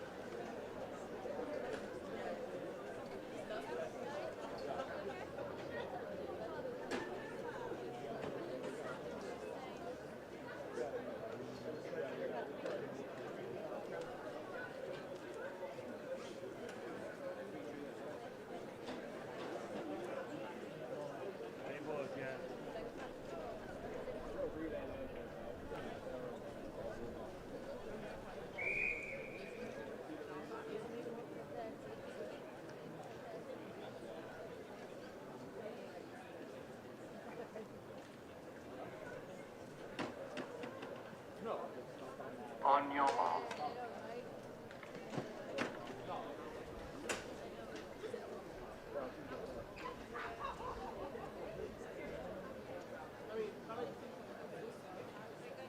So another packed second heat here with Alex Parkinson, Jake Cover, Angel Diaz, Tom Wilcock, Jack Houghton, Joseph Agbodza. Won this title indoors, of course. Stephen Bates, Henry Curtis, Benjamin Whitaker.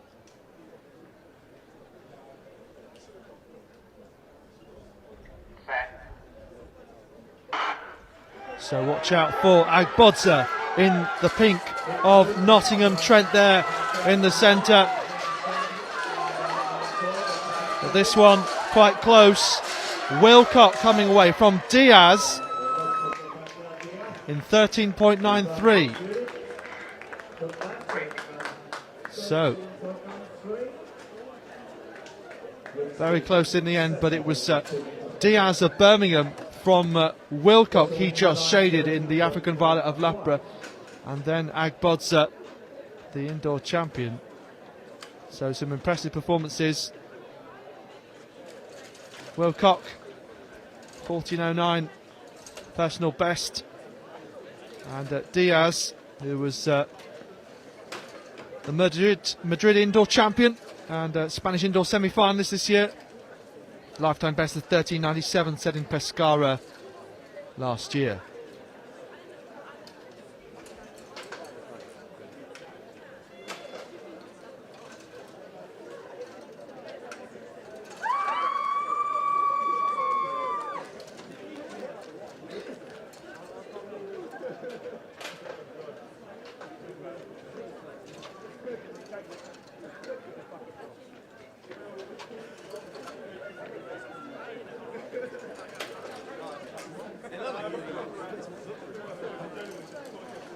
Result from Heat 1. Fillery, Holder and Ince, as you can see there, they're through to the final.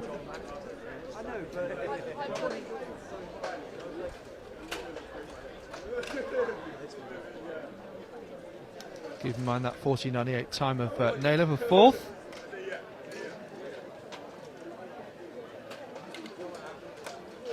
So the final, by the way, will take place tomorrow at 12:50.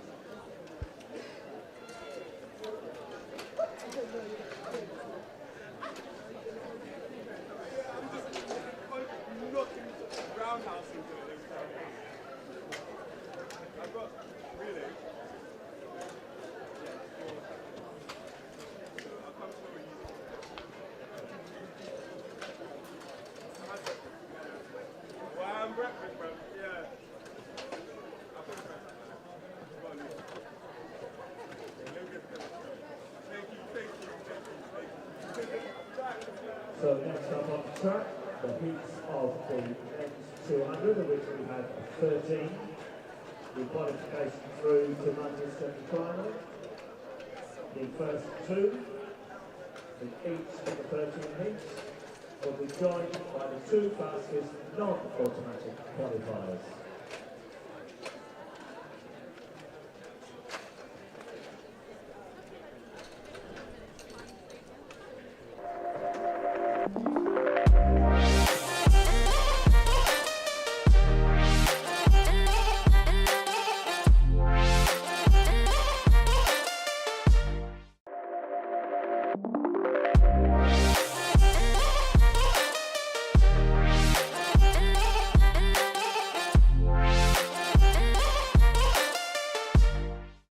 welcome to the Chelmsford Sports and Athletics Centre for the 2022 BUCS and BT Outdoor Athletics Championship.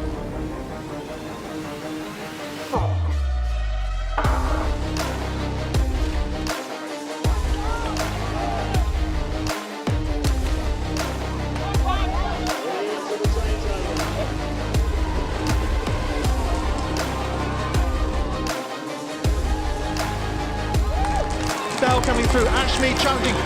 Wow, that is almost impossible to call.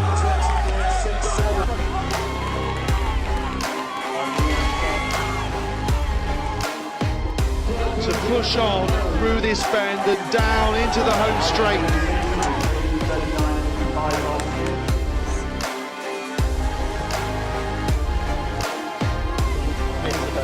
We might see records get broken.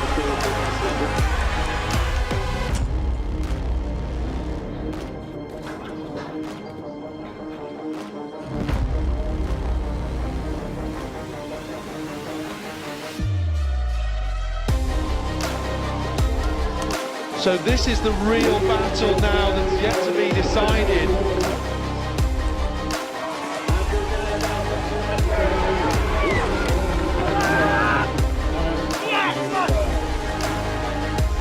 Isabel Bonby breaks luck with determination in the women's 4x4 to take gold.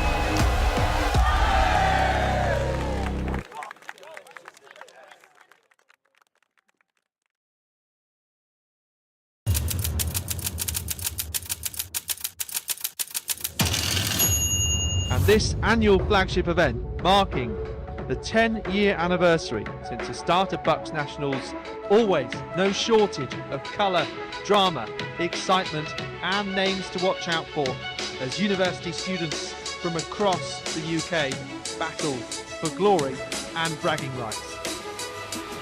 He is powering his way to the wall. Is he going to be enough? Things are about to heat up a little bit. They're all coming back in the closing stages. Oh, what a finish that was. It's a new BUCS record. She will take the goal. Was it ever in doubt? But they're pretty much neck and neck here on this second leg. So tight, shoulder to shoulder. Trying to get alongside. Looks like it's between these four for the medals. She's going to bring them home. It's going to be gold. Shoulder for shoulder now, into the finish. Where's this one going to go? Brunel come home to defend their title. Who would have thought? Who would have thought? Especially in New London. I've chat to all.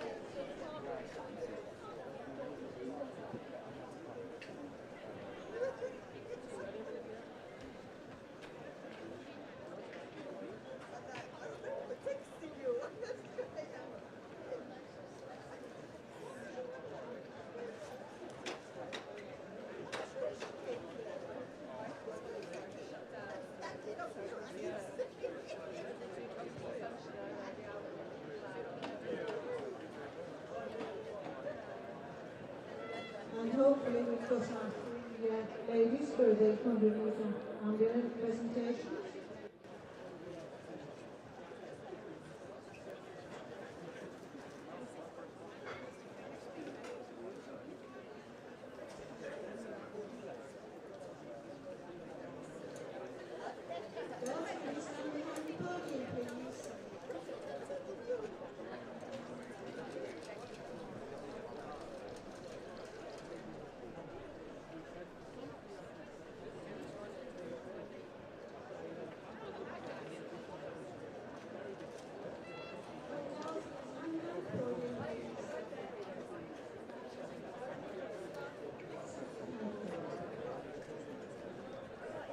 presentation is now for the 100-metre ambulance women, and our bronze medalist from Birmingham University with a time of 14:31, Nikoma Falco.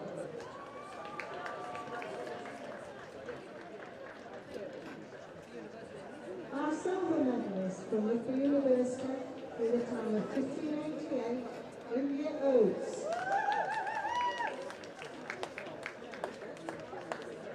And our gold medalist from Edinburgh Napier in a time of 14:50. I'm sure it'll be a team that, as well as the great team atmosphere, there'll be a desire to win plenty of medals as well, because it is Loughborough. Yeah, I think in athletics it's hard to find the team atmosphere apart from, like, obviously relays. It's such an individual sport, and BUCS being early on in the year, it's a nice chance to be in that team environment and race as a team, because I know that I've got the support of the whole Loughborough squad, which is massive.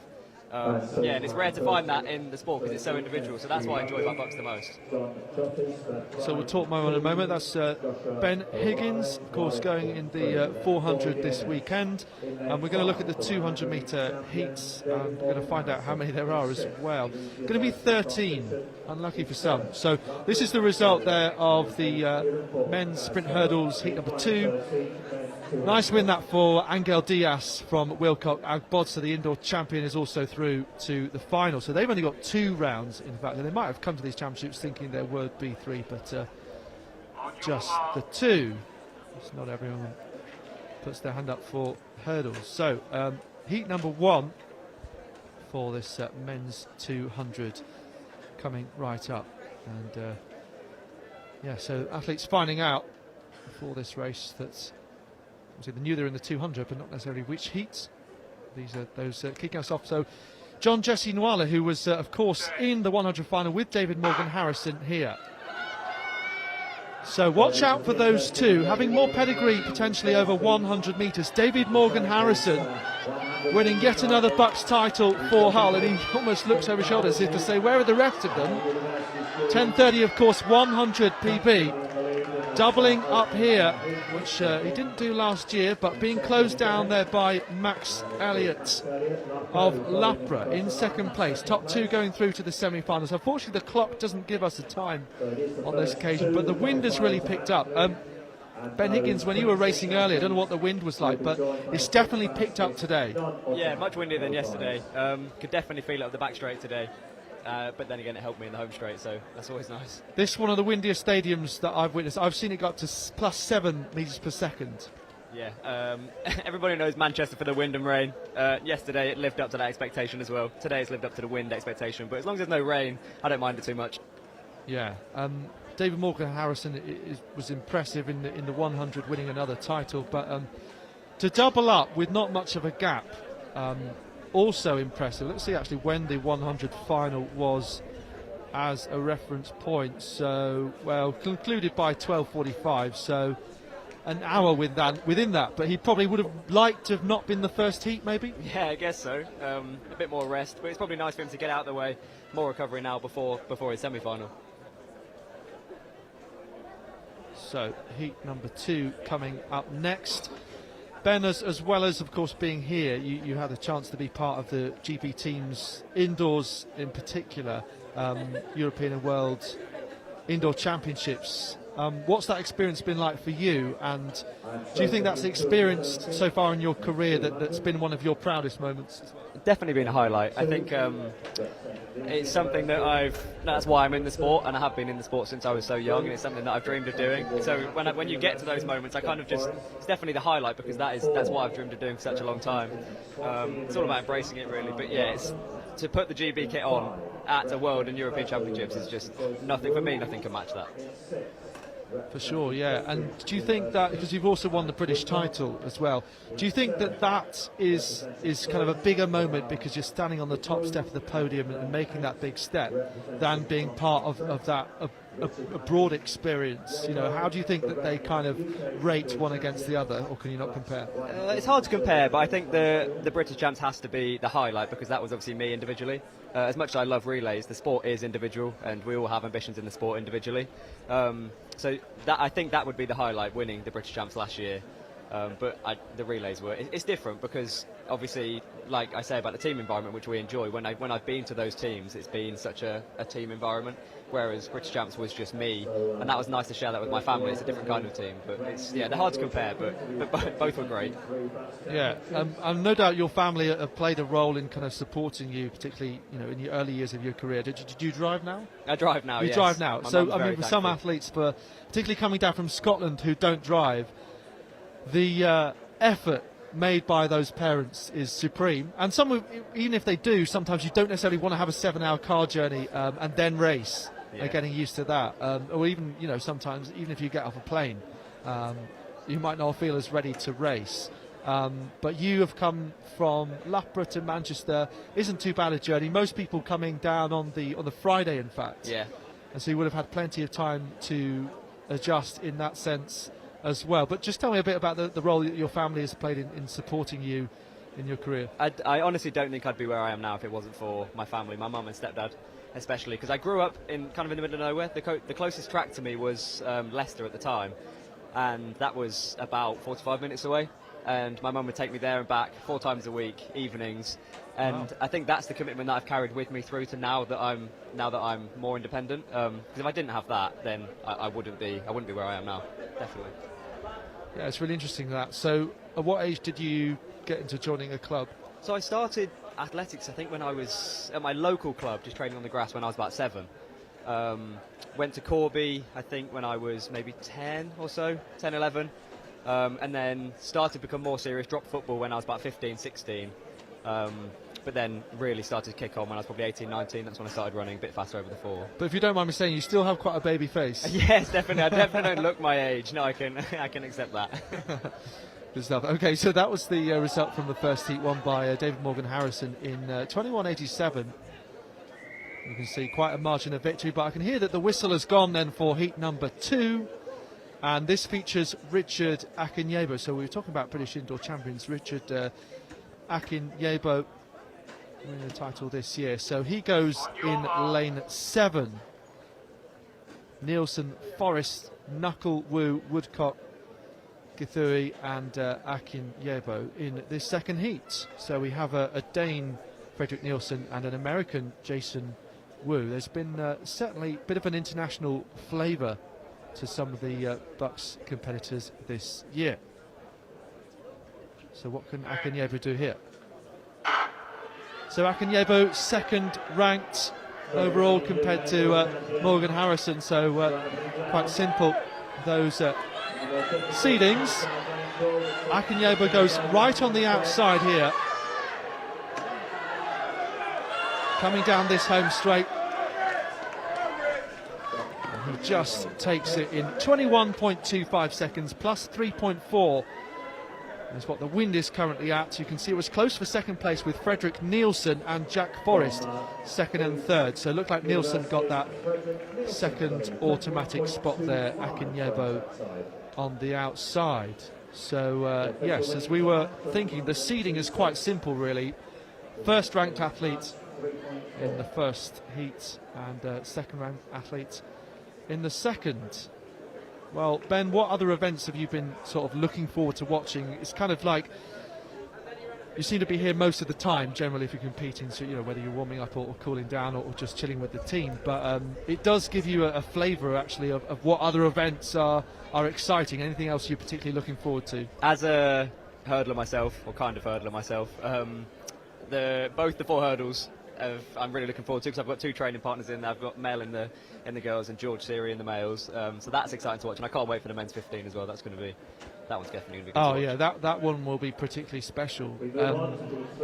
Yeah, Mel Coxon that is, and George Seary. George Seary, who had a battle right to the line indoors where he and another athlete both fell to the floor dramatically. And if you fall on that track, it's not the nicest track to fall on as well, George Seary. I think he actually was beaten to the line and finished 4th, so he'll want to try and get on the podium. But I think that's an event that's wide open a little bit, because the top 2 from last year aren't here, so I think. So, yeah, every chance that he could get a medal in that.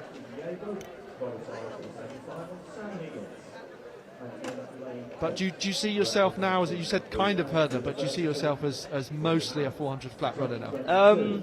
It's hard to say at the minute. Me and my coach are still kind of assessing, but we're finding success on the flat, and yeah. So at the minute, I think I am going to obviously still try and do both, but I am currently going to prioritise the four. Yeah, flat. I mean, Femke Bol's finding success on the flat, and she's one of the world's best hurdlers as well. I suppose that you've got the potential there that as you continue your development, you'll have the chance of PBs in both, and I know that that's something that there's a chance of lapping that up. But your training group, let's talk about it, because it's been quite a successful group the last few years, a growing one. Just tell us more about it. Yeah, it's a really good environment. Everybody wants each other to do well. We work super hard. We've got a group based in Coventry, that is, and a group in Loughborough. The group in Loughborough it's only really 4 of us, being me, Ellis Greattrex, Charlie Carvel now, and Mel Coxon. But we have a dynamic that really works. Stu's a great coach, works hard for all of us, and yeah, it's I think hopefully going to have a good summer as a squad. We all know who the top athletes are in Great Britain, but the top coaches, I mean, most people could name 1 or 2, but how do you think we get more of a shout out for coaches generally? I mean, we've just done one there, but shout out Stuart Marshall. Yeah, exactly. I mean, because the top coaches in football and in other sports, they are talked about all the time. We listen to them practically every day. They lead kind of press conference all the time. They're on the touchline prowling about.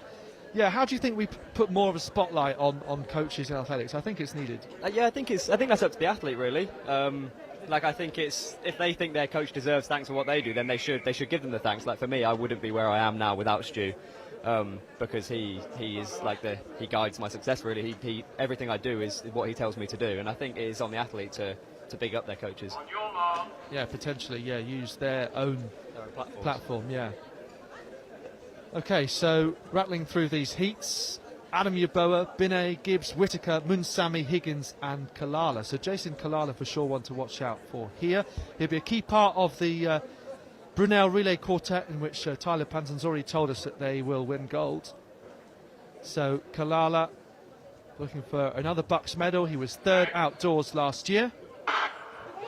And also second indoor, also 3rd indoors last year, I meant to say. So he goes right there on the outside. And having a look who else is doing well in this. Jack Gibbs in the pale blue-green of East London.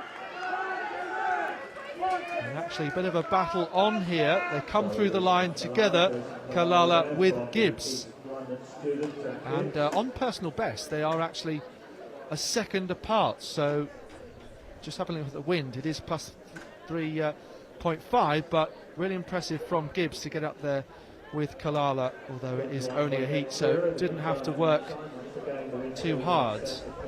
Excitement building for the relay also, in which Loughborough are particularly strong, but tend to think Loughborough stronger in the 4x4s. Yeah, we've got 3 in the final. That says all you need to know, really. We entered 3 for the 4 flat, and we've got all 3 in the final.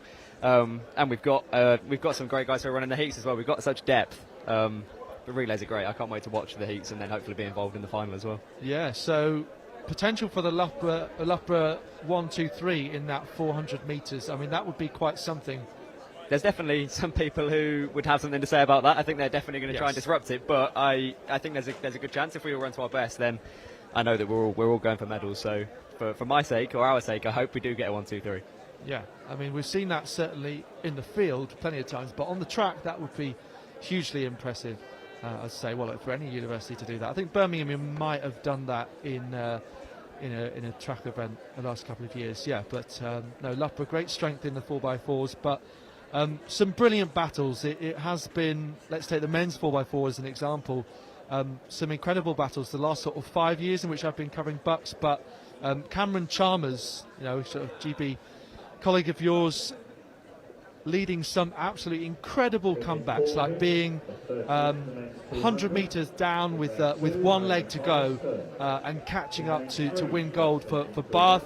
I'm not sure if they're quite as strong these days, but that just shows you that it's kind of been a platform the last few years for our top 400 metre runners to come through. Lavia Nielsen has come through these championships as well. I think Amy Alcock, a BUCS legend, a championship record was taken at the indoors, in fact. But yeah, some really top 400 metre runners have come through BUCS over the last few years. So that must, I guess, give you some encouragement. Definitely. And any relay is a chance to run a good split. And I know that the selectors look at relay splits. So any relay anywhere is a great chance to put on a good show.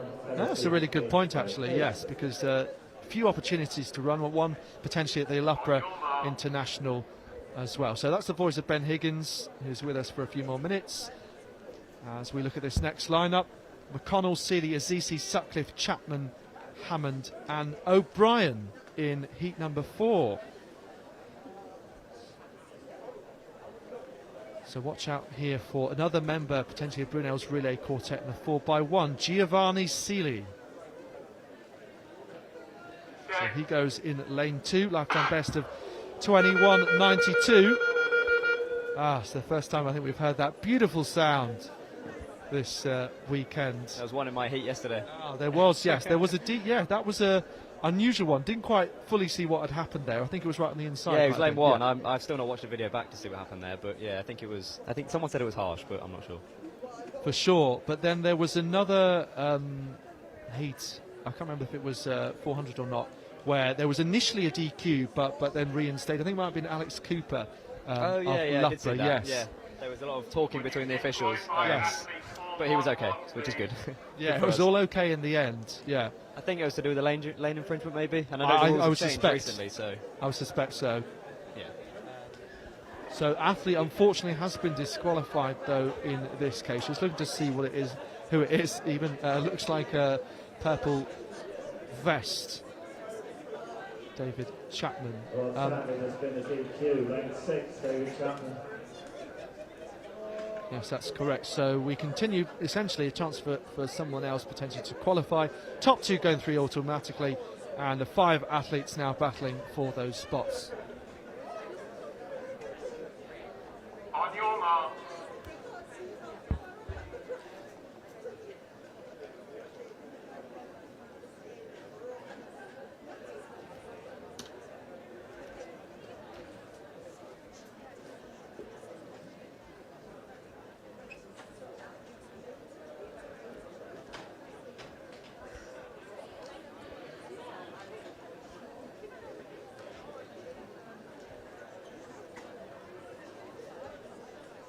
So heat number 4 now is underway.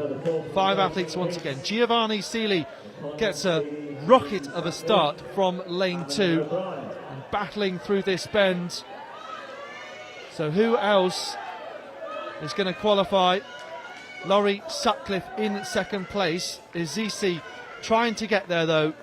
It's going to be Seeley in 22.05.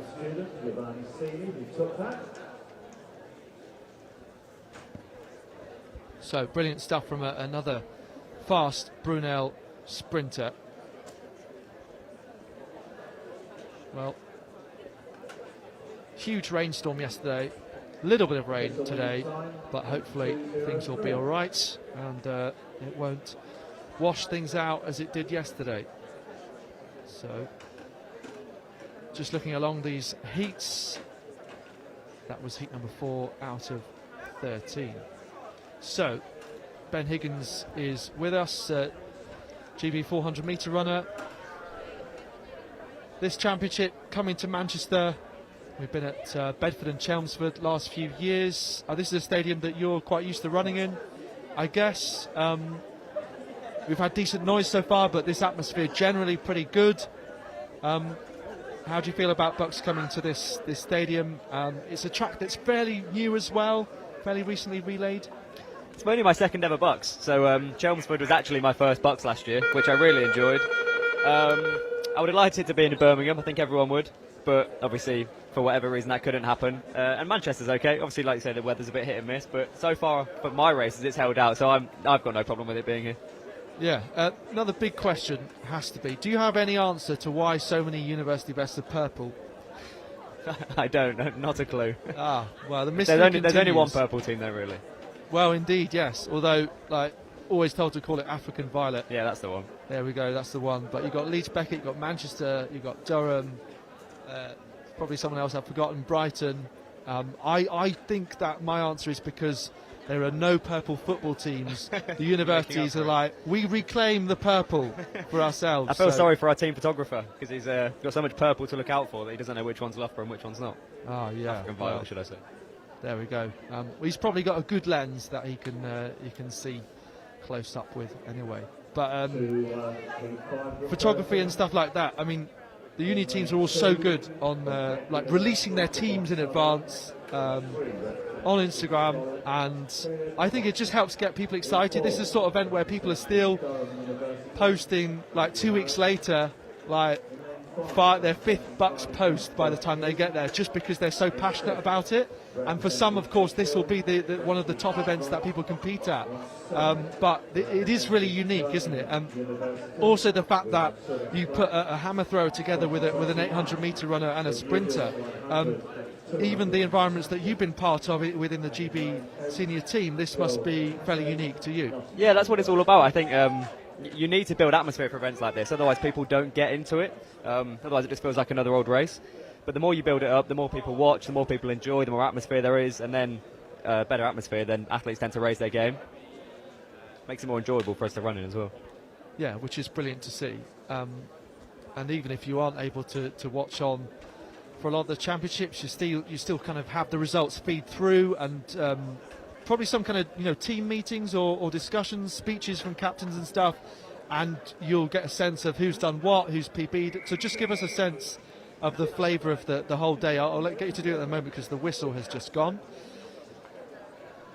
So Sutherland, Watson, Harris, Duke, Arkwright, Black and Akande. So more international representation, this time Suresh Black of Bermuda. So that little island between the US and the UK, Bermuda. He was actually a finalist at the North American Championships, North American, Central American and Caribbean, to give it its full name. 21:33 at best, his PB.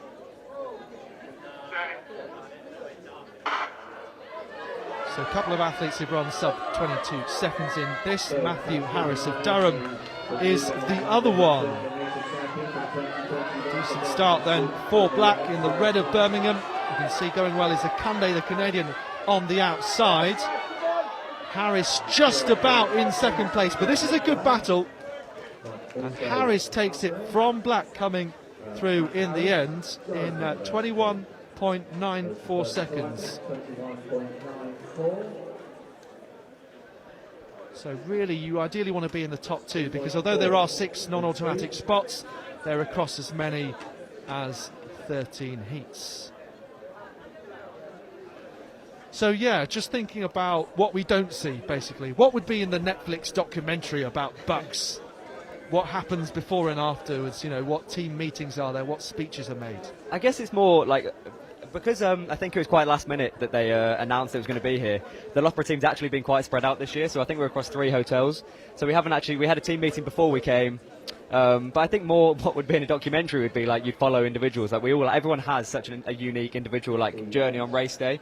There's so much more than just racing. There's the timings to warm up. There's the timings for eating, waking up. Like it's a whole process behind race day. And I think when you're in that team environment of everyone doing similar things, you can feel the atmosphere because everybody has those pre-race nerves, and it's a nice environment to be in. I think it's one of the main things I'll miss when I eventually retire.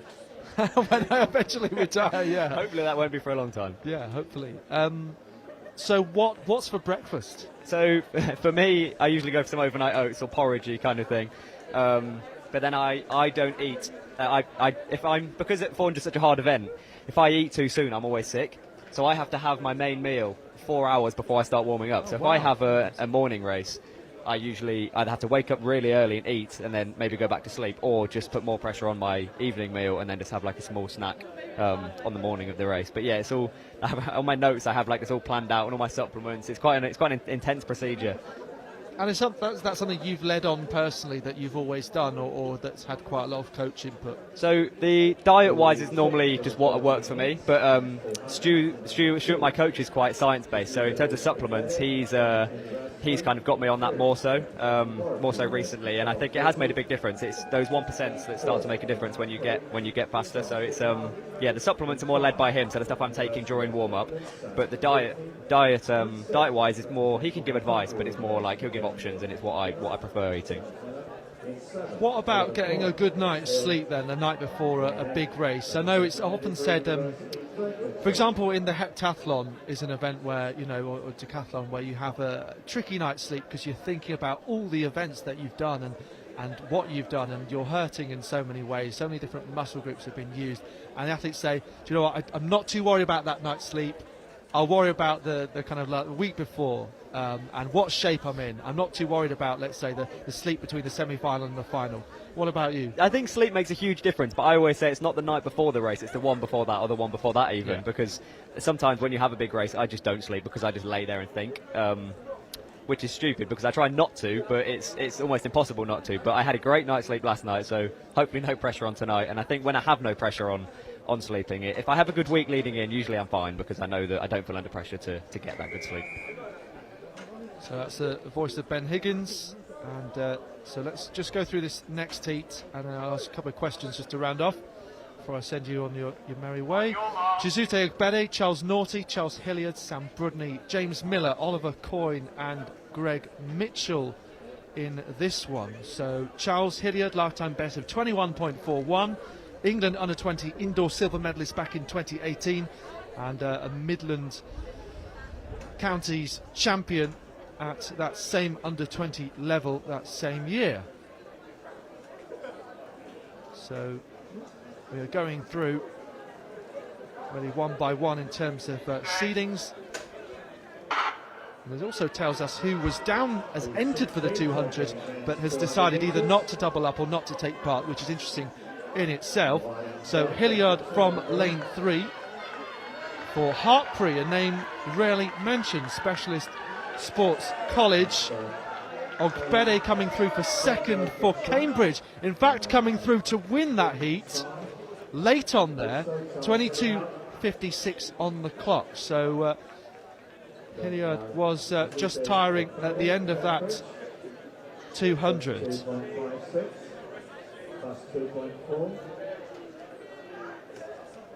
But in any case, he is through to those semi-finals. Just having a look when they'll take place, and that will be tomorrow at 12:05. Bit of different styles there in the way that 200 was run. Hilliard going out hard, and Ogbede saving some for the finish, which kind of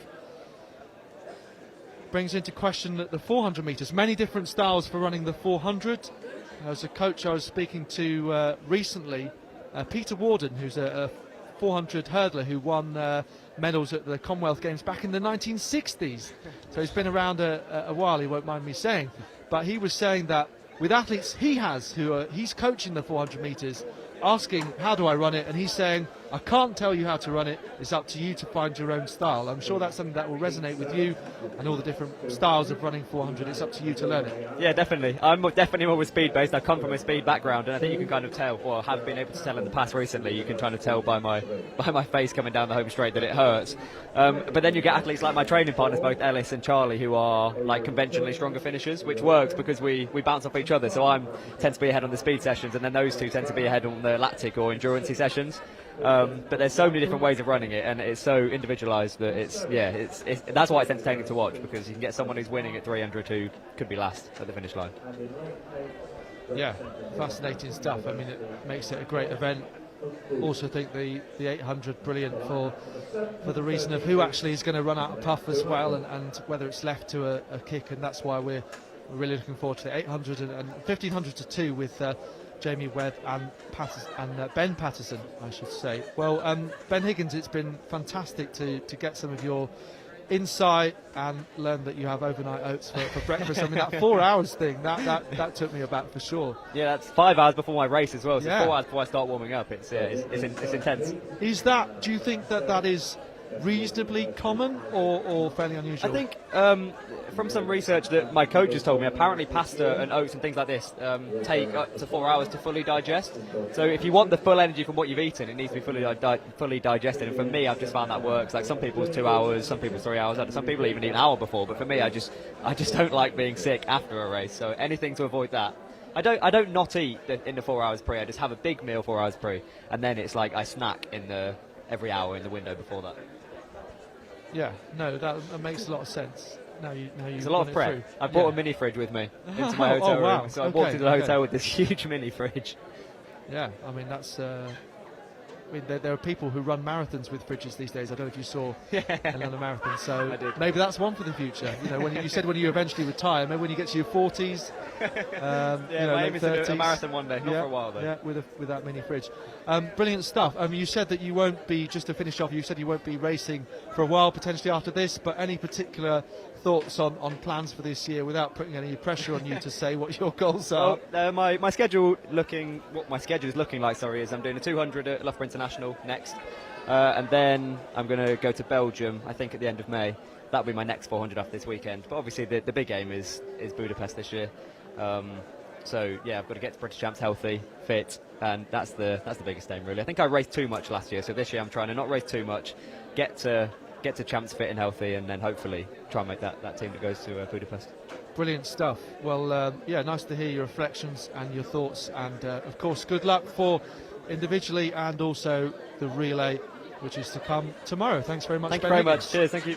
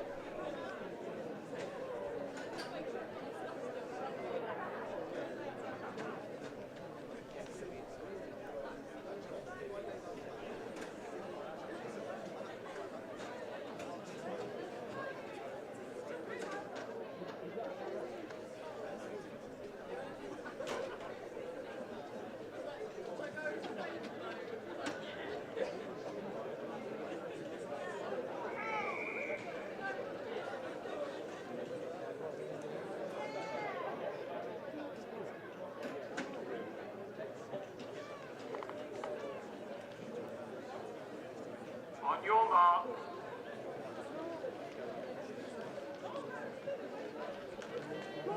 Really enjoyed that chat with Ben Higgins. And let's have a look at heat number 7. McGilvray, Alert, Campbell, Ayurinde, Brown, Obijaku, Marsh and Mbu. Go, Kirsty!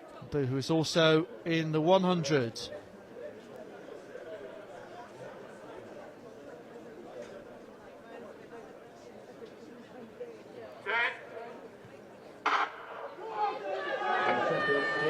So here we go. And Blake Tiger Lee Brown, who is one of our commentary guests for the BUCS Indoors. Here he goes for Cardiff Met down the centre with Isaac Marsh on the outside for Sheffield. And it's won in a time of 21.82 by Brown, plus 3.0 metres per second wind. So the wind still not quite behaving. They were the first two across the line. Choosing our roads carefully. 21.80 for Blake Brown, who's the first across the line, with Isaac Marsh behind him in second.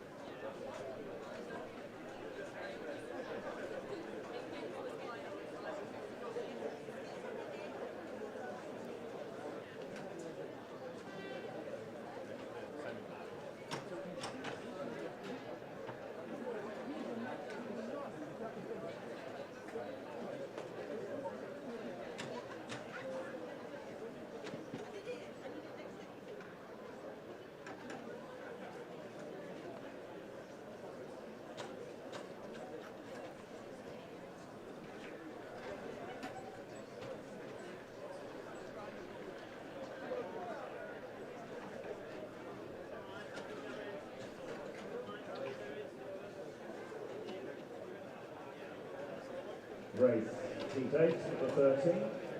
It's 200, Joseph Herbert, UCL, in 1. In 2, representing Loughborough, we have Harry Taylor. In lane 3, from King's College, Pierre Walker. Bangor University's Cameron Jones goes in 4. From the University of Western Scotland, Cameron Coldwell in 5. Lane 6, DNS. In lane 7, representing Brunel University, Alex Hansen. And in 8, representing the University of West of England, Hamish Gould. Heat 8 of 13. And with athlete 71, Emmanuel Mbu, Wolverhampton, he's come to the commentary position, just beyond the finish line. Emmanuel Mbu, Wolverhampton, to the comp position, just beyond the finish line.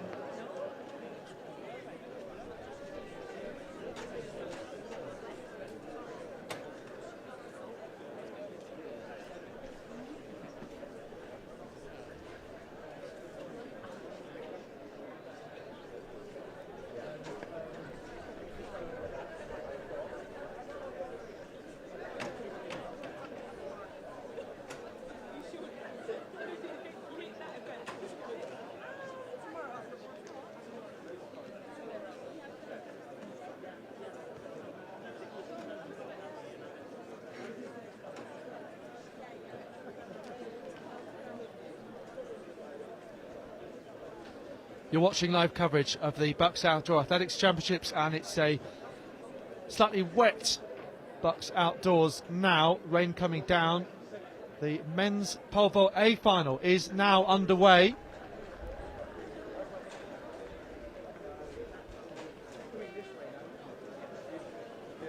So in this A final, Andrew McFarlane, Femi Segun, Ewan Bradley, Mark Meller, Karen Capel-Walton, Oliver Adnett, Angus Bowling, Jake Watson, the indoor champion, George Heppenstall, and Howard Bell.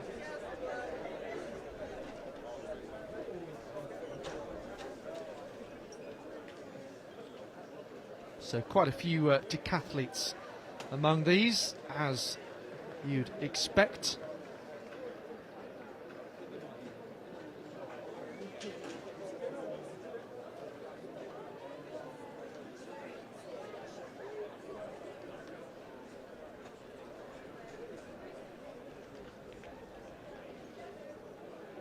So a little bit slippery conditions out there. Won't be easy for these vaulters.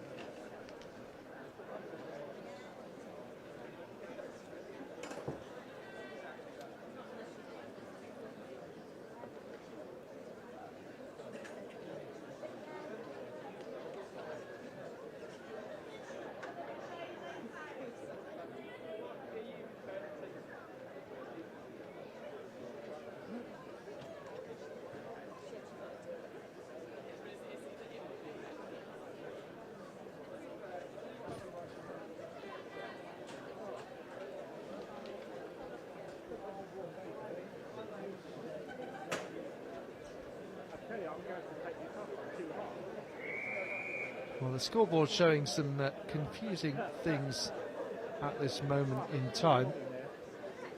I wonder if it's meaning to show that the bar's at 4:28.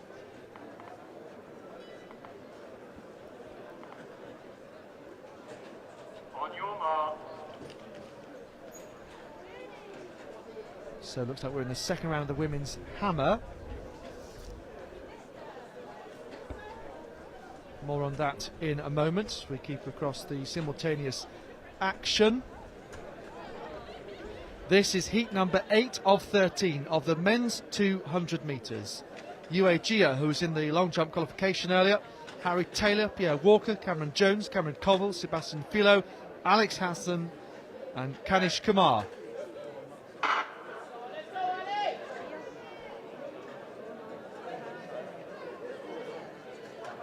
So Harry Taylor, the standout athlete in this. Alex Hansen also pretty strong.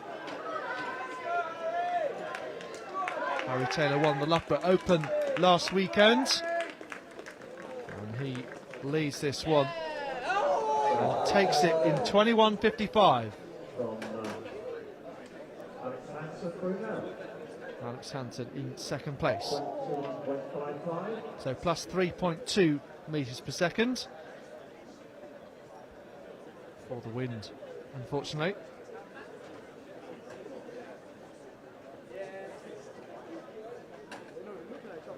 Let's see if we can catch up with what's happening in the field, just looking at that result there from heat number 6. So the women's hammer final in the second round.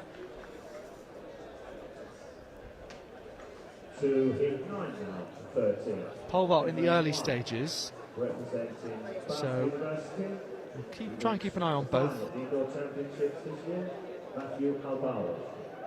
Alongside him in lane 2, the Edinburgh University student who finished third at the Scottish University Championships last weekend, Robin Evans. Representing Oxford Brook in lane 3, Sean Harvey. From Plymouth University in 4, David Bernie Morgan. In lane 5, representing Stirling University, the BUCS Indoor bronze medalist this year, and the reigning Scottish Outdoor Indoor champion, Stuart Greenhouse. Lauren Wood of Stirling, measuring at 27.89 there with that previous throw. Looking here at Ava Lee of Loughborough, 51.52 lifetime best. Representing Liverpool University, Maurizio Carrodus. 37.58, the latest measurement coming up for Megan Lockwood of Edge Hill. 13 heats in the next 200.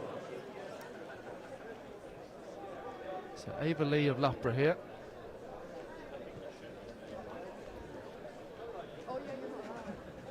In this women's hammer final. So looking at everyone in this: Maisie Harvey, Tasmin Fail, Jasmine Trapnell, Alice Gregory, Kirsty-Ann Ebbage, Fionn Palmer, Zoe Price, Simbiat Sikiru, Vivian Abrokwa, Danielle Broom, Rachel McLennan, Libby Taylor, Lauren Wood, Megan Lockwood, Ava Lee and Dawn Russell.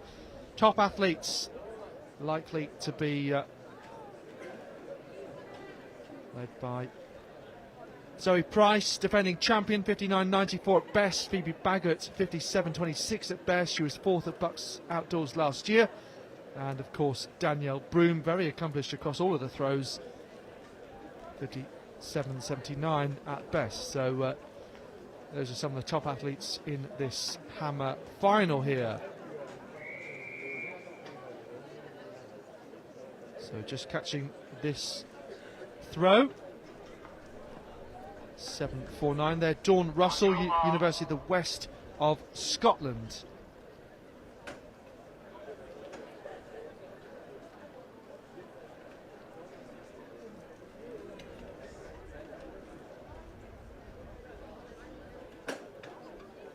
As we see 44.67 come up for Ava Lee in the hammer.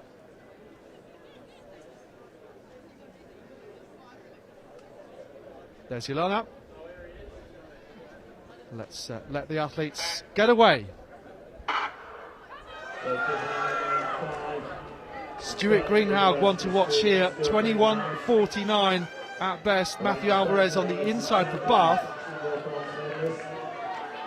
And the blue and yellow.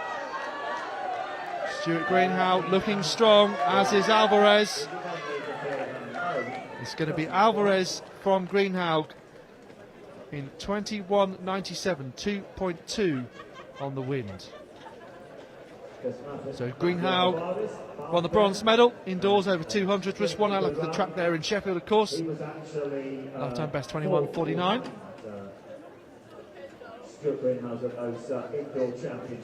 Alvarez was just behind him, but on this occasion that order reversed.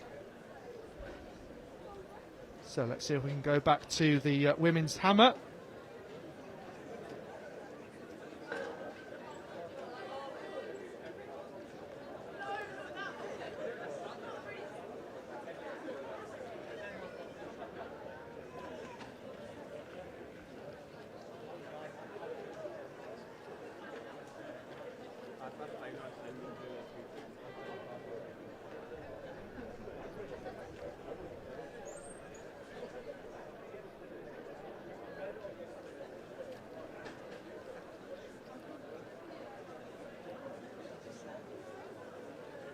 heads up the following universities.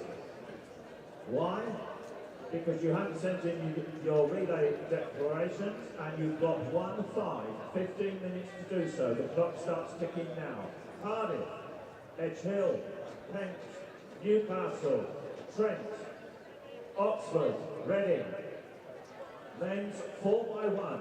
If you want to run in that, if you want your team in that, you have 15 minutes to get your declaration in.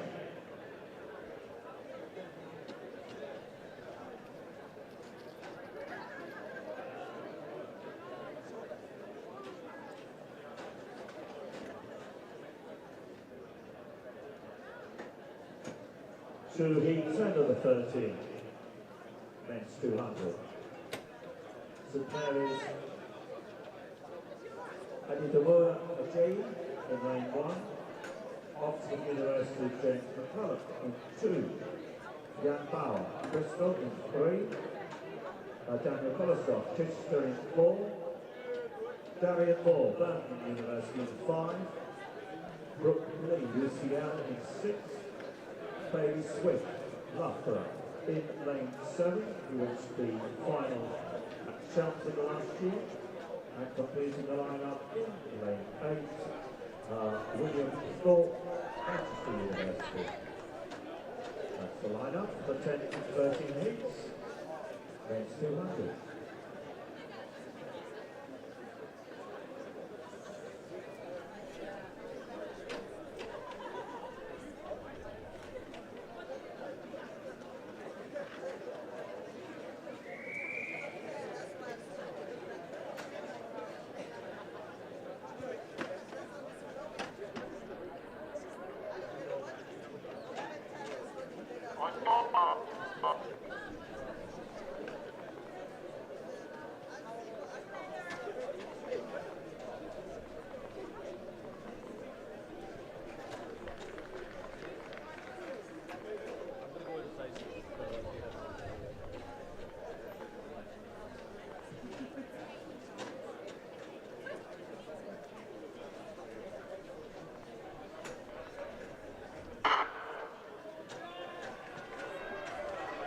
Heat number 10 of the men's 200, 10 out of 13. Top 2 going through automatically then to those semi-finals. And yes, another great lineup as we see here. Bailey Swift from Darian Moore in 21.83 plus 3.8 on the clock. 29.83 and plus 3.8 wind speed. 21.81. I'm just thinking how lucky the women were in that 100 to have wind speeds below or at or below plus 2.0 per second. Very, very lucky.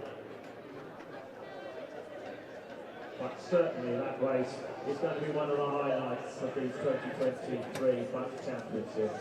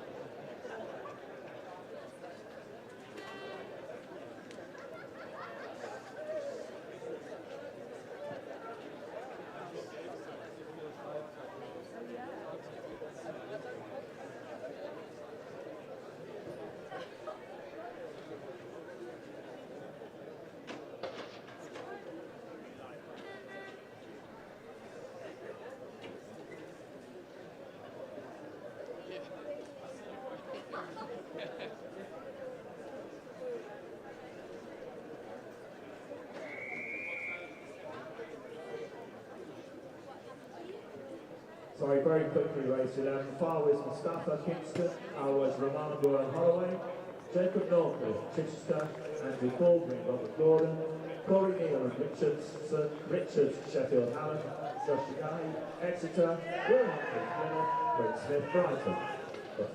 Right, heat 11 on 13.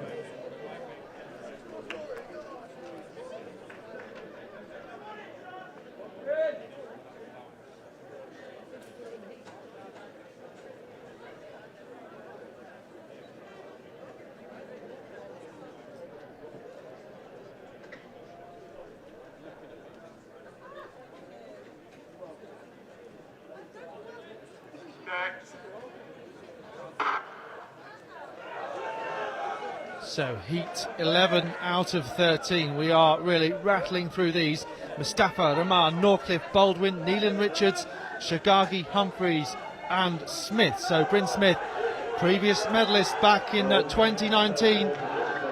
Flying down the outside with Shagagi of Exeter in second, looking over both shoulders there. Oh, and he falls over the line.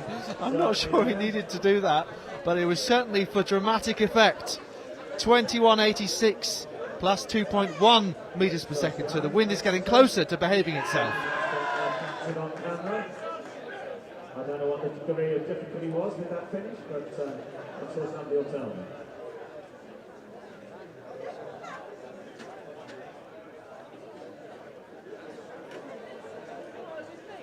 The penultimate heat of the men's 200. Leo Robinson, Bristol in 1. Leo Tull, Reading in 2. Declan Davies in East Anglia in 3. Jim Seacon, Brighton in lane 4. The Southern indoor silver medals this year.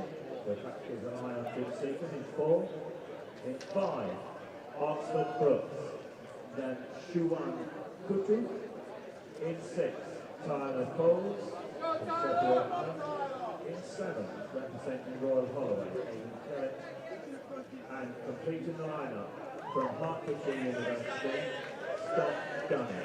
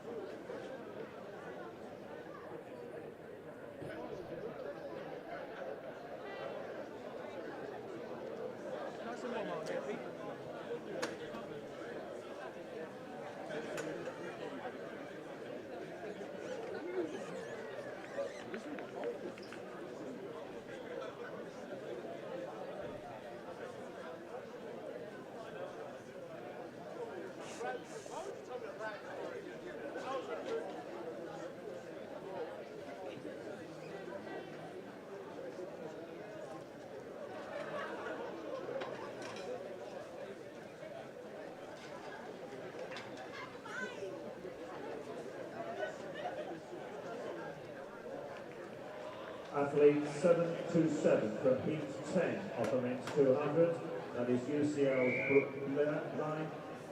Would you please report to the commentary position just beyond the finishing line as I very quickly go through race 12, heat 12 or 13, men's 200, Bristol University here, Robinson, Leo Ty, Declan Davies, Jim Seacon, and Shuan Kutu, Tyler Foles, Aidan Kellett and Scott Gunn. The penultimate heat for the men's 200. On your mark.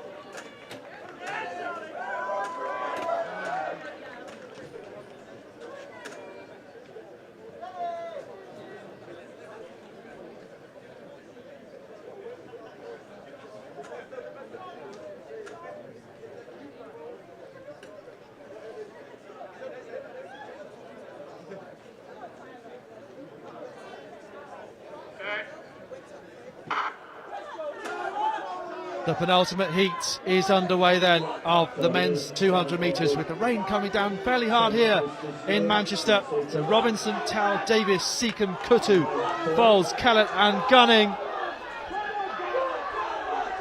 So East Anglia's Dakari Davis coming through very strongly here from Tyler Foles of Sheffield Hallam in the maroon. 22.38 with a plus 2.3 metres per second wind. And that leaves us with one more heat to come then before we will move on to the women's 200 metre heats. Dakari Davis then, taking that penultimate heat.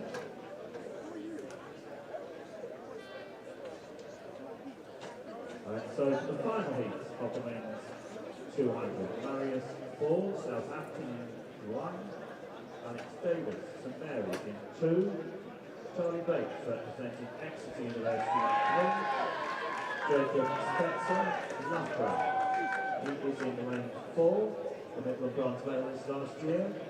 Alongside him, the Brunel student, Tyler Patton. In 6, Newcastle University's Lenny Saville. In 7, representing Birmingham City, Manu Shia. And in main 8, representing Bangor University, Theo Jackpot.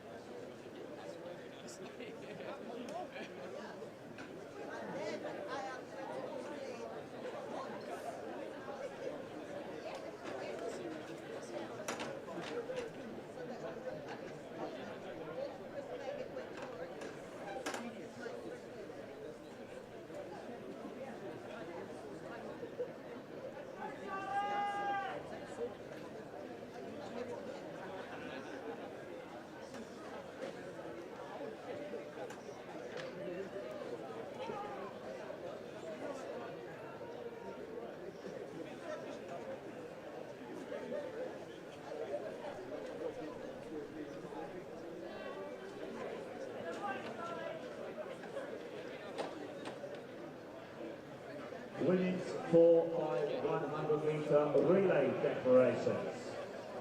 Heads up to the following universities. If you want your women's 4 by 100 team to run, you have 30 minutes, 30 minutes in which to get into your declaration. Heads up to Birmingham, Oxford and University of West of England. If you want a team in the 4 by 100 women, get it in the next 30 minutes.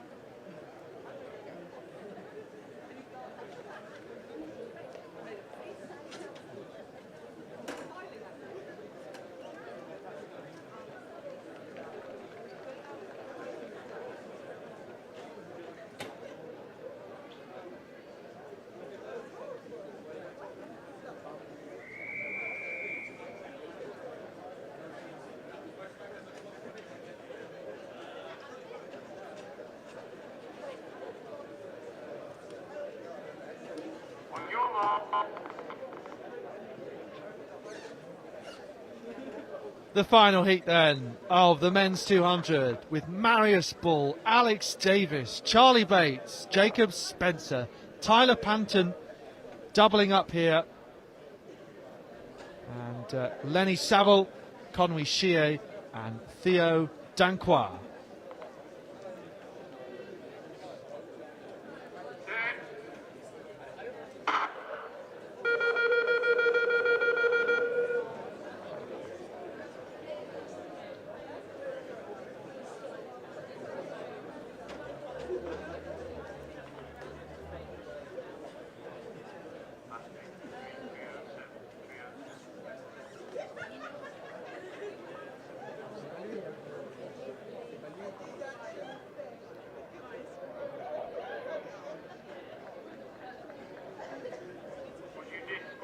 the athlete in lane 3, athlete number 307, please.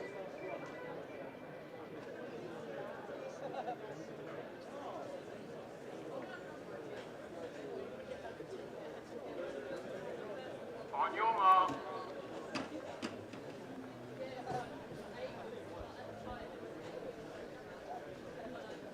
So disqualification, unfortunately, for Charlie Bates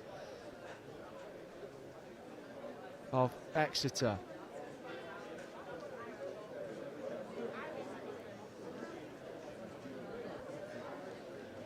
So Ball, Davis, Spencer, Panton, Saville, Shear and Danquois. The final heat of the men's 200.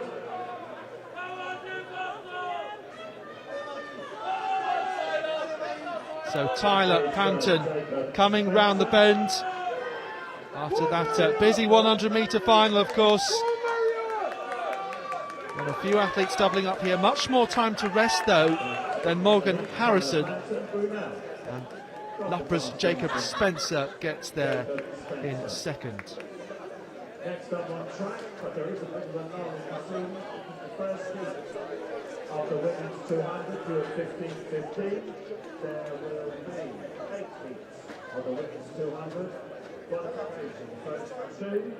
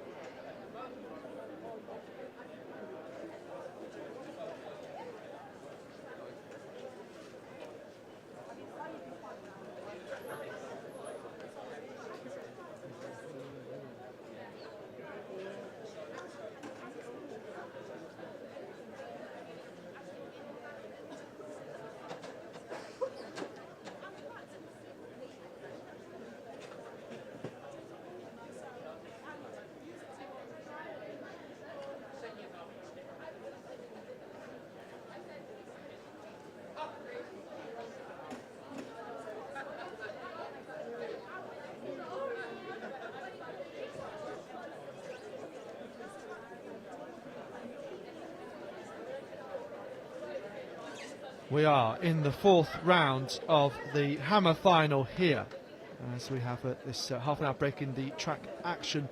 So 29.74, the latest measurement to come up,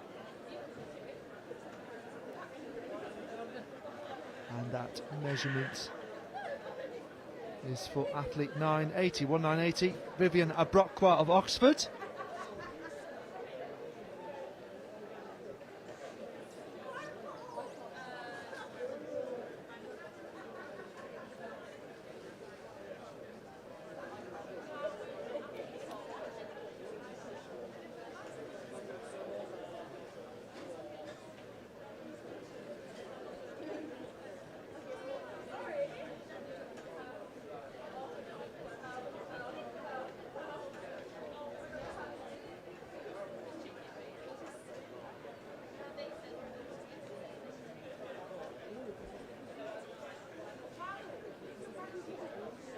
Danielle Broom with 52.63.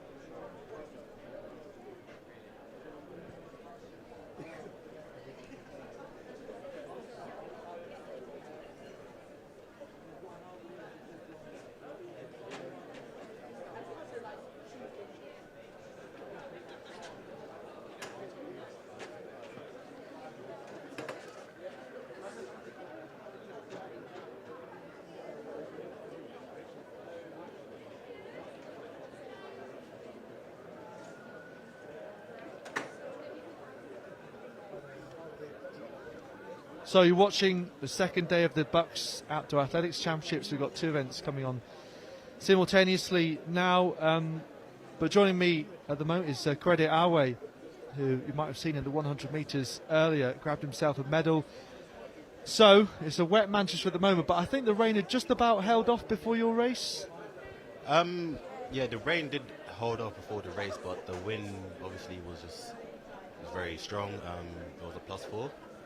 Very Wow. cold out there, so obviously we all just did the best we can, really.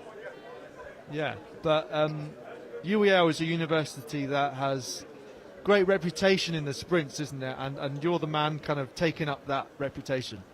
Nah, yeah. UEL has had a lot of fantastic sprinters in the past, like obviously like Joan Efaloco, Adam Jamili, Romel Glaive, but obviously they've graduated now and they've done their own thing. So for me, it's my turn to my time to do my thing. So yeah, I'm happy with UEL. We're a strong uni. We've got a relay team finally this year for the 100. So I'm looking forward to see what we can do. Yeah, so you basically join us, and then will you be part of the heats, or you don't know yet? Or, Oh no, yeah, I'm part of the heats, yeah. Yeah. So you got so just think about how your day works. You would have arrived here quite early this morning, no? No, yeah, it was a very early start for the semi-finals, 10 a.m. So I was here by like 8:30, 8:45. So what time was wake up as a result? Like 7 o'clock. Okay. But I'm used to it because where we train, we get up ridiculously early. So for me, it was just a normal day in the park. Yeah. Okay. And so here around 8:30. Then you had your semi-final, which you were expecting to be the previous day, of course, but the rain stopped it. So did that matter too much in the kind of grand scheme of things, or is it just because you would have been here anyway for the heat? But did that disrupt you in any way? Did you think as a kind of athlete planning the weekend much? No, not at all. Personally, I actually preferred it to be today, for the semi-finals to be today, because I knew for the 100 meters finals that I wanted it to be quick. So I feel like if we all ran the heats and the semis on one day and the finals the next day, people's bodies would be cold. So I feel like everyone needs that little quick run out just to get back in the zone and actually finish off with a high. And obviously we had David Harrison opening up with a 10-2, so it might have been a different situation if we had the semi-finals yesterday. Yeah. I mean, he's someone who obviously you're going against someone who's won the title previously, but it was a good battle, wasn't it? It was a good race. It was good. It was a good race. It was good. I felt everyone get up on me. I got out hard, but when you see people pulling off and then it's quite cold as well, I'm not really used to like competing in the cold, so it was very close apparently. But you're used to competing in the UK, so yeah, but yeah. But sometimes we normally just open up when it's like more warmer. Like last year I was in Texas, so yeah. Okay, I get what you're saying now, for sure. But as someone who's had where are you in your kind of university career now? Because I switched courses, so I should be after this year I have 1 more year, and then obviously my time's done.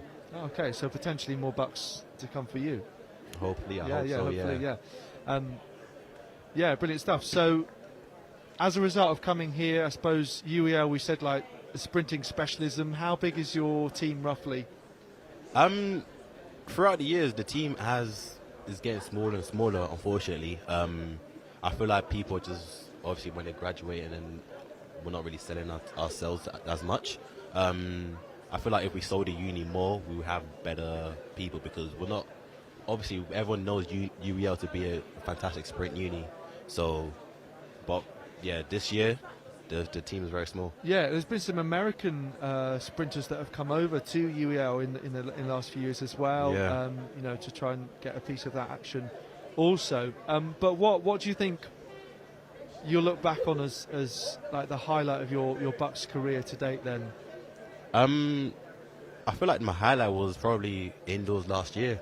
That was obviously the first time I ran back to back, like hitting that 6-7, like I think like 2 times, and then medaling. This is my first time medaling at BUCS, so it was good. I enjoyed it last year. And what are your motivations generally in the sport? As a sprinter, someone who's trying to get the times down, trying to explore kind of everything that's possible for you. Any particular goals for this year or future? Obviously make like UK teams. That's always the goal. But right now for this season, just stay healthy and run hard, just run hard, run fast, and see how fast can I really go. Because obviously, like I said, staying healthy is the more important bit because there's niggles here and there. We can stay healthy, train hard, and train smart. I feel like it'll be a good season. When you do get a niggle here and there, as you put it, how do you think you learn to recognise what is a niggle where you need to stop and rest, and one where you kind of push through the pain and look at it afterwards? You know, do you kind of learn that as an athlete, that skill to recognise when you know when something doesn't just hurt, when it's more than something small? Oh no, yeah.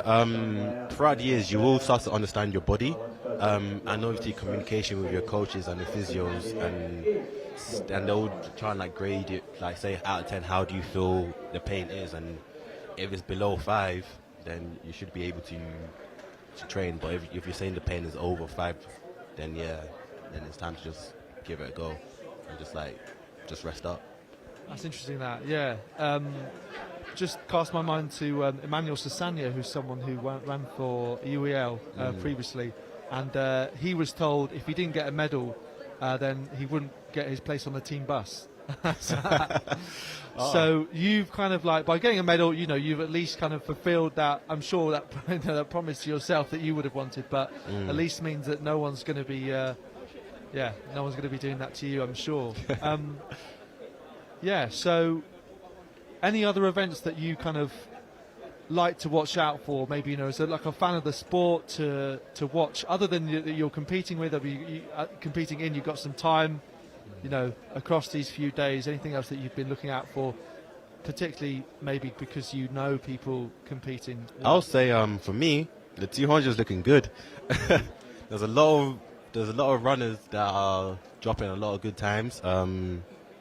So I mean, we've got the indoor British champion there. We have the 60. We have the 60 and the 100 meter champion for BUCS. We have Tyler that is coming through. Like, there's a lot of interesting runners coming through for the 200. So I'm really interested for tomorrow, because it's going to be very, very good. Yeah, no, it should be a good fun. And the atmosphere here is quite different to most events at this level, let's say. You know, you don't get this well, I don't want to be disparaging about naming other championships, but it's just something to do with the team spirit and the team atmosphere. And there's some unis that are particularly loud as well.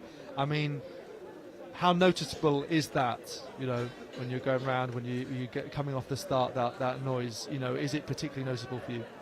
I mean, for me, I don't really tend to notice it, because walking up on the track, I feel like I'm more in the zone when I'm about to compete.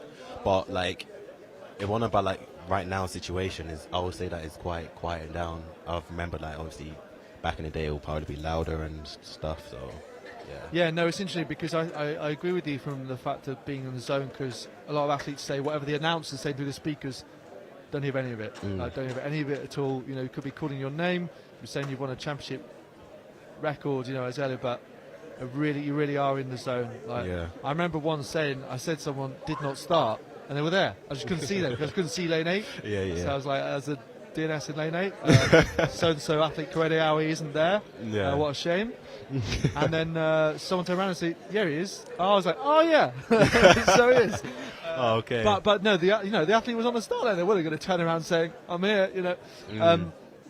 And that's just how much, you know, you are in the zone. So, but at the same time, you're here with athletes for whom this is a big championship, for who maybe don't have GB aspirations, and for them to take this experience to be able to compete for their uni is something really special. So it's interesting how BUCS is unique, at least in that way. You get people of all different levels, isn't it? And that's quite unique. I know, it's really good. But I've always been told, like, throughout going for athletics, that like sometimes BUCS is people's Olympics, sometimes British champs is people's Olympics. Like, people would take certain championships serious because that's their time to shine, because it's not every day you get to run like live stream or on TV or something. So they just come here and they just have fun and enjoy it. Yeah, it's a really good point, and we know how big college sports is in the US. So like marketing BUCS well is really important, isn't it, to give everyone that kind of platform. Yeah, I'm sure that you'll know people out in the US as well, potentially, that Yeah. you know that you've trained with, doing well. There seem to be lots of examples of people doing that, but clearly your setup is something that's worked for you. Just tell me a little bit about your background in the sport, then how you got into it, and why you ended up, you know, in the place that you are now. My journey was quite simple, because I did do football for like a significant amount of years. What did you play? What position? Mm-hmm. I did play left and right mid, but then moving to a different football team, they was like, "Oh, your speed, we need you up front." So when I moved up front, I started scoring more goals and having more opportunities. So it was a good decision from them. Nice. But then 2016, that's when I decided to let me just see what I can do with athletics.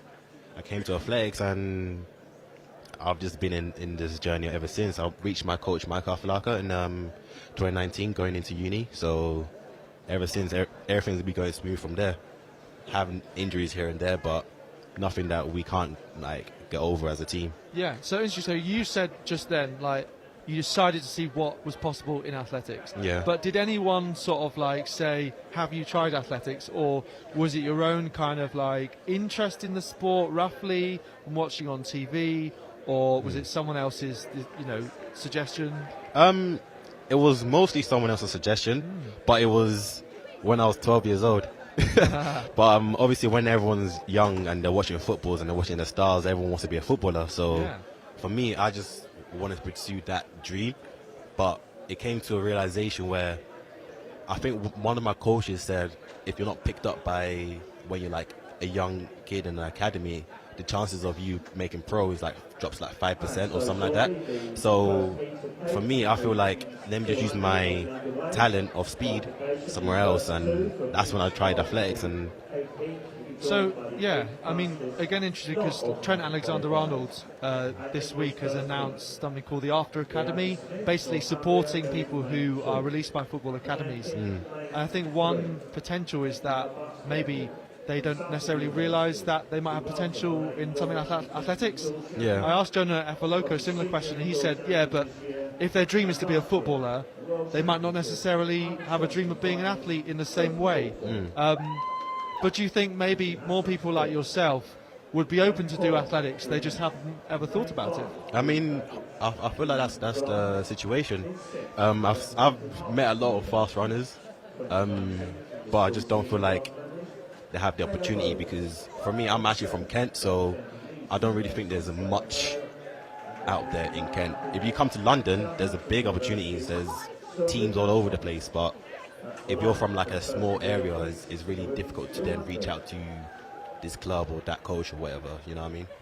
That is true. But then again, you have the opportunity to be like one of the biggest names in your county if things do go right. Yeah. For sure. So you still have the relay to come, of course. Yep. So just having a look at the timings, because you. So yeah, 4:45. So what will you when you depart after this? What will you go and do? You'll go and warm up eventually. Yeah. We'll warm up and we'll practice some relay patterns, changes, see what position everyone would like to go to, and hope for the best. Hopefully make the final, because I think it's based on times. So brilliant stuff. Well, it's been great to have you chat. Good luck, and Thank you. Congratulations on your medal. One medal that you've already won. Appreciate it. Thank you. In this competition, and nice to get a shout out to Michael Afalaka and some of the other UEL greats, shall we call them, that have won medals for the uni. Thank you very much.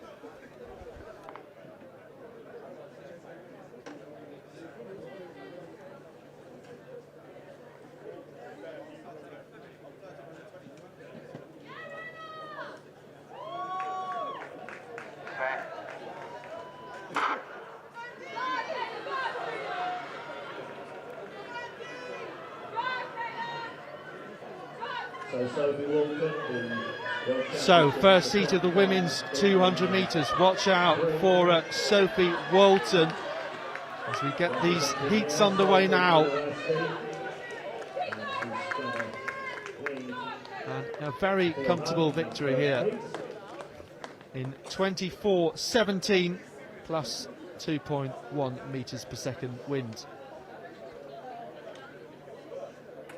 So great to have Corredi Awe with us after his medal earlier on in the 100.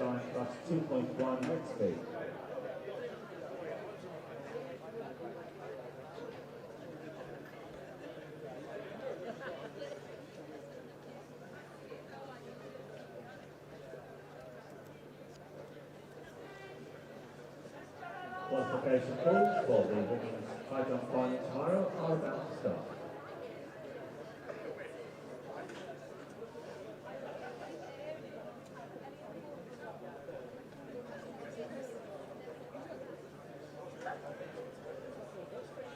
To the lineup for heat 2 of 8, women's 200 in lane 2, representing Cardiff Met, Stephanie Brooks.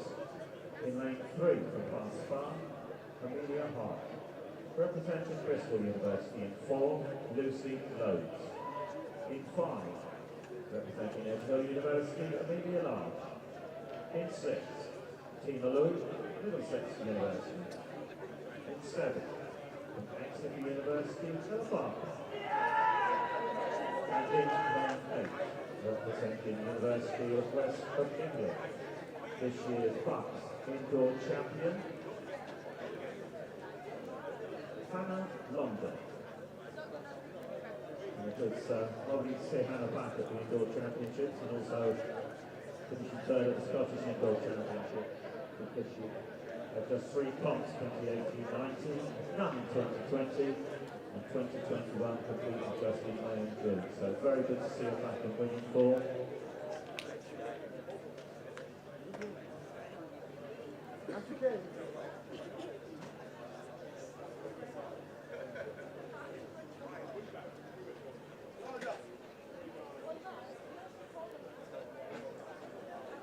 And I've also just been informed that there is an athlete in lane 1 wearing 951. But my apologies, I have neither name nor university.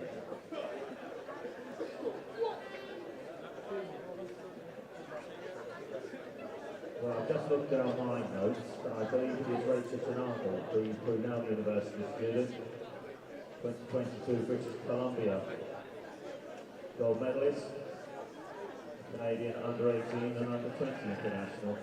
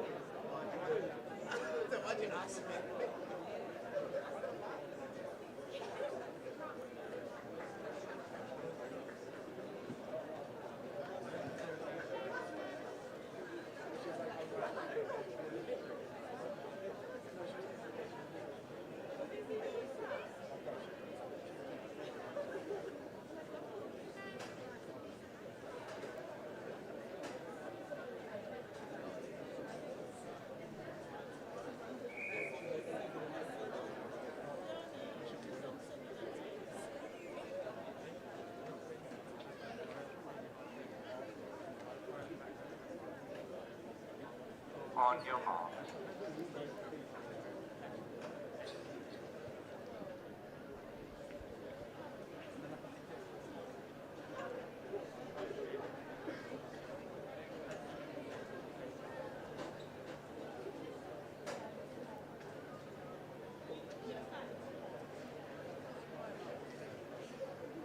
Second heat of the women's 200 with Raquel Chernago, Stephanie Brooks, Amelia Hart, Lucy Lowe's, Amelia Large, Tina Louie, Ella Barker and Hannah Longdon.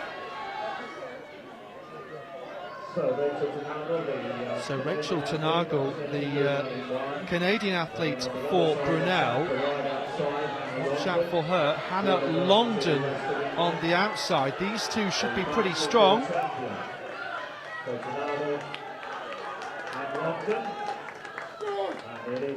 So very close, but Longdon just gets it, I think, from Chernago and then from Stephanie Brooks, the 1, 2, 3, with the first two going through to those semi-finals. 24:61 on the clock, and it is wind legal this time. So in these women's 200 heats we will have 8, so 6 remain now. And you can see it's quite chilly conditions because leggings are being worn in the sprint event. You don't often see that. So looking at the men's pole vault A final here. Trying to gauge where the bar is at. Certainly 468 is being shown on the scoreboard, but it's where the athlete number normally is. But the educated guess would be that the bar is at 468.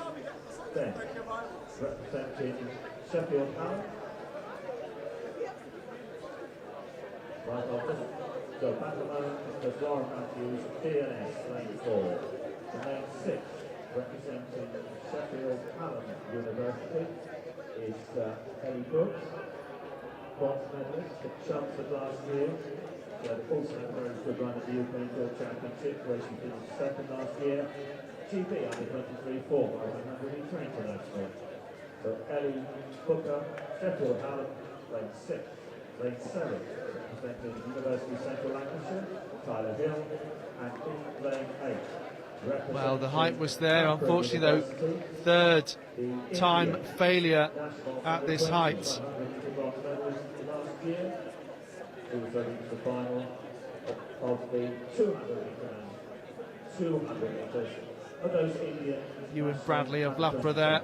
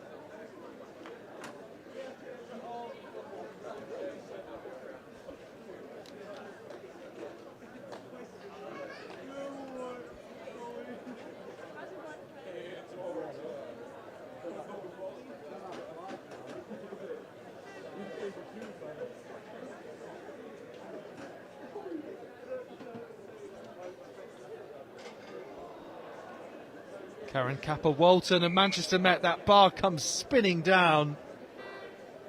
Third attempt this is. On your mark. We think at 468.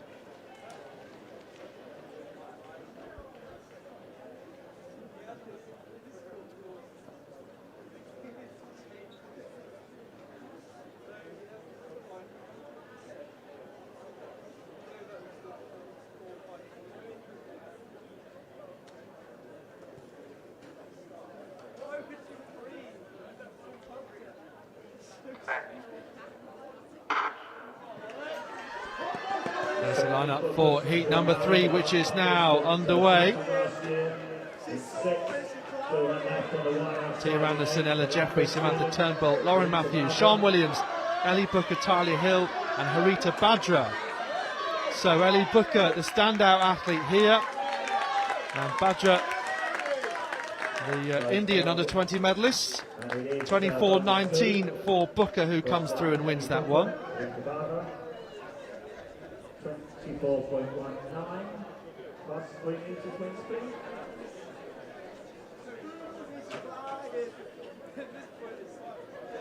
So the wind has gone back to being illegal, plus 3.0 meters per second there. So to Jake Watson in this pole vault final. Well, slippy conditions for sure, but this height proving a little difficult. So looks like the bar has moved up to 478.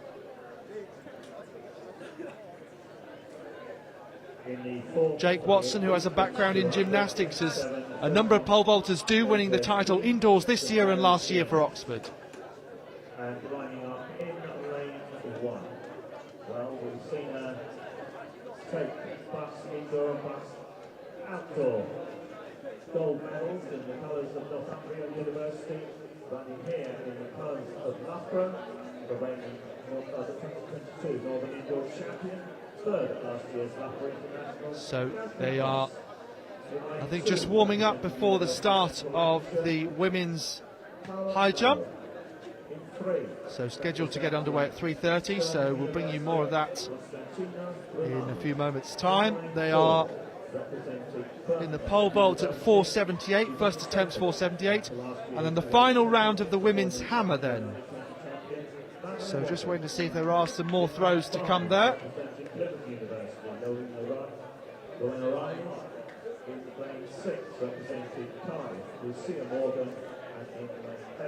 So throw just being measured in the women's hammer. 7:49 the athletes. Dawn Russell, University of Western Scotland, 45:38.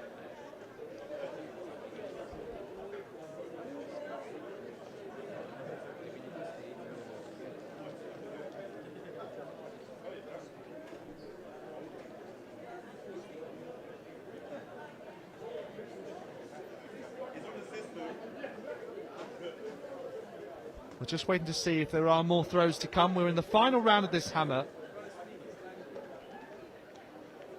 So I think actually that was the last throw there. So that means that the field action now is the high jump and the pole vault.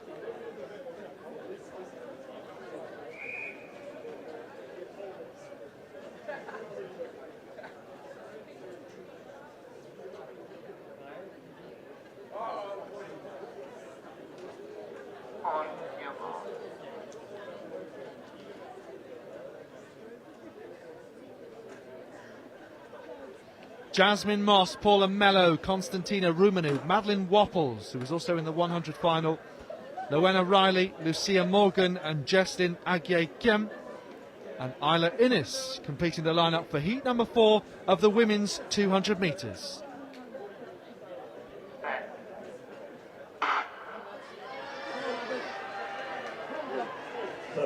Madeline Wapples gets a great start in the red of Birmingham in this fourth heat then.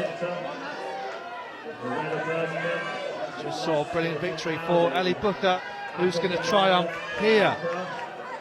Jasmine Moss of Loughborough with a nice lead down this home straight, 24:20, wind legal this time. And Jasmine Moss,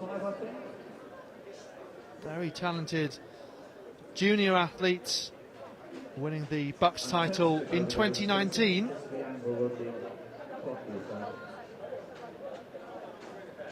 And hopefully she can get back to her best, 23:84, her PB. An athlete from the northeast. George Heppenstall in the pole vault, 478 second attempt. Oh, that is so unlucky, because He had the height and brought it down. No doubt he's frustrated with himself. Warwick University in 1, Rachel Bennett, Manchester next. Almost questioning exactly what happened with that.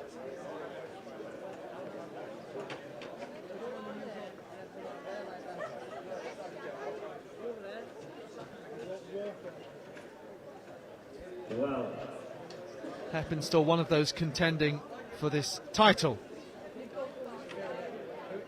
in this pity, I just heard that there are 4 DNSs.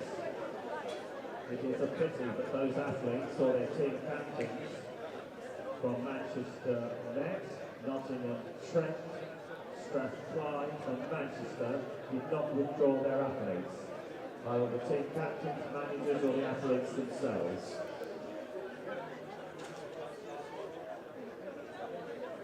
Simply a matter of the fines, it's simply the matter of the imbalance and the unfairness on the other athletes who run in heats where there are 7 or 8 athletes.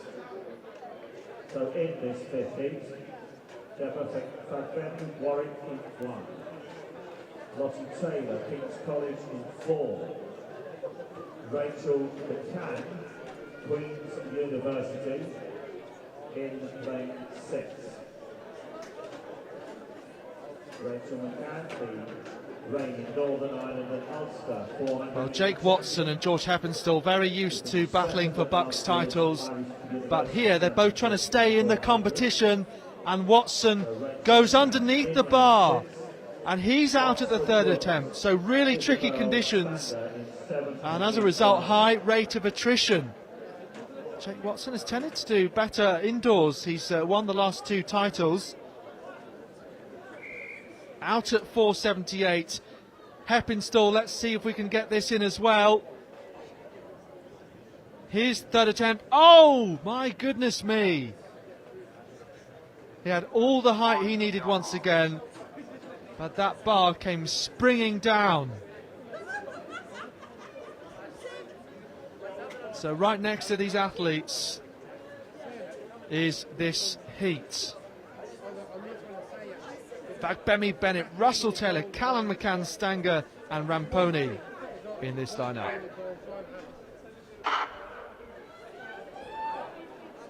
So now underway with just the 4 athletes, it looks like. So a few DNSs in this. We'll have to work out who is actually in it.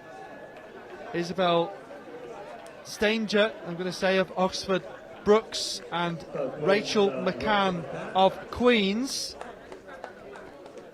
So McCann wins this quite comfortably. Annabella Stanger in 2nd place, plus 2.3 meters per second on the clock. Just beyond the finish line where the track referee wants to meet them from heat 3 of the women's 200. Athlete 121, Ellie Booker, Sheffield Hallam. So it'll be interesting to see actually how things stand now in the pole vault as a result of 3 consecutive failures there for Watson and Heppenstall. Apologies, that is not 5.62 to meet the track referee. It is 121, Ellie Booker, Sheffield Hallam.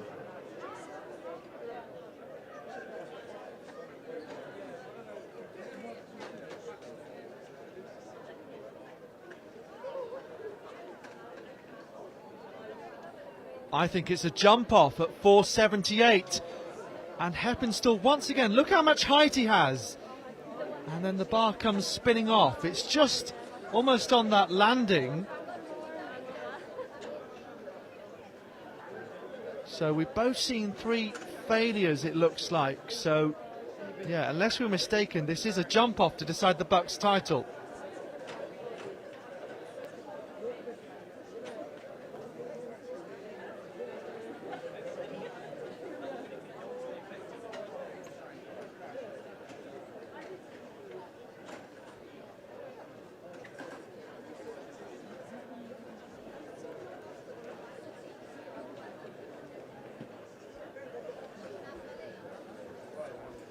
So we'll have to keep close eyes on this. Well, it looks like the competition has concluded for Heppenstall, certainly. Lane 1 and lane 8 TNS in this 6 feet. In lane 2, representing Loughborough University. Well, we'll hope to clear up exactly what has gone on there and whether Watson of Oxford has a jump left to go or not. From Cardiff next, in 4, Kirsty McBurn. In 5, Liverpool University's Mia Rose Llewellyn. In 6, representing Nottingham University, Hannah Ligo. And in 7, representing Cardiff University, Matilda Robinson. That's the lineup for the 6, 8 heats in the women's 200.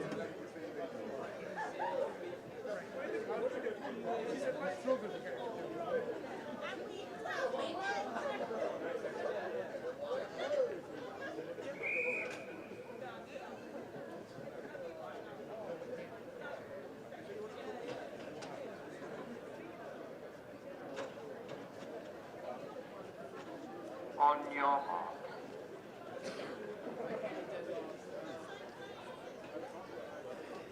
Tamsin Fowley, Niamh McGee, Hannah Owen, Kirsty Triglone, Mia Rose Llewellyn, Hannah Ligo, Matilda Robinson and Alison Bell. So she is also doubling up across 1 and 200.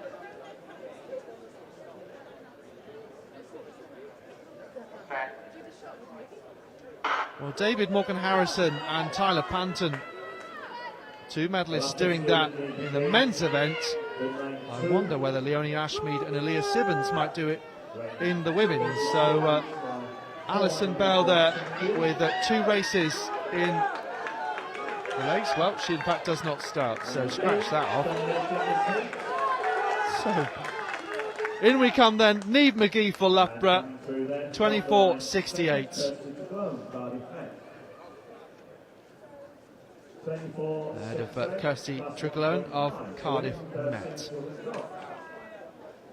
Well, we did talk about it yesterday, the fact that athletes, quite rightly I think, give themselves the option by entering multiple events. And sometimes do withdraw depending on how your body's feeling. Of course, some of these athletes who are doubling up in sprints will also do the relays later on. May choose to maximise team strengths there.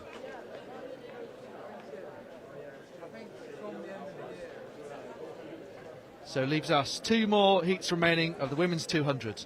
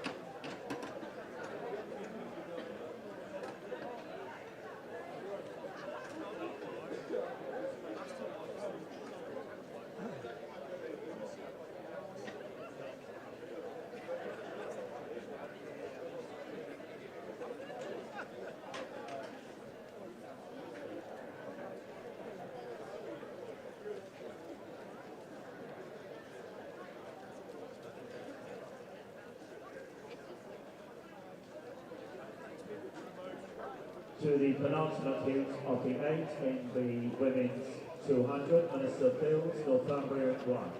Crystal Kutukwu, East Anglia in 2. From the University of the Highlands and Islands, Lois Garland, the reigning Scottish Universities champion. Lane 4, Coventry's Janae Danko. In 5, Sheffield University's Emily Reed. In 6, Kent University's Tony Bryan. In 7, Chloe Britton, Plymouth. And completing the lineup, King's College, Alicia Regis.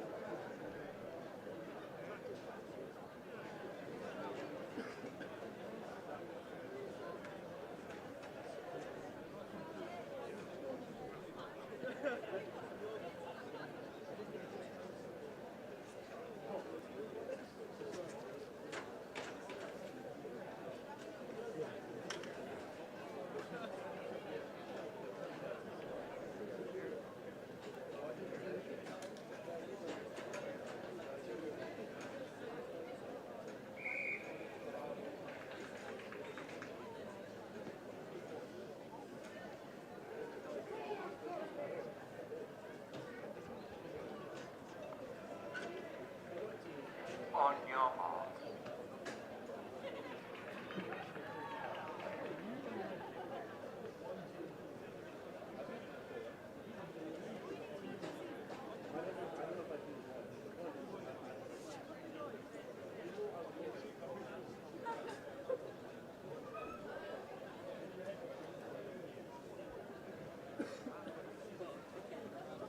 Set.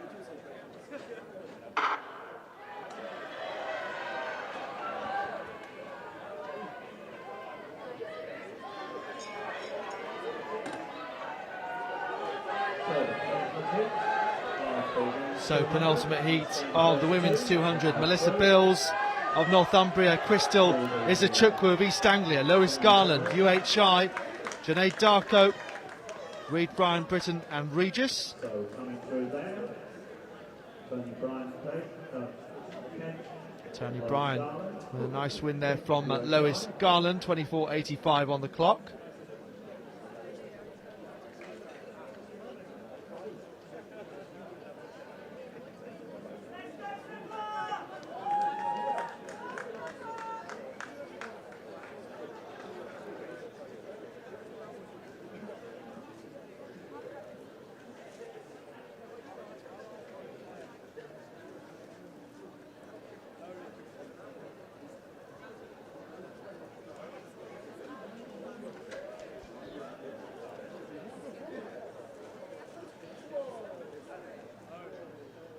To the final heat of the women's 200. In lane 1, representing Brunel, Ashley Bevan. In 2, representing Exeter University, Pippa McCarthy. In 3, representing East Anglia University, Serena Grace. In 4, representing Loughborough University, she finished 4th at the BUCS Outdoor Championships. In the number 20 indoor bronze medalist this year, Gwendolyn Dayton. In 5, representing Oxford Brooks, Sadie Graham Mulvaney. In 6, from Warwick University, Melina Pelly. In 7, representing Leeds University, Alexander Clark. And in 8, from Edgeville, Alice Woodhouse. Heat 8 of 8, within 200.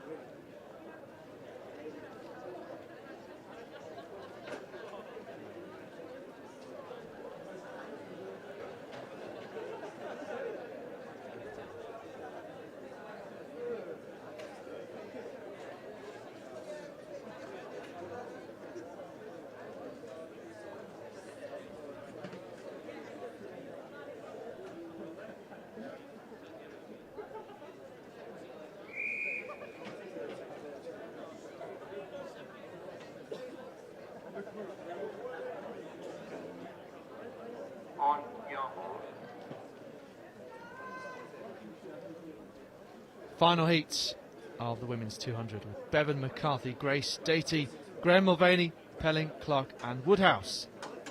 So if any of these athletes are involved in the relays, not too much of a turnaround. Gwendolyn Datey potentially in it for Loughborough in the 4x1.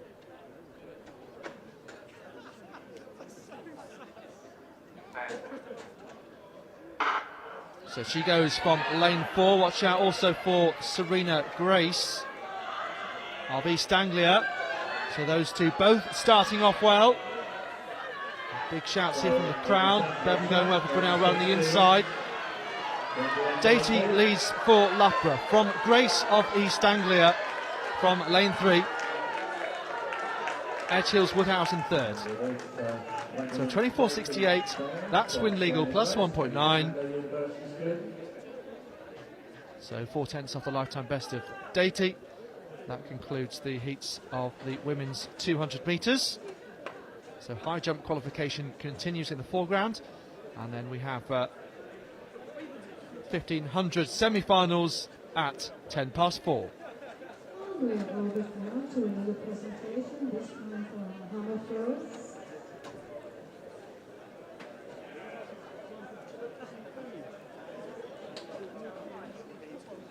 Our bronze medalist from Cardiff with a throw of 52.03, Dion Palmer.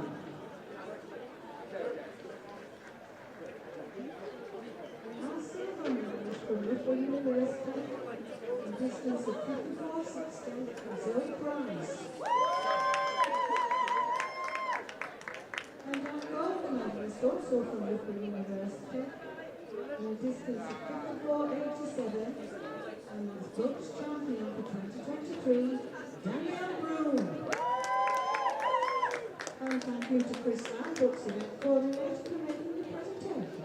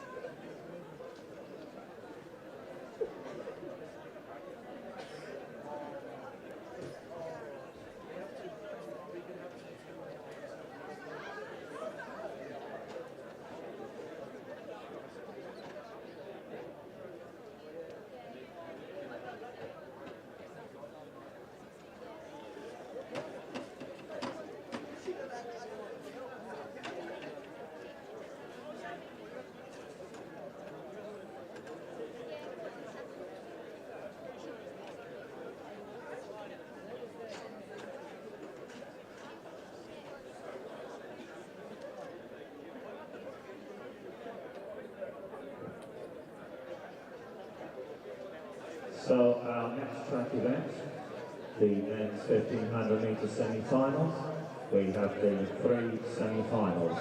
The first of which is good 16:10.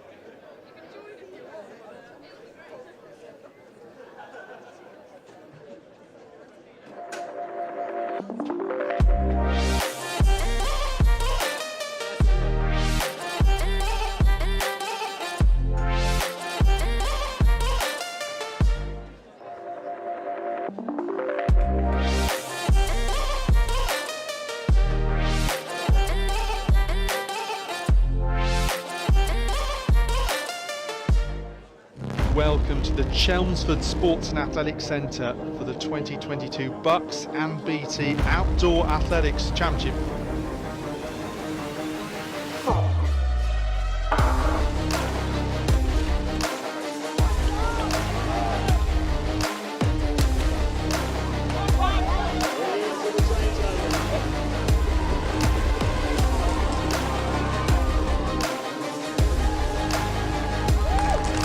coming through. Ashmead challenging.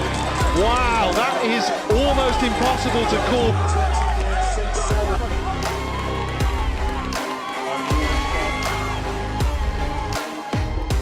To push on through this bend and down into the home straight.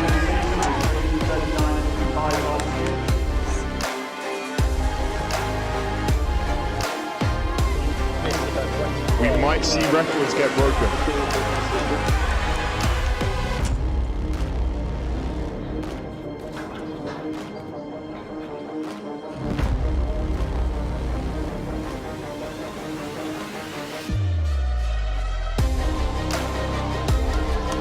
So this is the real battle now that's yet to be decided.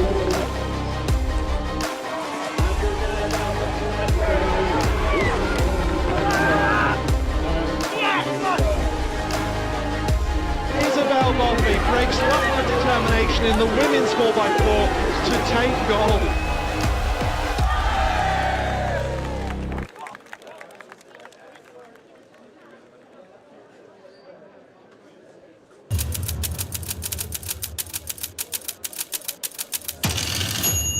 And this annual flagship event, marking the 10-year anniversary since the start of BUCS Nationals, always no shortage of colour, drama, excitement and names to watch out for as university students from across the UK battle for glory and bragging rights. He is powering his way to the wall. Is he going to be enough? Things are about to heat up a little bit. They're all coming back in the closing stages. Oh, what a finish that was. It's a new BUCS record. She will take the gold. Was it ever in doubt? But they're pretty much neck and neck here on this second leg. So tight, shoulder to shoulder. Trying to get alongside. Looks like it's between these four for the medals. She's going to bring them home. It's going to be gold. Shoulder for shoulder, into the finish. Where's this one going to go? Brunel come home to defend their title. Who would have thought? Who would have thought? Next year near London, I'll chat to all.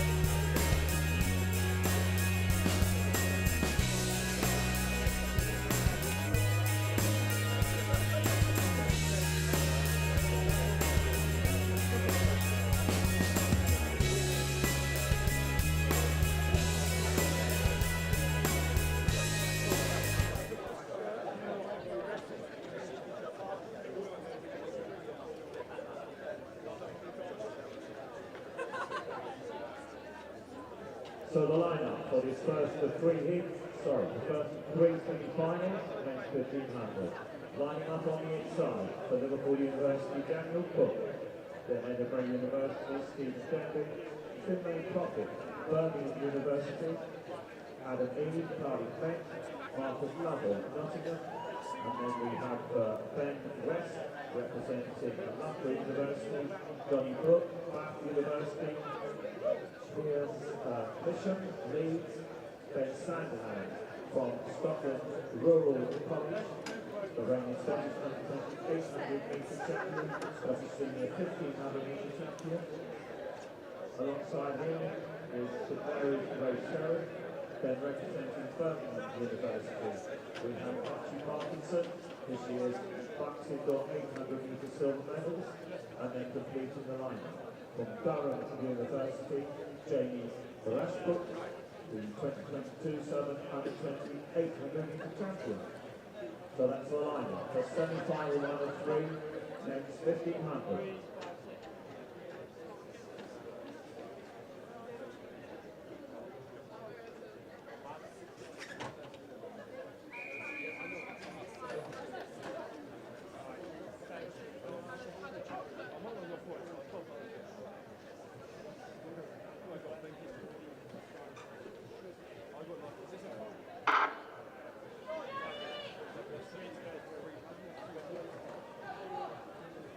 So qualification from these three semi-finals through to the final.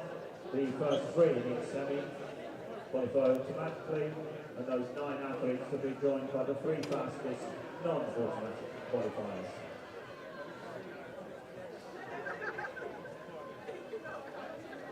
Let's have a look at who's in this race that's just got underway. The first semi-final of the men's 1500. Daniel Cook, Stephen Denby, Finlay Profit, Adam Eade, Marcus Lovell, Ben West, Johnny Brook, Piers Clisham, Ben Sanderlands, Rafe Serif, Archie Parkinson, James Rashbrook completing this lineup. So 2 Birmingham athletes, and it looks like Finlay Profit is the first of those, just on the inside there.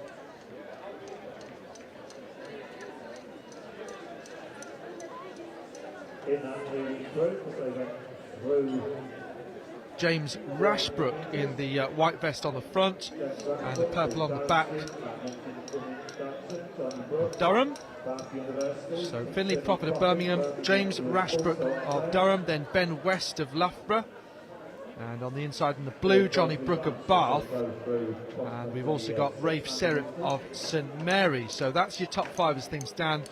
We're looking at 3 automatic spots through to the final and 3 non-automatic qualifiers will go through by virtue of their time across all 3 semi-finals. The final, by the way, taking place tomorrow at 4.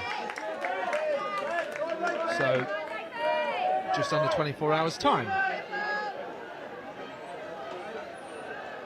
Piers Clisham leads to the 4, as is the Mary student Ray Serif.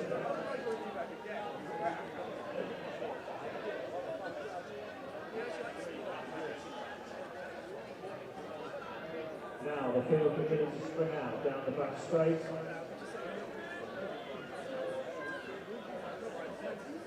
So going through 800 metres there, and now into this top bend.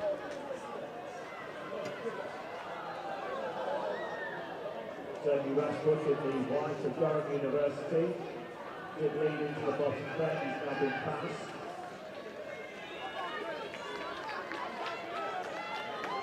So the emerging figure there in the black vest of Ben Sanderlands, Scotland's Rural College.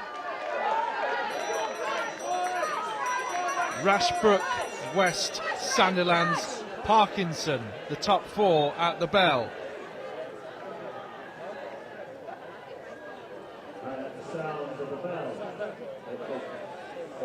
So West now pushing on, using that bell as a bit of a trigger to move through.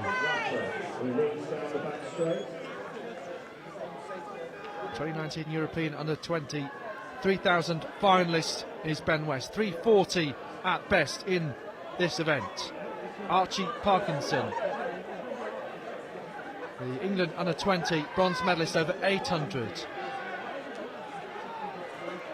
Parkinson, who was second indoors over 800 as well, behind teammate Henry Fisher, I should say. West, Parkinson, Sandilands, ahead of Rashbrook. And the clock stopped at 3:53.48.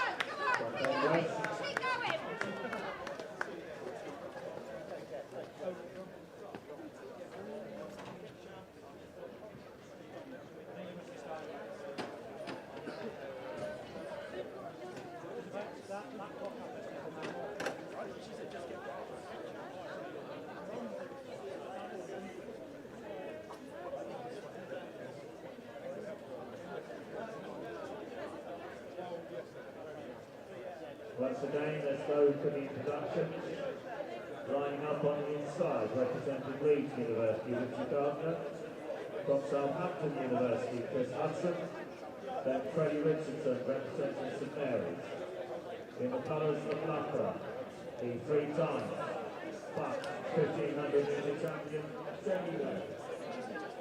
Jacob Brennan, who represents Cardiff University. Welsh indoor 800 metre bronze medalist this year, Welsh 1500 metre silver last year,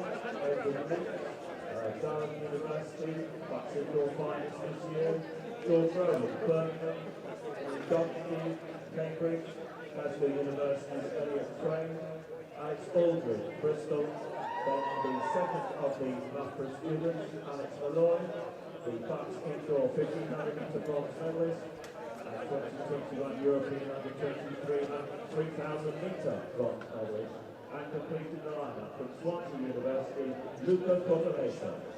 Semi-final 2 of 3, men's 1500.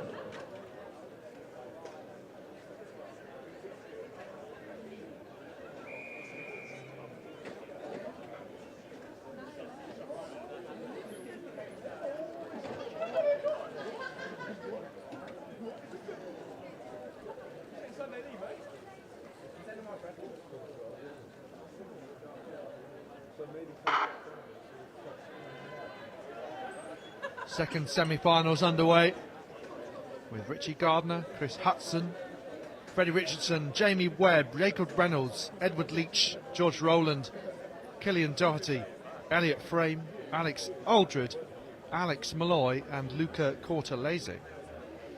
So Jamie Webb then, two-time European indoor medalist here with an astonishing BUCS career across Manchester Met and Loughborough Uni days. Finished fourth last year, but not fully representative, I feel. That was a terrific race though, but it's also one reason why many people are looking forward to this 1500 metre final, with Ben Patterson hopefully joined by Jamie Webb and a number of other athletes, including from Birmingham and St Mary's and others, Cambridge as well potentially. So Jamie Webb with a lifetime best of 3:41.88. He's a great 1500 runner, but over the last few years generally he's carved himself out as an 800 specialist, improving year on year across most of his career. Well, that, by the way, compares to Ben West, 3:40.82, his PB. The Loughborough man also in this, Alex Malloy, should mention, he was a European under-20 bronze medalist over 3,000 a couple of years ago and looked solid in the heats. And it's another event where Loughborough could get a 1-2-3, but as we commented on with the 400 metres when Ben Higgins joined us earlier, there'll be a few with plenty to say about that.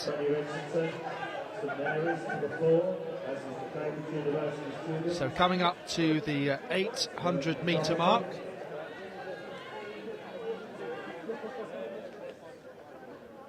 Well, I make this considerably slower than the first semi-final, and you can see that perhaps telling that the whole field still together.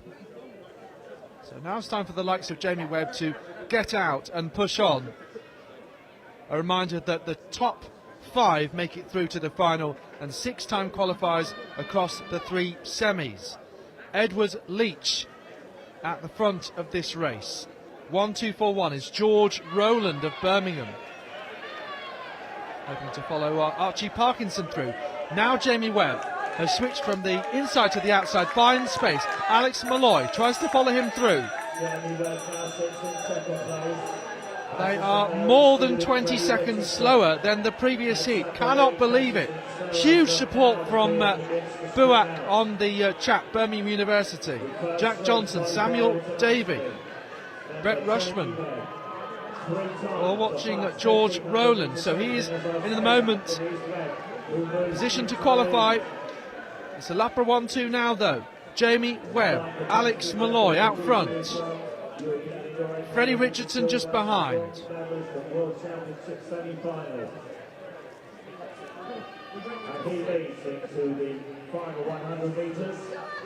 So comfortable inside the final 100 after a ridiculously slow couple of laps before that.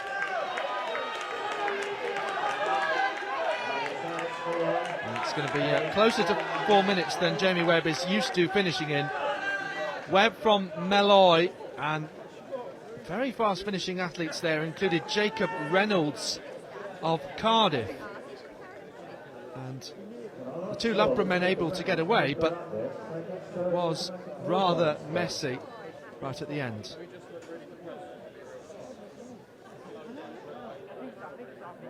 I'll wait for the result to come through on the Roster Athletics app. Normally comes through as the next race is taking place. To the third semi-final, Alicia Camello, Sheffield comes up on the inside. Ben Patterson, Loughborough, alongside Commonwealth Games 800 metre bronze medalist, European 800 metre finalist, Josh Smith, Cardiff, Jeremy Dempsey, Cambridge, Bucks Indoor 3000 metre bronze medalist, England Senior International, Hardy Law, Exeter, Alexander Wood, Bristol, then Oliver Bill, St Mary's, the International Indoor Champion this year, Matthew Fuller, Oxford, Tyler Brilliant for Birmingham University, the Boxing Outdoor Champion, Ben Matthew Hoopshall, Swansea, Gavin McCaffrey, Sterling, and Charlie Roberts leads Beckett. Semi-final 3 on 3, minutes 1500.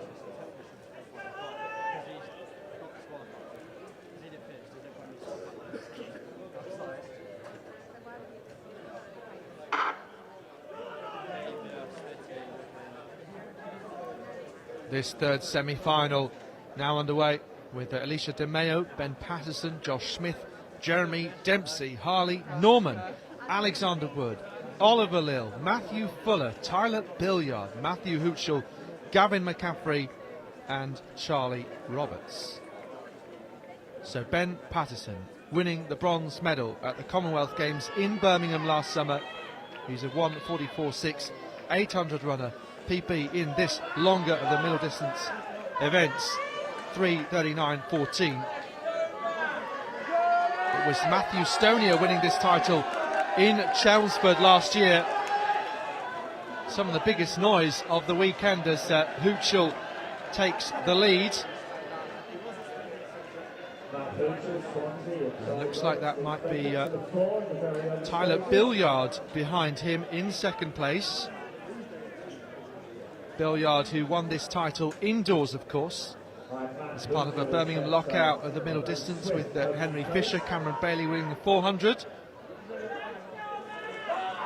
Jeremy Dempsey was third in that race, and Dan Howes was between them. And Howes doing the 800 here, trying to defend his title when won in Chelmsford last year.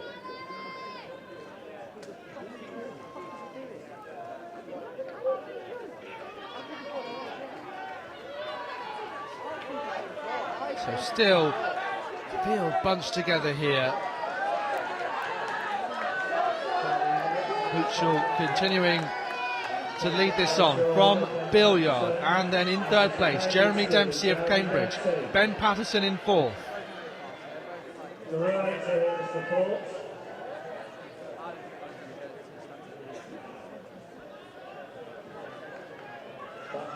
But still leads down the back straight, but I think he's shortly to be passed. Ben Patterson to the front from Dempsey now. Oliver Lill up into third place, blue and white stripes to St Mary's. He was 7th at the UK Indoor Championships in Birmingham over 1500. Lifetime best outright in Lee Valley in February of 3:46.41, and he was 6th last year at the BUCS Indoors.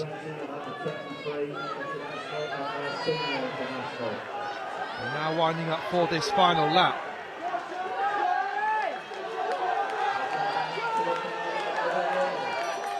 Ben Patterson of Loughborough hits that bell, 2:51 on the clock, so a second faster than the previous heat, but looking for 3 automatic qualifying spots. There was a mistake on the roster app, says 5, but it's actually 3, so apologies when that comes up as 5. Patterson from Lille, from Billiard, and Dempsey. Looks like Charlie Roberts, I think it is, trying to make a move, and Alicia De Mayo also in this leading group. So surely Ben Patterson is going to have enough here.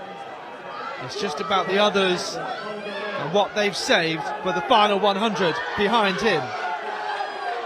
Watch out for Charlie Roberts on the outside for Lise Beckett as Tyler Billiard in the red of Birmingham begins to push, but it's Dempsey on the inside. Dempsey on the inside, behind Patterson and ahead of Tyler Billiard of Birmingham. 3:50.31 on the clock this time. Jeremy Dempsey, I think, taking the 2 automatic qualifying spots behind Ben Patterson, who led them across the line. Good battle that in the third semi-final for the 3 automatic qualifying spots. Good racing.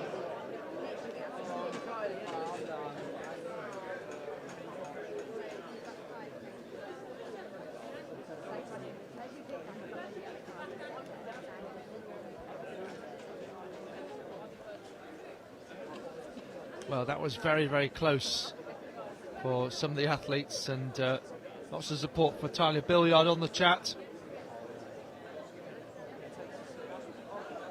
Just managed to squeeze home third there. The indoor champion. As we say, a really, really high quality field for the 1500, both men's and women's.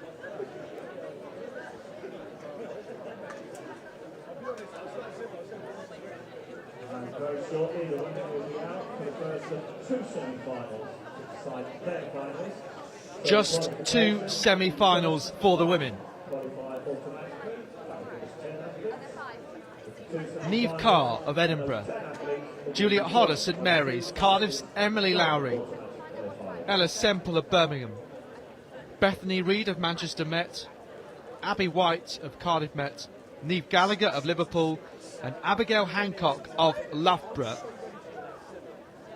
So first semi-final, the women's 1500 metres. Let's see if there's another page. Yes, Emma Ball, Stephanie Tucker, Bethan Morley, and Georgina Campbell. For this first semi-final, women's 1500, Niamh Carr, Edinburgh University, BUCS Outdoor silver medalist in 2022, Juliet Hodder, St Mary's, Emily Lowry from Cardiff, the BUCS Outdoor bronze medalist this year.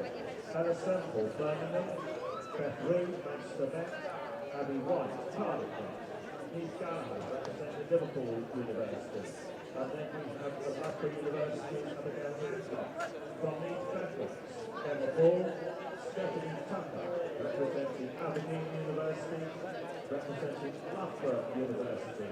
She was second at Chelmsford last year, the BUCS Indoor Champions this year, Beth Morley. Well, at these championships last year, Jess Judd won yet another BUCS title for her, ahead of Louise Shanahan and Sabrina Sinner. And then indoors, Bethan Morley, who's in this heat, beat Alex Shipley, who's concentrating on the steeplechase we saw earlier in the heats, and then Emily Lowry, who's also in this. So 2 of the medalists from Sheffield. Indoors, Neve Carr then is 3rd ranked, behind Beth Morley, who's 2nd ranked.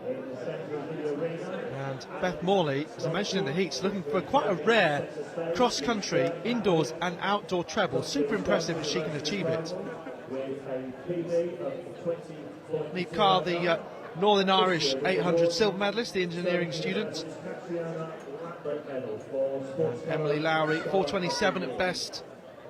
Also the Welsh indoor 800 champion. She was 8th at BUCS indoors last year, improving by 5 places as mentioned to get that medal this year.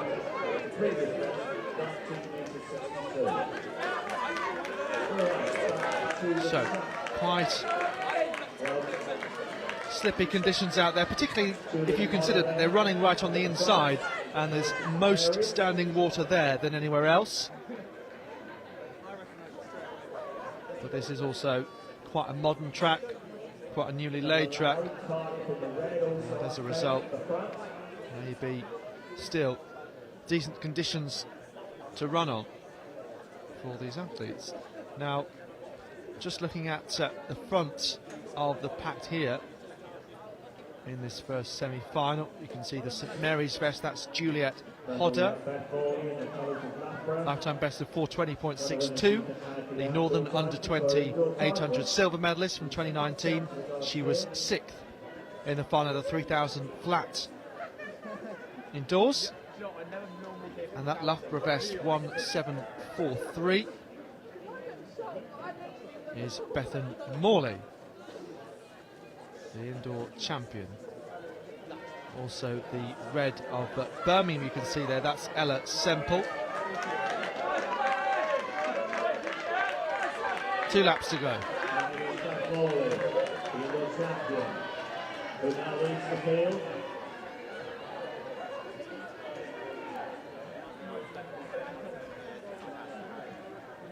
So Bethan Morley of Loughborough, Ella Semple of Birmingham, Emily Lowry of Cardiff in the red on the outside, Juliet Hodder of St Mary's, blue and white on the inside, Abby White of Cardiff met then just behind them with the blonde hair and the maroon and gold and navy vest.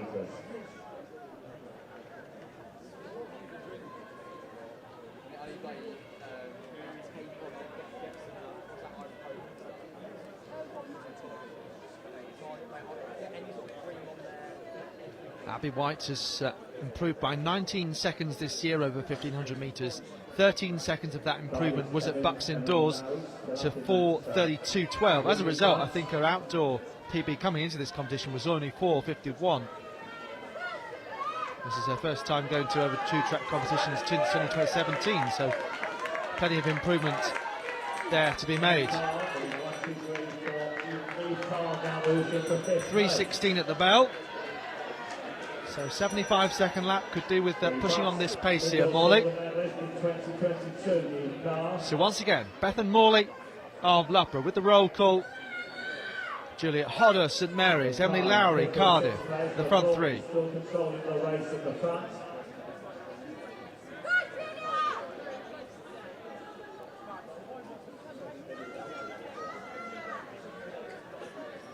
Leading group of 6, you can see the other Loughborough athlete there, 1:7.23, Abigail Hancock. Neve Carr in the dark green and white of Edinburgh moving up.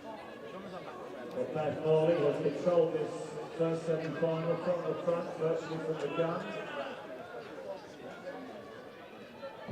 So the indoor champion and front circle cross-country champion looks to be very good form. Stephanie Tucker of Aberdeen trying to come through as well. So Morley in 4:27.30. Neve Carr also finishing nicely there.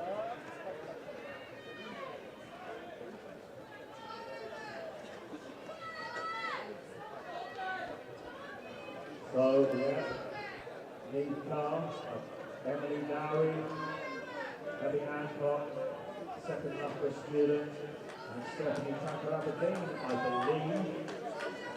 Our 5 automatic qualifiers alongside the indoor champion Beth Moore.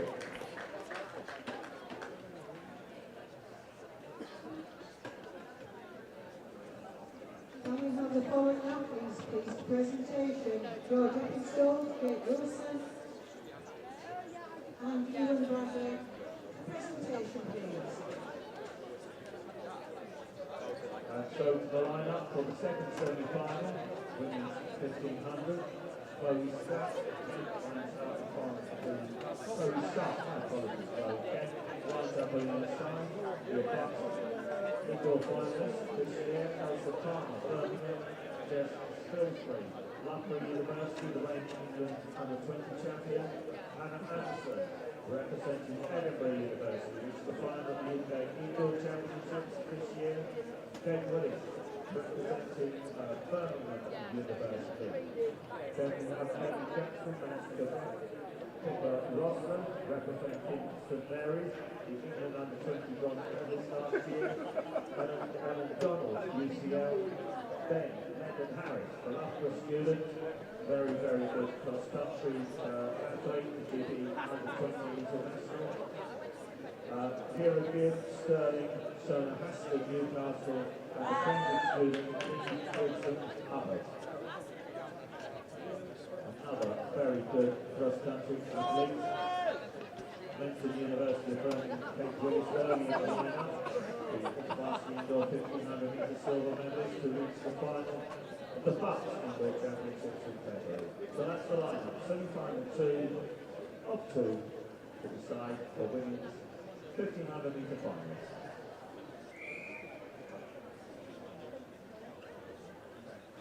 See you later.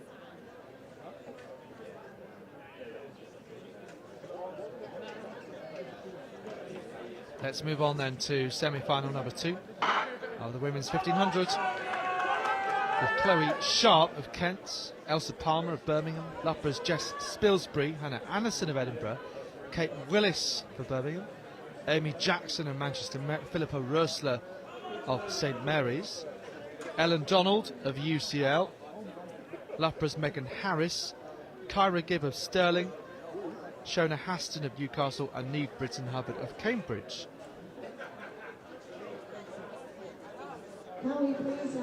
So Britton Hubbard just in second place there, top ranked athlete, lifetime best 4:12.42, improved from the start of the 2021 season to the end of last season, so just over a year there, by 9 seconds. Elsa Palmer though, big improvement for her, really impressing by winning the BUCS 3000 metre indoor title. She has a lifetime best of 4:28.88, so I feel like that's certain possibility that could go this weekend. And it was a race in which she was with teammate Saskia Millard, who was kind of favourite to defend her title, but in the end it was Palmer who won the gold there. Plenty of middle distance medals for Birmingham's women as always, along with the men that I mentioned before.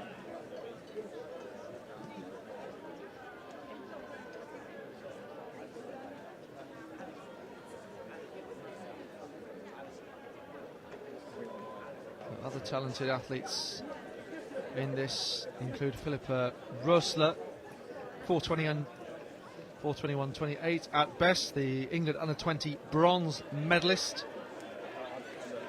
and Jess Spilsbury, another Loughborough athlete who's the England under-20 champion. She was 8th at BUCS cross country, winning the Northern Indoor 1500 title last year.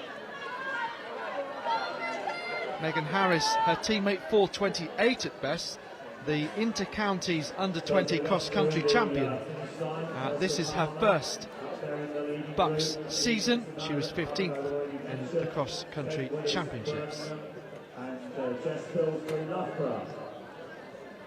So still as you were, with Elsa Palmer at the front.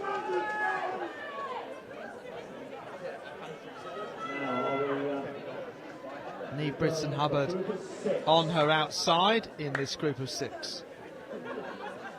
With Rosler actually just off the back of it. Hannah Anderson hoping to follow her teammate Neve Carr through to the final in the dark green. And the second of those Birmingham athletes, Kate Willis, in the red there right on the inside.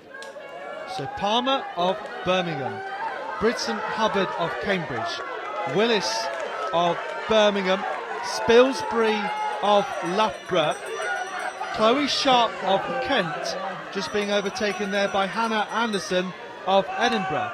3:20.96 at the bell, so 4 seconds off that first semi-final pace.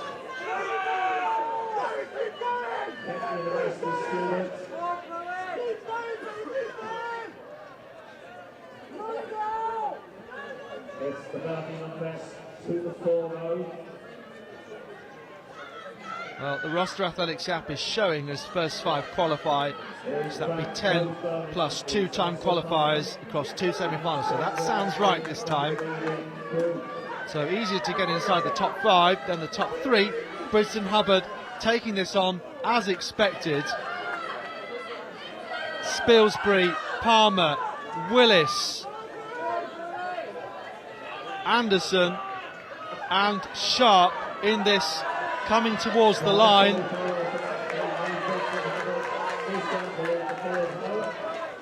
Neve Bridson-Hubbard nice and easy coming in, and a clear top 5. Sharp just run out of things, and the clock stops at 4.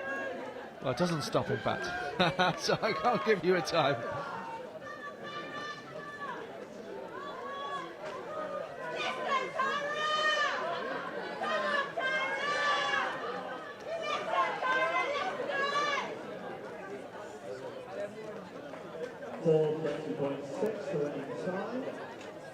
So that concludes the individual track races for today. We move now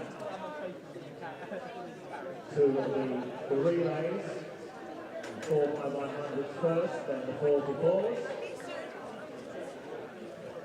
Splits from the relays will be available tomorrow morning. Splits from the relays available tomorrow morning.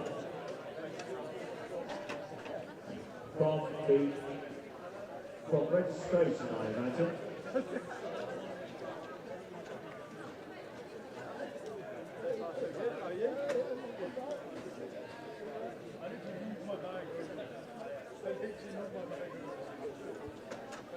Well, wonderful stuff then. So we just finished the women's 1500 metres semi-finals. Going to look at the timetable now, and that tells me that wow, it's just the relays to go. That's exciting. Also exciting, Zachary Blair has joined me from Birmingham University Athletics Club, the university I used to go to, so, you know, strong allegiance there. Yeah, absolutely. So now tell me what this weekend has been like for you so far. You're doing most of the media, so you're doing some of the great work that goes into the Instagram and stuff like that. How are you doing? I'm the face behind UB Sport Athletic for this weekend. Making sure everybody has good photographs and making sure that everybody is on the story, to be honest. Yeah, well, that's hard work, isn't it? Because it's quite a big contingent of athletes, yeah. Up to 4 in each event. What have you enjoyed most so far? As a 400 runner, the 400 semi-finals were very, very tasty. And we've got a strong chance tomorrow for it. The 100 final was really, really good as well. Both the men and the women was so strong. And I think the 1500 semi-finals, especially the men's one at the end with Tyler Billiard, because I know all of the endurance lot are watching TB's semi-final. Watch out for him tomorrow, because I think he's going to do some big things. Yeah, no, that will be good to see. It would have been easier to ask you that question in a day's time, right? Because people have actually won medals. But, I mean, that's how athletics works. We watch the semi-finals, and we're like, ooh, okay, this is getting excited now. The temperature's rising. You can see who the contenders might be, but no one knows really how it's going to play out, especially in the middle distance. You know, you could go from back to front quite quickly, and that's what makes it exciting. But yeah, you mentioned the 400. So Cameron Bailey, right? Cameron So Bailey. he won the indoor title in Sheffield. So yeah, he'll be one to watch out. Who else is in the? Is anyone else in the 400 there for Birmingham? He's the main guy. He's the main guy. Yeah. He's our main contingency. Well, because I train with him as well, so I know the work he's put in across the winter. He is, I would say, he's in one, if not the form of his life at the minute. So we're all hoping that he can do something special tomorrow and just see what happens, really. Right, so you've been sat there a minute, let's say, a minute, about 2 Yeah. minutes. You've already got like big up Zach Blair message from Brett Rushman, Samuel David, Rory the Lion in commentary. So were you running the mascot race? I was the mascot race. Oh, then right. How did you do? One of the lions won. About 6 lions, so I can't remember which lion. I was the lion that won. Oh, brilliant! Yeah. Oh, you very unsung about that. You know. Oh, well, I don't mention it at all. I don't know what you're trying to imply. Oh, brilliant. So there we go. Yeah, these relays should be exciting though that are coming up. I know that the relays indoors, way more carnage. You know, lots of drop batons. Yeah. 3-4 people on the floor. It's a war zone. But still outdoors, it's a great thing to watch, isn't it? It's more carnage trying to set them up than actually do them, is what I found. Oh, right. So you mean actually picking the team selection, the order, getting everyone in gear? Yeah. Everyone in gear it's a lot of work, and bless my coach has been racking his brains and working day and night to get us in a working oil and order. So I'm really, really excited to see what we can do. I think we're Heat 1 actually. Because I can see Darian down there. So I'm excited to see what we can do, and God willing, we win the heat and qualify easily. Yeah, because it's this unusual situation where it's not like first 2 teams, it's by time, which I think is quite welcome. If they changed that and made it every event, I'd feel, that's quite a big change, that's quite uncomfortable. It is nice to have time qualifiers, or fastest losers, some people call them. But some people say, let's get rid of them completely, you know? Yeah. You're in or you're out. In or you're out. But, I don't know. What do you think? I think it works for a relay, especially when there's different components, because obviously you can't see the relay from fast and slows because you don't know what athletes are going when and who's doing what, like a heat or a final. So to be able to put a stronger athlete with a weaker one, and that works in sort of timed order there, I think works, especially for a relay, works really well compared to an individual event. So you're going to join us for these relay heats, yeah, certainly, until you get bored of us.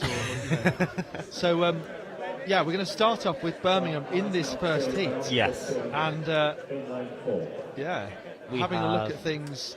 It's hard to remember, actually, how people did in previous relays in previous years, but there was a glorious win in the 4x4 for Birmingham a few years ago. You know, against a strong Loughborough team as well. Yeah. I'm just trying to remember. I think Freddie Owsley was in it. Mark Cotton was in it. This may be before your time at Birmingham University. Before. But yeah, certainly I remember that. So that was. We haven't actually had too many BUCS Outdoors, you see, since then. That's why it's a little fresher in my memory because, yeah, I'm going to say last year was the first BUCS indoors for 3 years. Yes. As a result. So you maybe have missed out on some BUCS that may have been cancelled in your time. What year are you in? I'm in second year. So I started. There we go. Yeah. All good for you then. I went to BUCS last year to watch in Chelmsford, and then obviously did indoors as the mascot race, and now we're here doing the media for outdoors as well. It's sunny Manchester. Yeah, absolutely. Well, it was sunny yesterday. It was glorious yesterday. Until it wasn't. Might have jinxed it, maybe. One of us, between us, we probably jinxed it. Probably. So we're going to start off here with Edge Hill in lane 1. There we go. So Edge Hill, the first on the inside. Not exactly in lane 1, but yeah, in lane 3, that's more like it. Then Oxford, Birmingham, Liverpool, Sheffield and Exeter. Whoa. If I were able to, I'd rub my hands together now, but I dropped my microphone. Really excited for this. Let's see how they go. Once again, Edge Hill, Oxford, Birmingham, Liverpool, Sheffield and Exeter. You're watching the men's 4x1 relays. Zachary Blair alongside me. So Birmingham already making up good ground. Liverpool on the outside. First changeovers looking good. Nice changeover from us. Come on, Julian. It's Julian Priest's first BUCS into Suresh. Oh, a shaky changeover from us. But hopefully just about got it in time to Suresh Black. Sheffield going well on the outside. It was Joe Foster on the last leg for us against Sheffield. So Sheffield from Birmingham and Exeter. Oh, and now the nervous wait begins. Liverpool and Edge Hill. Yes, I mean at the indoors, in both of the relays, there were appeals. It got very complicated to work out what had gone on. Very messy by the end. The Birmingham team were there for a long time after, and yeah, it's a sore spot. It's a sore spot. But we're out for revenge in outdoors. Can you remember why that was? I'm trying to remember. Oh yes, it was the order of the changeover. Yeah. In the 4x2. Yeah. It's one of those rules where it's a rule that it exists and we only talk about it quite rarely because it only comes up quite rarely. Just a quick look at that result then. So second semi-final, women's 1500 won by Britton Hubbard from Palmer, Spilsbury, Willis. It was all pretty close there in the end, as you can see. And another two Birmingham into the final. Yes, and that's another place where you would hope to get medals. Yeah, so we also there was 2 lane infringements by one of the same teams, Sheffield Hallam. They were disqualified. Strathclyde had a changeover outside the zone that was then ruled to be okay. Yes. So they were reinstated, and then Birmingham also tried to get reinstated, but yeah, it was argued that the order shouldn't have changed. But that can be a tricky one sometimes for the athletes to work out. I think what happens is, yes, if you see that the athletes might have changed order, you might decide to change, at that time when you're put in position. But I guess the rule would be just get in position, stick to them. Yeah. And not risk that, yeah. It was more because I think we were told one position and then it then wasn't that position, but we weren't told in time. But the official argued that we were, and we couldn't prove that it was or wasn't. So then it went back and forth, and there was a lot of emotion. My best friend, Maddie Waffles, was all over the place, bless her. But we're back for tomorrow for 4x1 and 4x4, and hopefully double BUCS gold, and to show why we are the best university. Yeah, for sure. That'll be the intention. I have to be careful not to be, part of that. We're here to spread BUCS domination wherever we can go. Yeah, I mean, look at this. We love you, Zach, from someone. Birmingham domination, says Samuel Davey. Birmingham is rolled. And yeah, not everyone started a fight in the comments. But Birmingham loud and proud, clear here on this chat. So I mean, whatever university you're supporting, let us know and do shout about it. We've got some purple hearts that. I mean, pretty much every university is purple, isn't it? Pretty much. Yeah, I thought we're still trying to answer that question, and I don't know if you'll be able to give an answer, but... Why? Why, yeah, I don't know. I've never... Well, I've always... No. Well, it's always been confusing between Loughborough and Leeds Beckett because of the fact that they both have L's. So when you're looking during a relay, you're not sure. But it's the same with, like, us and Cardiff. It's really, really hard to tell. Unless you know who's in your team. Yeah, 100% Birmingham and Cardiff. They seem to get closer and closer to each other's vests, year on year. So I agree on that one for sure. Yeah, Birmingham used to have a bit more yellow in or gold or whatever you call it. The old player there vest. Yeah. Don't make them like they used to. So in this next heat, then the athletes are just out there at the moment. We've got Chichester, UEL, who are one of the sprint kings, really, and sprint specialists, and Correia Awe getting a medal in the individual 100. They've had the likes of Jonah Efaloko come in for the relay, the World Junior Champion in the past. Leicester, Oxford Brookes, East Anglia and Nottingham Trent, who should have potentially Richard Akinyebu, the UK indoor champion, but East London will be the ones to watch out for here. So heat 2 of 5, by the way, and then we'll have the women's 4x1 and then the 4x4s. You sometimes see athletes do both the 4x1s and the 4x4 back to back, which is quite incredible. We're not sure. We might have to have some of that tomorrow in order to It's under wraps. It's under wraps. Fascinating. We can't speak too much, but we have plans. We have plans. Brilliant. Okay, so let's have this second heat then. Chichester, East London, Leicester, Oxford Brookes, East Anglia and Nottingham Trent.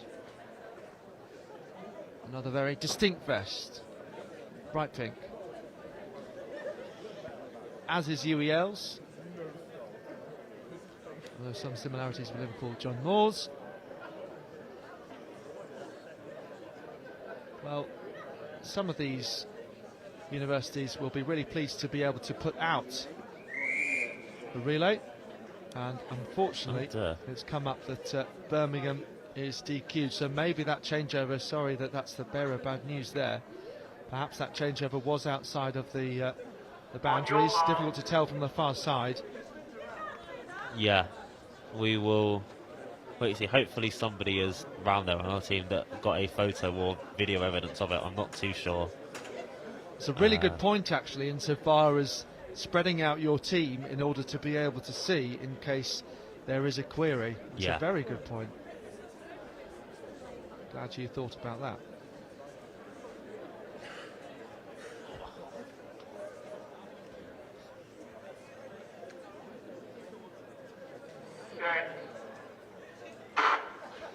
So focus on East Anglia and East London here. Let's see what they can do. Actually, Leicester having a really good first leg here. Third from the inside. First good changes. Leicester, it looks.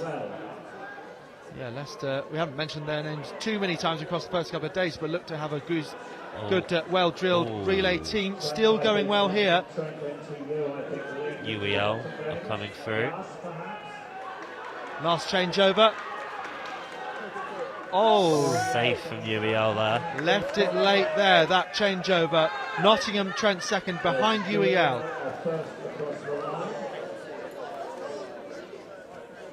So 43 seconds exactly. UEL were followed across the line by Leicester. 43 seconds showing on the trackside block. So that concludes the second heat in 43 seconds. 42.83. So give us a sense of what the atmosphere is like in the Birmingham team. You know, the stuff that we don't see necessarily. You know, the bit behind the scenes, the kind of cheering we had. There's some big hugs. If you saw, but they were caught on camera. Yeah. Madeline Wapples and Ola Brennan, they both got big hugs after their races. Brennan smashed a PB in that case. We didn't realise with the big hugs. We went to watch the live stream later, and it ended up I was on the live stream, the first one, and then her best friend Ellie Alcock was there, and Samuel Clifton, who will do Hammer tomorrow, was there, and everybody was so pleased for her because I think it was the second or one of the second or third best time she's ever done. And then we had massive success with the 4 hurdles as well, getting all 4 of our girls through to the final tomorrow. Ola Brennan and Amelia Brinks-Good both, Ola going sub 60 for the first time, which was incredible, and then Amelia going 60 as well. Molly Swingler going 62 to get the standard 4 British champs, which was really amazing stuff from her. So the vibe and just this team spirit at the minute is absolutely incredible. So why don't you do 4 hurdles then? If it's an event where and clearly the entries aren't that high compared to other events. I mean, have you seen the size of my legs? I don't think I could quite get over the size of the men's ones. I'd just stick to the flat and stick to being able to die over 400, just a normal flat besides the hurdles, I feel. Yeah, well, I mean, the option's always there. The potential for PB is massive, though. The potential to grow into that event. Oh, yeah. Technically, speed-wise, there's so much improvement that can be done. I mean, you think of like unlikely hurdlers. A famous one is Peter Warden, who was only 5 foot. Wow. A Commonwealth medalist, and he always talks about himself as the little guy. Yeah. And why was the little guy taught to hurdle? But it worked for him. He won. Commonwealth medal, both in the 400 flat and the hurdles. So you never know. I tried one training session with it. I got over about 2 hurdles and realised I actually don't think I can hurdle. So we skipped over that and went, you know what, it's fine. We'll leave it to the people that are way more smooth over it than I am. Yeah, well, I guess so, but then you have seen in recent years a few people have a go with hurdles, and suddenly, before they know it, they've improved by 5 seconds. So, the is he trying to convince me to go to more hurdles? Convince you, yeah.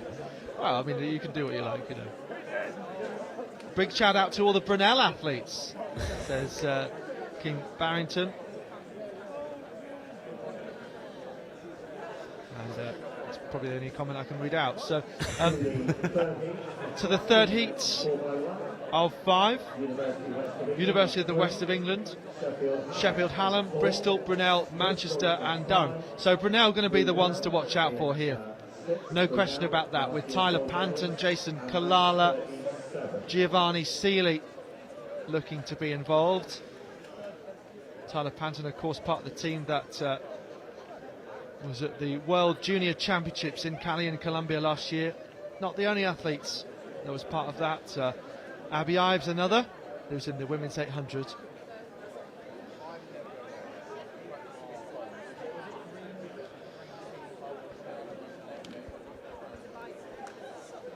Yeah, but Brunel winning the gold last year.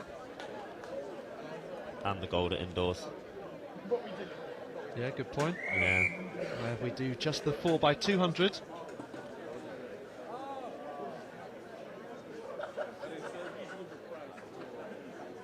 So UWE, Hallam, Bristol, Brunel, Manchester and Durham. So I think we're seeing 2 things here. We're seeing universities with real strength in depth, and then others where individually you might not think of them as well, serial medal winners, shall we say, but they put together a solid team. Let's have a look at this race then. UWE, Hallam, Bristol, Brunel, Manchester, Durham.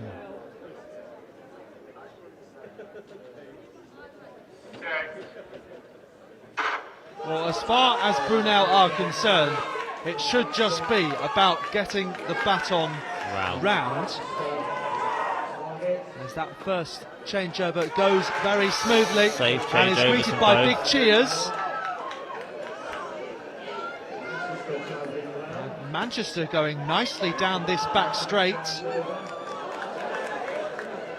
Lovely changeover from Brunel again. Brunel and Hallam, the others, going well here. Just about gets it. So Brunel, Hallam and Manchester battling. And Manchester coming through. Very, very close. Have a look at that. I think Brunel might have just held on. Now that's a turn up for the books. Yeah, didn't expect that.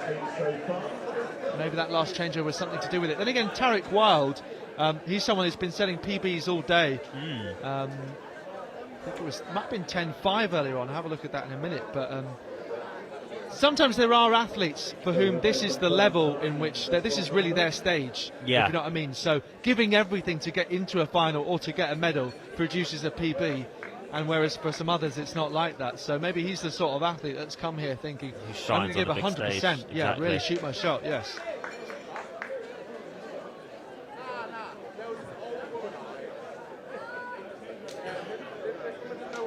So, a couple more heats to come. So what are you studying then? I study sports science. Yes, and okay, combines nicely. Yeah, I do a placement attached into it, doing physiology, which is something that I'm quite passionate about, to be fair. What's the placement? It's a exercise physiology placement where I work with actually the endurance team for BUCS. Where I go and do some of the testing for them. I work with Dave Sheldon as well, who's the head of physiology in the team, and just try and help them get ready for events like this. So when you say testing, what do you mean by that? What kind of testing? So testing is in lactate testing, so where we go and get like little drops of blood and then are able to see what sort of peak blood lactate they're at that particular time, profile them across weeks and months during their winter blocks, during their altitude camps, for example. So like we had a lot of them that came through during March before they went to Font for 3 weeks, and that was really, really good to see the progress they'd made from November, December till March, and to then get them ready so that they know where they're at for the outdoor season. Fascinating stuff, and that's, well, fairly unique to sort of university background or kind of a really professional setup where you get to use that expertise and put it back into the sport, to help the performance side. That's that's super impressive. And yeah, I guess you've learned loads from that. And just tell me though, at Birmingham this weekend as part of the team, you've got Luke Gunn heading up the team. Yes. Who else is kind of involved? Who are the captains? So we have Luke Gunn, who's head of the team, and then we have Jade Sermon and Dean Miller, who are head coaches for the power and endurance side.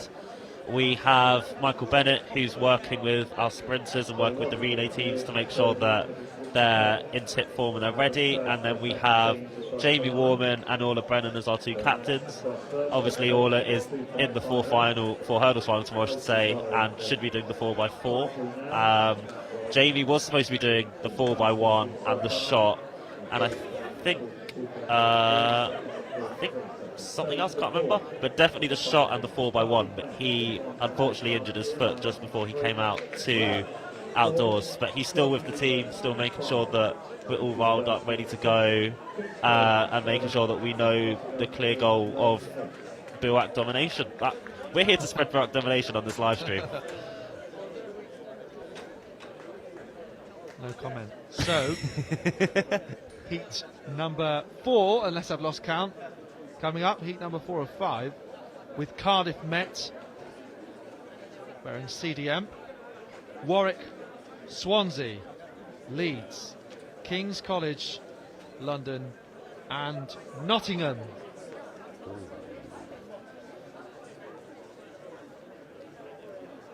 I've just seen the video of the potential DQ. We'll wait to see the appeal.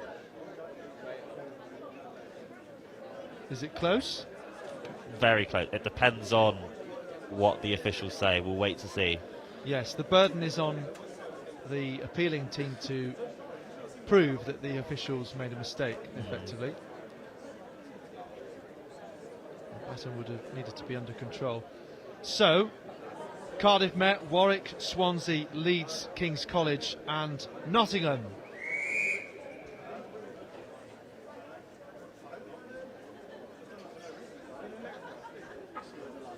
So that sound of the whistle has gone. On your mark. Now the athletes called to their marks.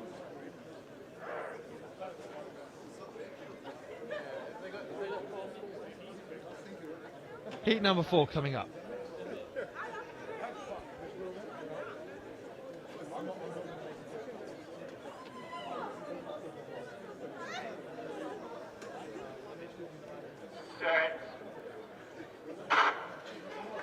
And now the gun goes. Good start from Nottingham on the outside. Also. And a lovely changeover from them too.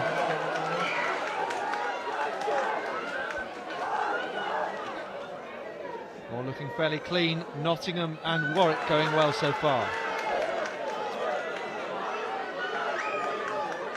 It looks like Warwick are coming through in the third leg. Oh, no. No.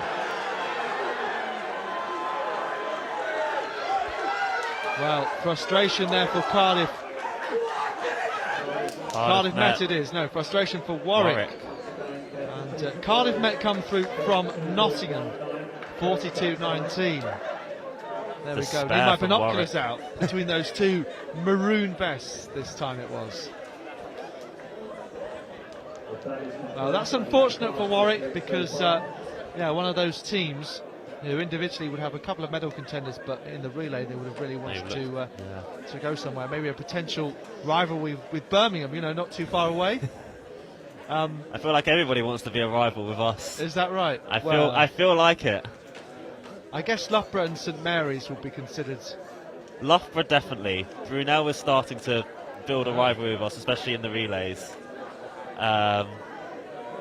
Which is, it's exciting. So looks like Bristol DQ'd there, and Durham didn't start. So Durham may be putting all their eggs in the 4x4. So Zach Blair is with us. One more heat to go then. One more heat of this men's 4x1. You can see actually, not too far away, some of the Birmingham performance staff are there. Luke Gunn's been standing there most of the time. The Birmingham contingent was sat on the first bend yesterday. Don't know whether they've moved somewhere else. We've all moved Change inside. of scenery. We got very, very cold and we all moved inside. It's been a chilly, chilly day. Yeah, certainly has.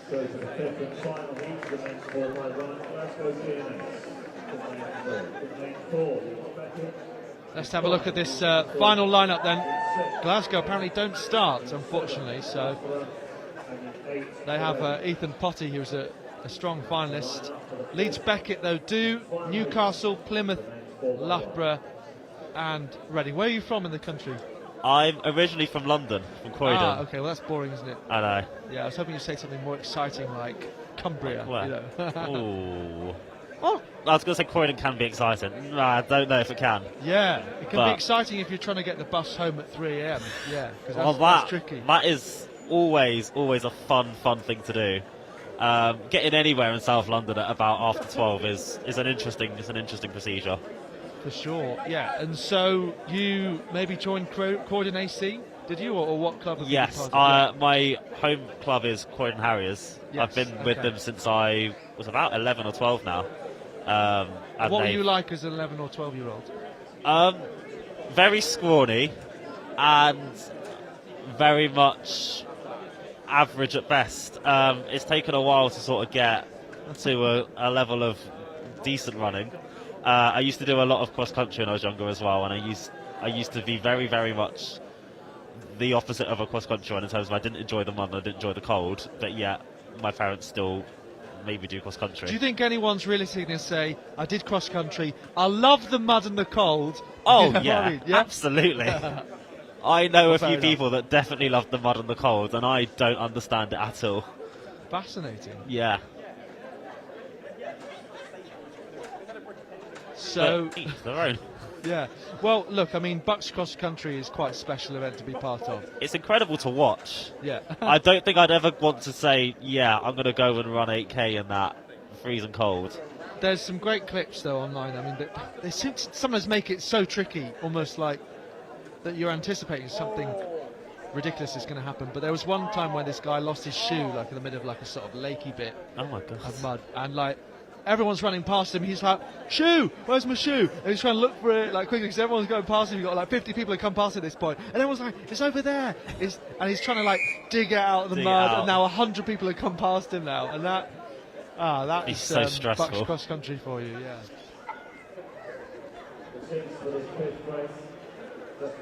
Glasgow, DNS, but we have Leeds, Beckett, Newcastle, Plymouth, Loughborough, Reading in this final heat of 5.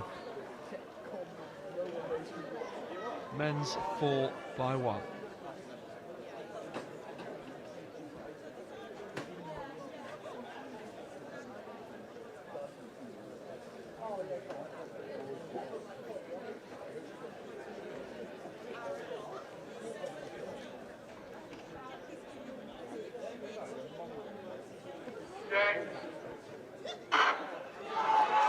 Good Another roar to get them away then. Loughborough.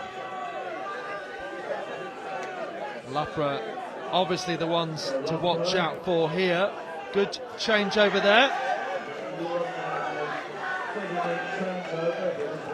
Pulling Leeds away. Beckett Leeds going Beckett nicely. are doing well as well.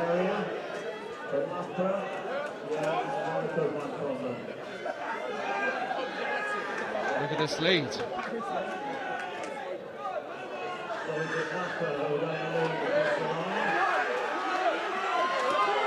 Big stuff from Loughborough as they come down. Loughborough from Leeds Beckett then in 42.34. Newcastle following them, and Reading and Plymouth completing this race. 42, the time. Well, Zach Blair, it's been brilliant to have you join us. I asked if people had any questions for you, and instead they sort of threw either love or sort of semi-insults if they're from another university. But as you said, lots of BUCS joy, clearly, from people watching, from people here, and potentially on the podium tomorrow. Hopefully on the podium tomorrow. We will pray, and we will do everything we can to show why we are the best university. And that is my BUCS propaganda over. Well, you know, if other universities want to kind of equalise that, come on and come chat. Thanks very much, Zach Blair, and thank you to everyone who's tuned in and has spread that same love.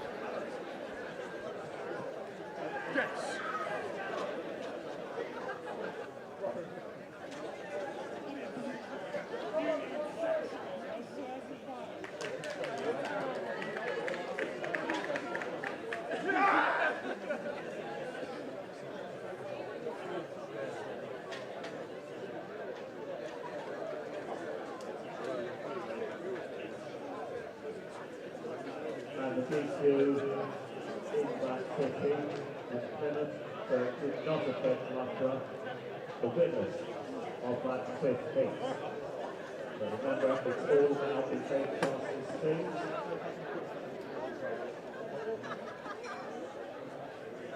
We have 3 heats of the women's score number. Fastest heat going through. Fastest going through. Really? Yeah. That's good. Because Cardiff met with 42-1. Swansea in lane 2, Manchester in 3, Nottingham Trent in 4, Cardiff in 5, Leeds in 6, and Birmingham in 7. Birmingham's last year's bronze medalist at Chelmsford.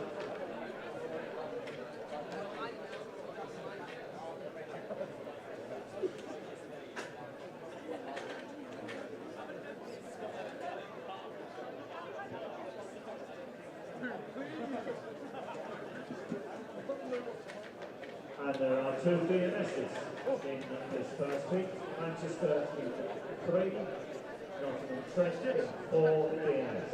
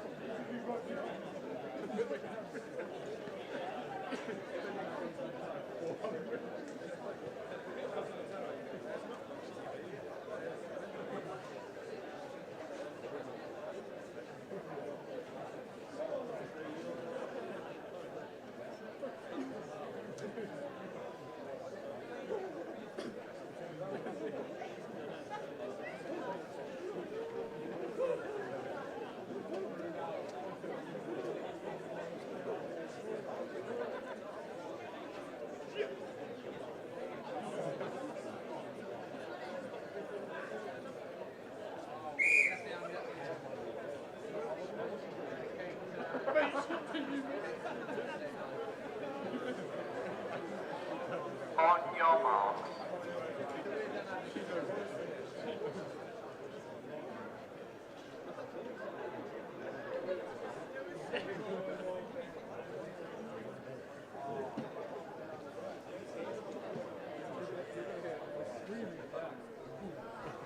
To the first heat of the women's 4x100 metres.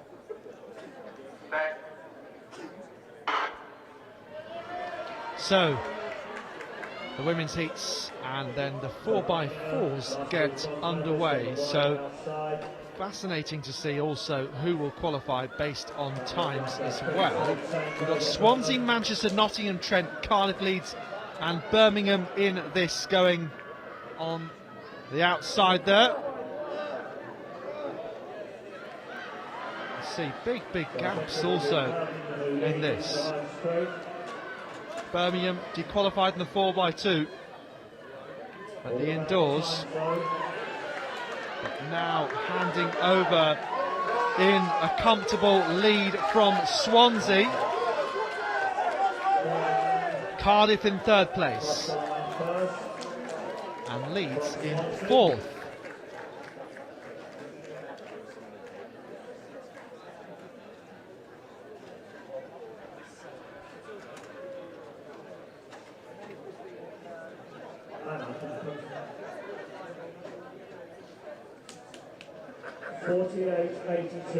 For the winners of Heat 1 Birmingham is Swansea in second place.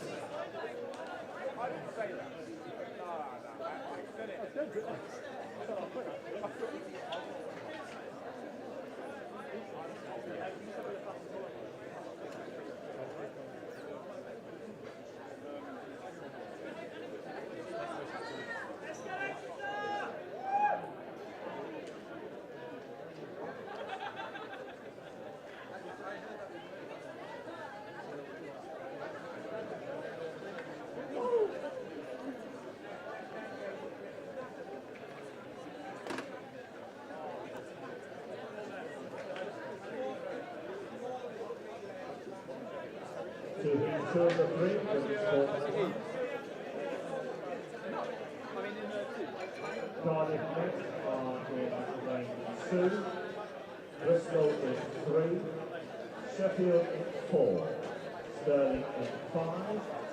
Well, we should be able to confirm who is through to the men's 4x100 final as things stand, because there are 5 disqualifications and 1 DNF.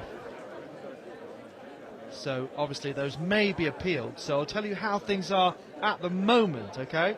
So Loughborough qualifying fastest time 42.32, Manchester 42.58. So they were both winners of their heats. So Tarek Wild did get up to for Manchester. Brunel 42.59 behind Manchester. Then Sheffield, who won their first heat, 42.81. UEL, who won the second heat in 43 seconds. And Leeds Beckett were second behind Loughborough there, 43.01. So those were both fairly clear. Then Nottingham won the fourth heat in 43.13 and qualify along with Sheffield Hallam, even though it was very, very close in the end. They both ran 43.13, in fact, and those are the 8 teams that qualify at this point. Disqualifications for Birmingham, passing the baton outside the takeover zone. Look close. Leicester starting outside the takeover zone. Bristol, again, the changeover, so to Cardiff Met,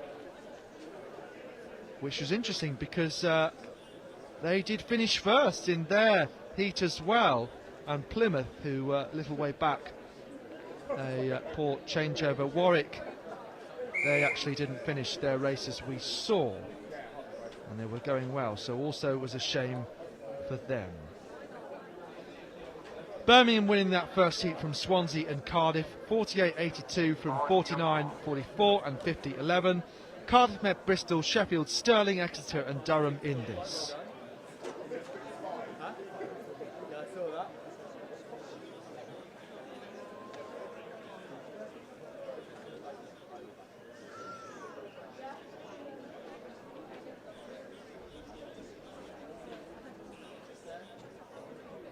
So you can see regular theme, the inside lane not being used. And here also right on the outside not being used either. Durham, it is from lane 7.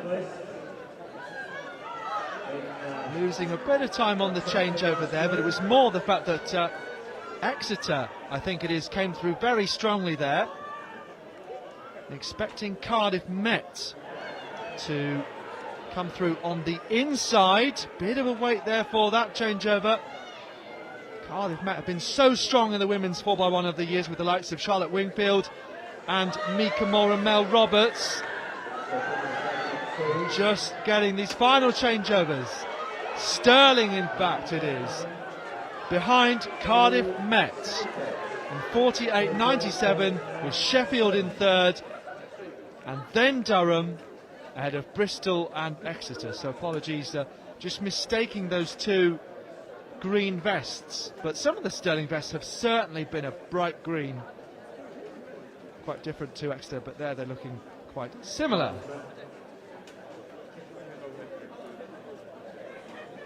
So, as always, we call it first, second, third across the line. But wait until the result is officially confirmed afterwards.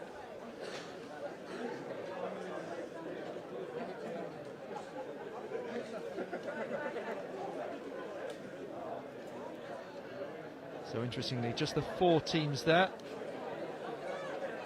with 2 DNSs.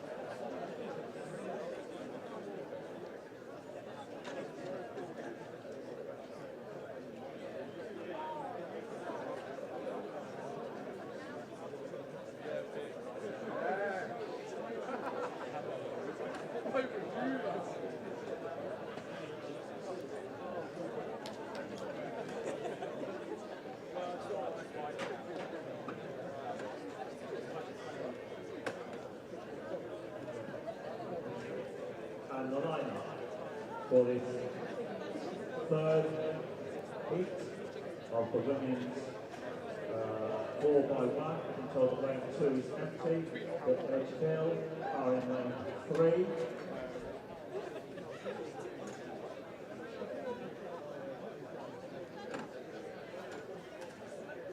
In lane 4 I've got UWA, in 5 Newcastle, in 6 Loughborough, in 7 Warwick, and in 8 East Anglia. That's what's on my start sheet.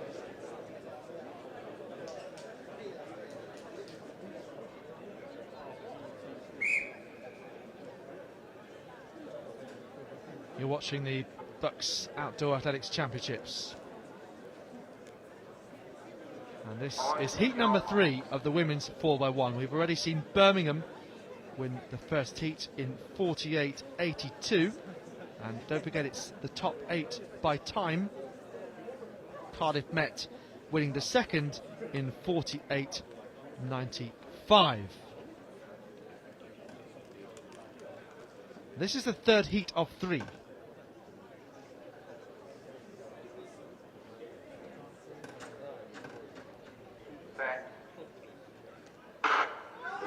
So it looks like a couple of DNSs in this race. No Oxford from lane 2 and no Uwe from lane 4. So it's Edgehill, Newcastle, Loughborough, Warwick and East Anglia.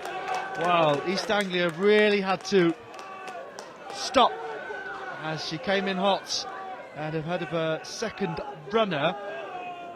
So looking at Loughborough going really well, as you would expect.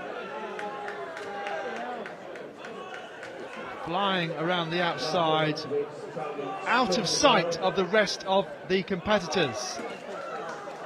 And Harita Badra just gets that baton, and they are a country mile in front of Newcastle and UEA.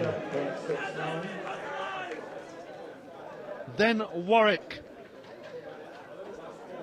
and looks to be that just those 4 teams finishing. So you can see how a few DNSs and also a bit of an attrition in terms of disqualifications and batons not passed round means that you can make the final if you put a team together sometimes.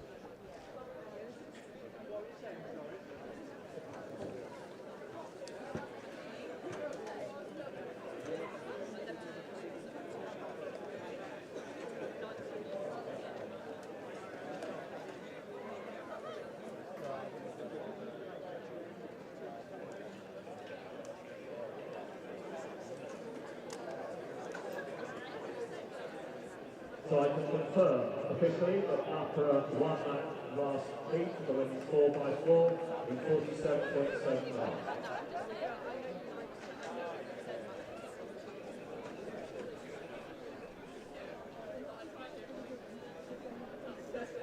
So we're just waiting for that third result to be brought into the system. And we already know, of course, Birmingham and Cardiff Met the fastest 2 teams by time.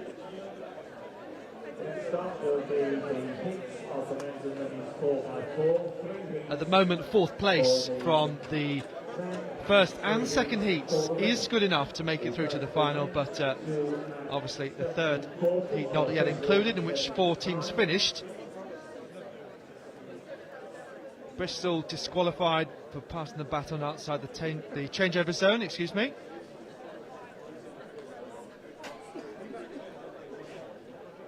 So if we can have Ewan Bradley, Jake Watson and George Cummins talk through presentation, we will present them with their medals to the pole vault. We'll be needing all 3 of them there, please.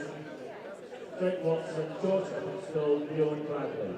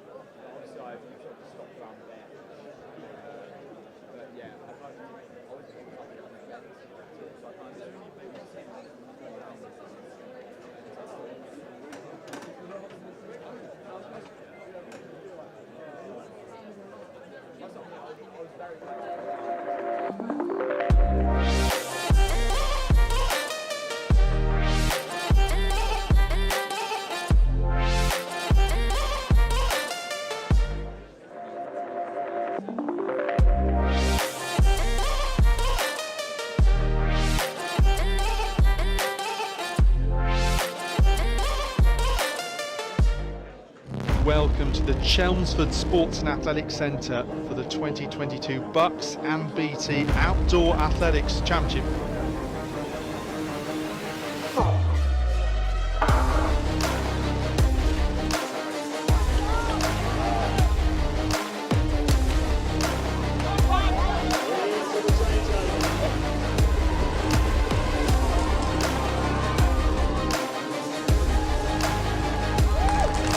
Coming through, Ashmead challenging.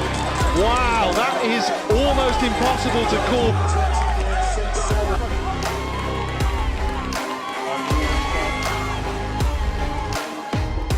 To push on through this bend and down into the home straight.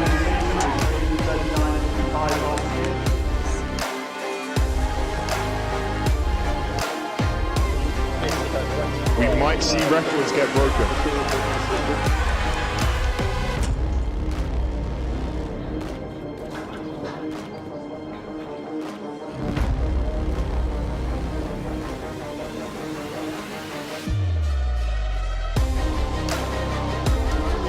So this is the real battle now that's yet to be decided.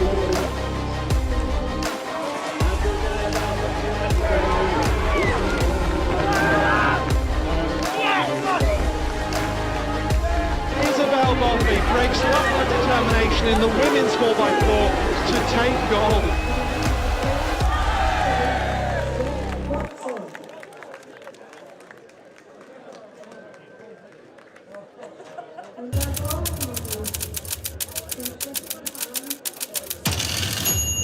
And this annual flagship event, marking the 10-year anniversary since the start of BUCS Nationals, always no shortage of colour, drama, excitement and names to watch out for as university students from across the UK battle for glory and bragging rights. He is powering his way to the wall. Is he going to be enough? Things are about to heat up a little bit. They're all coming back in the closing stages. Oh, what a finish that was. It's a new BUCS record. She will take the goal. Was it ever in doubt? But they're pretty much neck and neck here on this second leg. So tight, shoulder to shoulder. Trying to get alongside. Looks like it's between these four for the medals. She's going to bring them home. It's going to be gold. Shot for shot now, into the finish. Where's this one going to go? Brunel come home to defend their title. Who would have thought? Who would have thought? Next year in the London, I'll chat to all.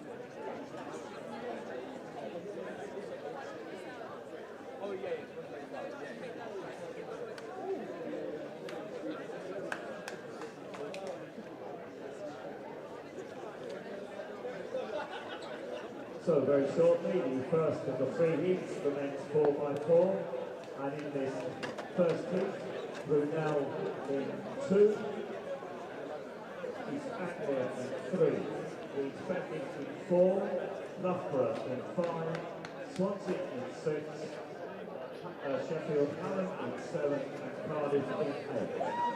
And of course, at Chelmsford, the Loughborough quartet of Charlie Dobson, Chris O'Donnell, Ben Higgins and Alex Haydard-Wilson set a little bit of BUCS history, rewriting a CBP that hadn't been bettered since 1997, when a previous Loughborough quartet got 310.2, the 2022 quartet got 305.11.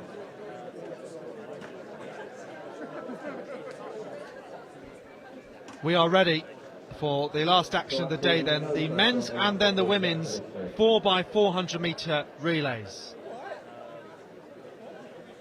So we're going to start with this lineup: Brunel, East Anglia, Leeds Beckett, Loughborough, Swansea, Sheffield Hallam and Cardiff. So Loughborough breaking the championship record from 1997 last year. It stood for 25 years until broken by Alex Haydard-Wilson, Charlie Dobson, Ben Higgins, Chris O'Donnell. On your mark. Brilliant to see, and Loughborough having a very, very strong quartet. I think they're going to bring in some names for the final also. They've got the likes of Higgins again, and also Ellis Great Tricks, Alex Cooper. Let's see how they get on here, with respect to the other teams in this as well, as the athletes asked to just stand up. Just get back a bit out of my way, please. Thank you. Green card, please, Mark. So green card shown towards the athletes. Now, On your mark. talking of championship records, if you weren't with us earlier, 11:43 for Leonie Ashmead of Sheffield Hallam, breaking the championship record. In fact, it was broken in the semi-final. We didn't realise it initially. 11:47 for Aaliyah Sibbons, the defending champion, in that semi. It hadn't been broken since 2001. Abiy Yepetan, 2001 is a long time. Not quite as long as 1997, anyway. The teammates of Leonie Ashmead, the 100 metre women's winner in this relay. And watch out for Brunel also, even though they tend to be stronger in the 4x1s. Sure, they want to make it through to this final, and 7 teams in this. Weren't too many of the 4x1s with 17s in them. We'll have 3 heats there for the men. It's the top 8 based on their times only. So Cardiff working hard here, nearest the camera. And Loughborough just coming through now.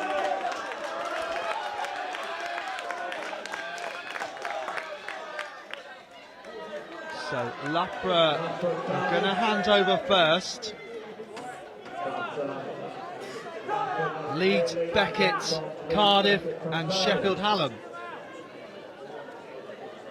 And a little further back are Swansea and East Anglia.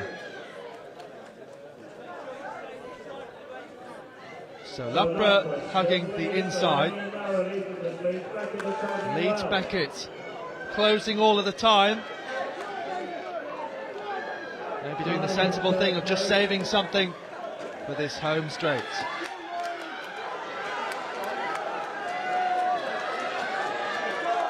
Indeed he is, so this gap lengthening once again. So baton in hand, Loughborough, Leeds, Beckett, Cardiff, bit of trouble there with the changeover. It looked like it was outside of the zone, and it drops them back into 4th. Swansea 5th, East Anglia 6th.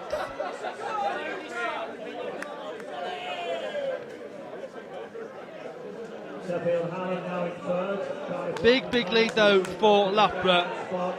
from Leeds Beckett, from Sheffield Hallam and Cardiff.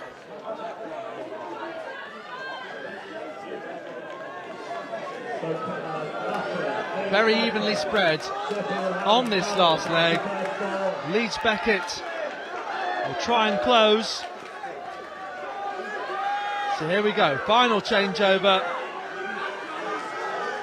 And will they remain evenly spread on this last leg? Sheffield Hallam come past Leeds Beckett. Down the back straight, it's Loughborough from Sheffield Hallam.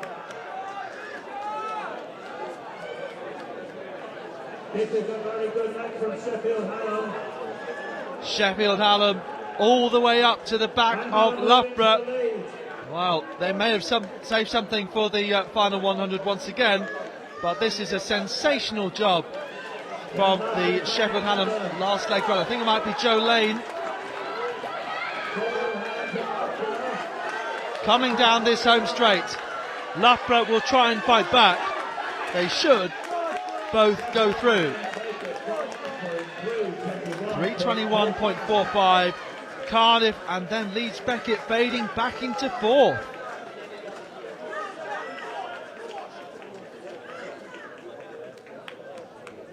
As Swansea and East Anglia then finish behind them.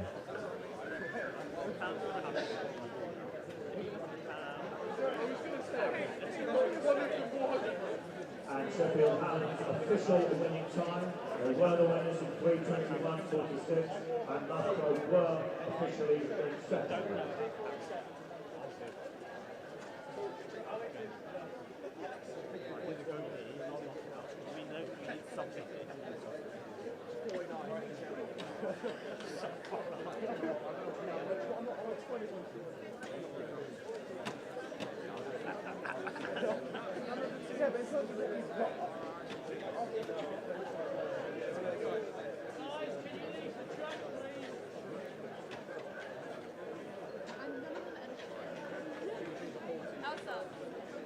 In the second heat of the three, Sheffield line up in lane 2, Stirling in 3, Oxford in 4, Edinburgh in 5, Leeds in 6, Durham in 7, and Cardiff next in lane 8. Cardiff next are the silver medalists. Behind that, Loughborough quartet at champion last year. Leeds Beckett, in fact, took the bronze medal last year.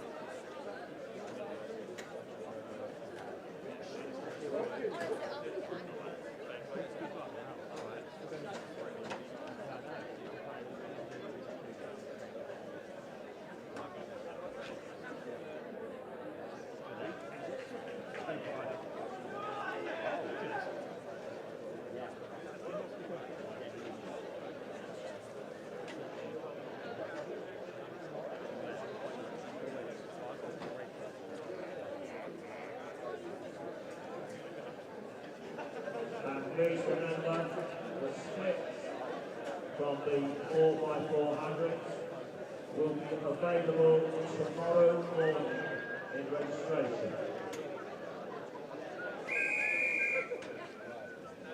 So here we go with the second of the 3 hits, and it's 4x4.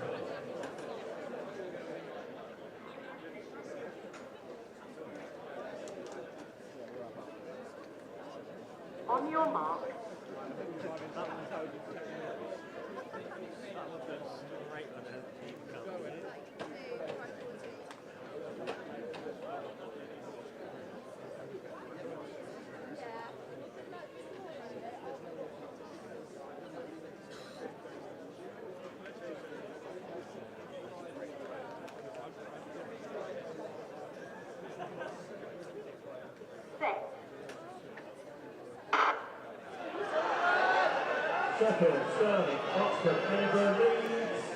So, second heat then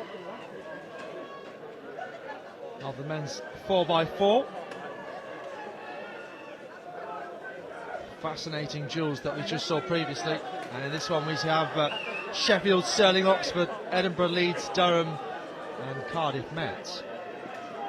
So Durham, you can see they're on the outside. Fantastic 400 pedigree from them in the past, with the likes of Daniel Rees, Rob Shipley, Jason Hoyle. And here are Cardiff Met. Ben Hawkes, one of their best contenders this year in the 400.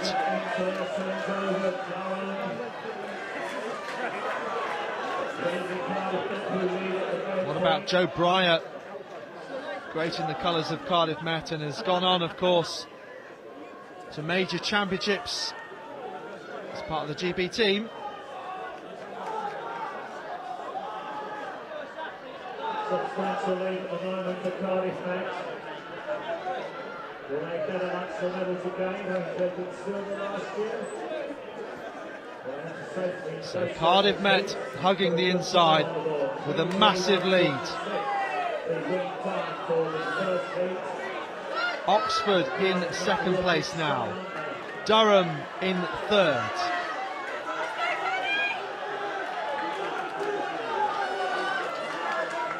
So just a case of getting that baton round, surely, for Cardiff Met.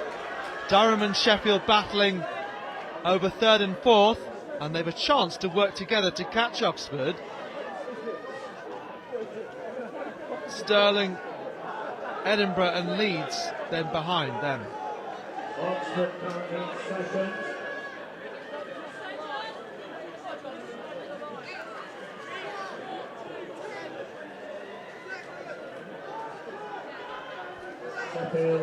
Very closely marshalling the changeovers.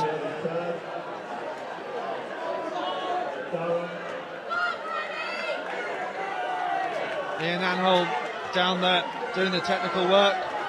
Fantastic officiating as always from him. Cardiff Met. Then Oxford, now Sheffield clearing third from Durham.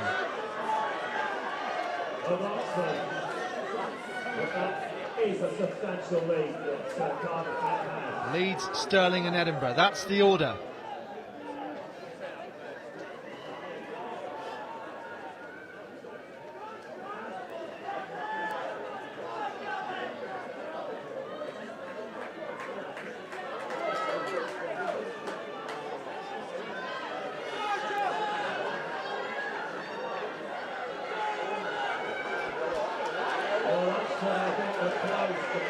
So Oxford closing on Cardiff Met on this last leg.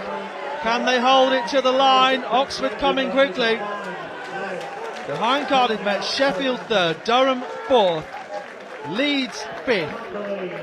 Then Edinburgh overtaking Stirling in the Battle of Scotland. Careful choice of words again, Cardiff cross the line. Well, Joe Breyer, in fact, was involved in this relay, which didn't expect, have to say. Thought he might have graduated at this point, but still at university. Hannah Breyer, of course, winning titles in the colours of both Loughborough and Cardiff Met. And Joe Breyer, I seem to remember he started his BUCS career with a fall, but recovered very well. Yes, 2018 was his first year of BUCS. So this would be, what, his 6th year, effectively. Many athletes extending their BUCS careers, though. COVID part of a reason for that. Yes, just looking at Joe Breyer's career, he was 3rd indoors 2018, 8th outdoors, 7th in 2019 outdoors, and then 2nd last year in Chelmsford,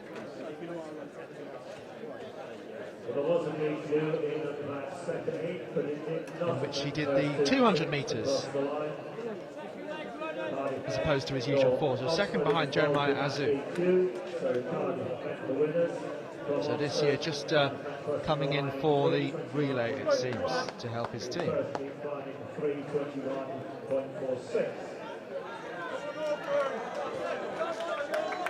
Third and final heat, the outside of DNS.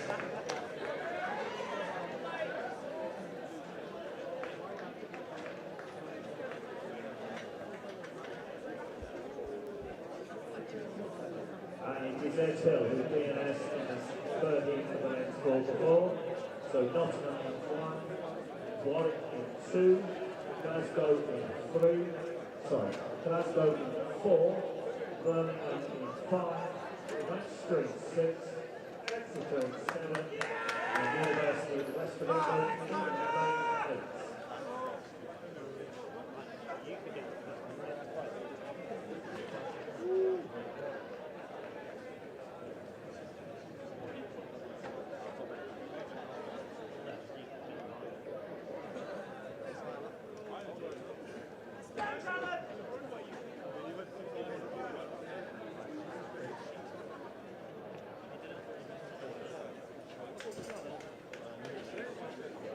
With the people down by the barrier, please remember the timekeepers need to get through to the start of these 4x4s and to return through. Would you give them that space, please?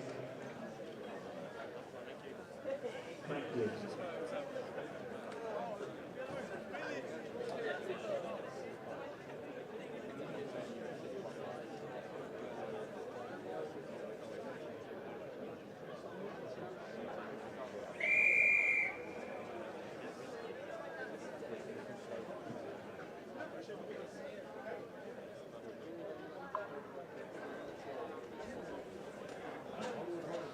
That chirping sound, not of a bird in the sky, but of the whistle, has gone. And that brings us to heat number 3. Cardiff Met winning the previous one in 3:21.81. 4/10 ahead of Oxford. This is the last heat indeed, top 8 qualifying by virtue of their times only. Nottingham, Warwick, Edge Hill, Birmingham, Manchester, Exeter and UE.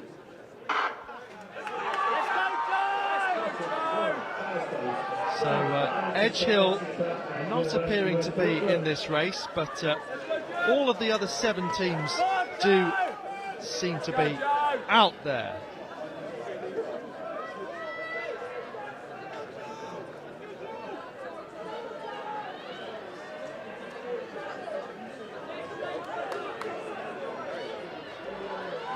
So the second leg runners being brought in. And they're now in their positions. Exeter, Birmingham, Manchester going well. Potentially going to be Birmingham leading as the stagger unwinds, but actually Exeter finishing really strongly on this first leg. Very impressive.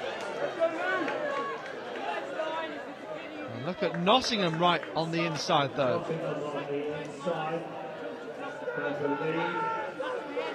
Huge lead down the back straight, but they are starting to close.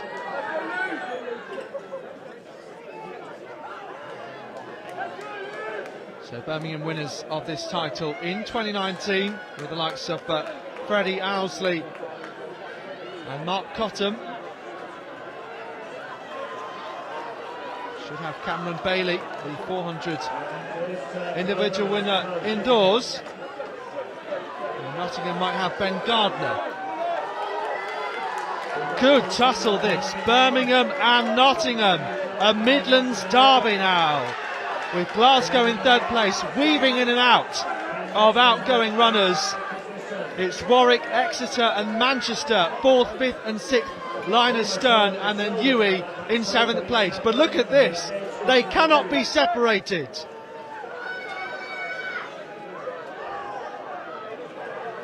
Almost dancing together down the back straight like they're doing the fandango.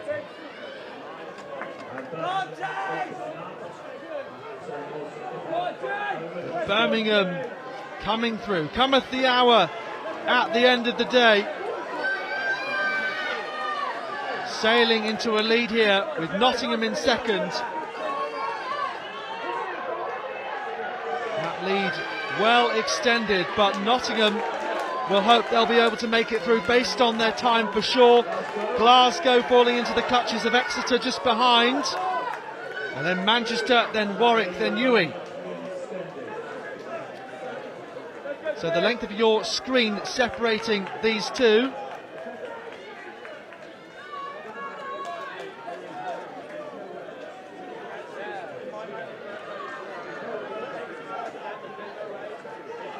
Birmingham from Nottingham still. And you'll see the battle behind in a second.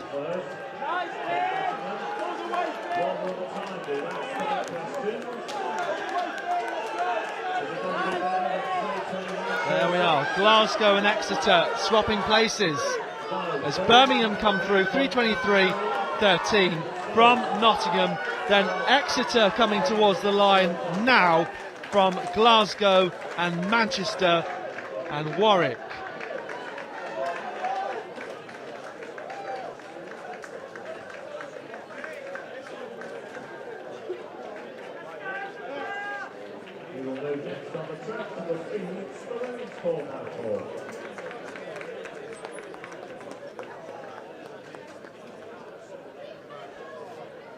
And there we are with Uwe coming home after that. Oh yes, some fabulous performances we've seen across the day, but it all sets things up nicely for tomorrow and final after final. Be sure to join us from 10 o'clock tomorrow morning.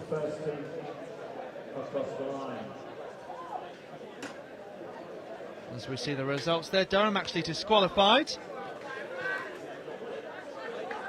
Cardiff met the winners.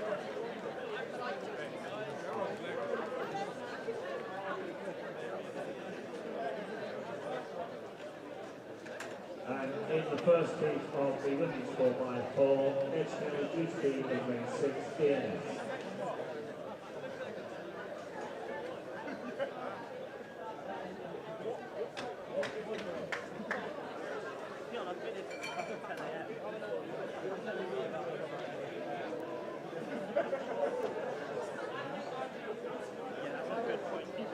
It's just great though to see the familiar sights and sounds from BUCS, including the cheers as the athletes get underway, the voice also that you may know of Adrian Christmas on the announcing, the speakers around the stadium, all the eyes of the coaches and friends, and the officials, of course, watching these relay changeovers. But the performance of the day certainly going to Leonie Ashmead with that championship record. It was also a European under-23 qualifier, those championships being held in Espoo near Helsinki in Finland.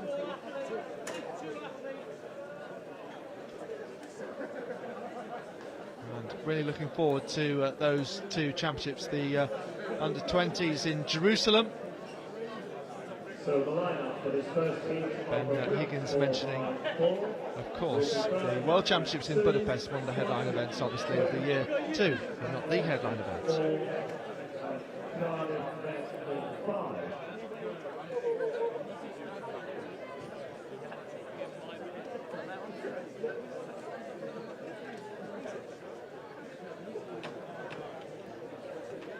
But as I was saying to Zach Blair, we just don't know how the script is going to unfold. You can't just program it into a computer. It's all up to the athletes. It's nothing to do with ChatGPT. Very much unpredictable. Like the Eurovision Song Contest.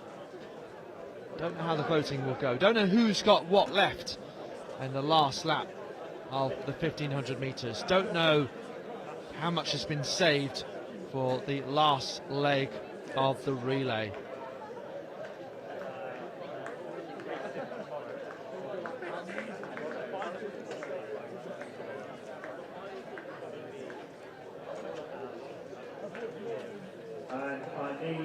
been great also to see how coloured face paint has been added to not just the cross country, to indoors and outdoors, just adding to the kind of the atmosphere, the team spirit. As we look along the lineup for the women's 4x4 heat number 1.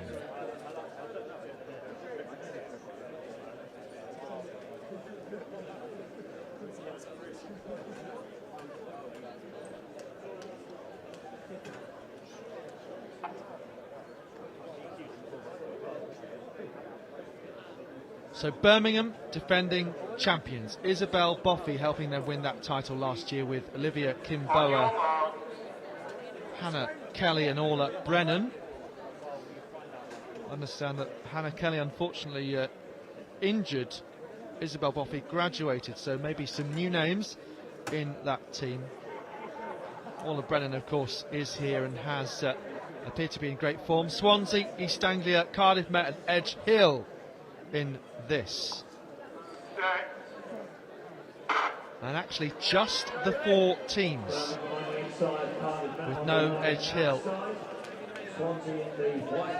So Swansea making up good progress here. They had a pretty clean women's 4x1. Second leg runners already out there ready. The third leg runners being called in now.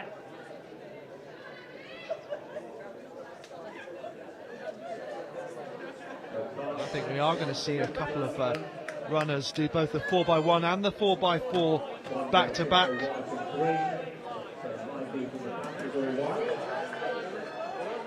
Can sometimes be hard to identify some of these athletes, but I think, if I'm not mistaken, Becca Roberts of Cardiff Met is going to do 4x1 and 4x4 back to back.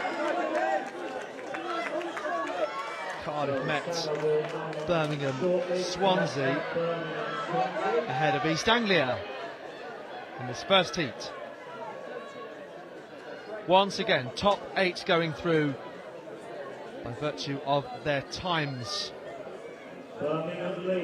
Nice, comfortable lead though for Birmingham.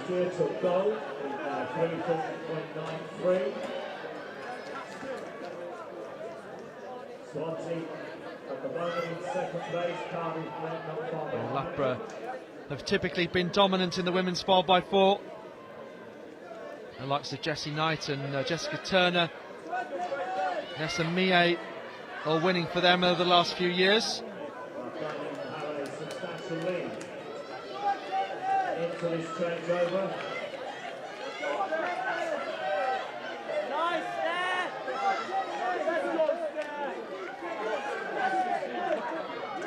So Birmingham continuing to lead this and stretching out that lead.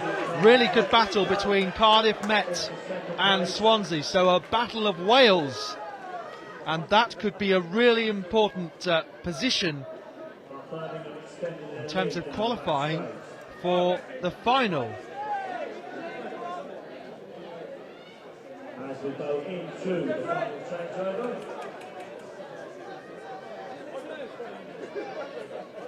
So 1.5 legs to go in this first heat.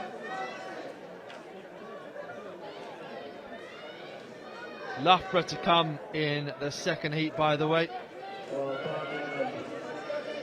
And Brunel in the third. What I would say is an unassailable lead by must be a lead 50-60 metres at least. As they go in. Massive gaps here. Going into this last leg.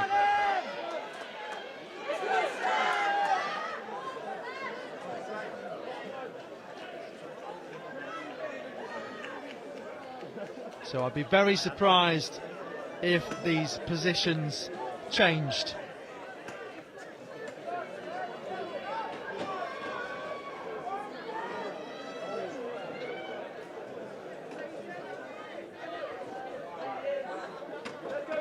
Clear the finish line, please. In this 4x4. Clear the finish line, please.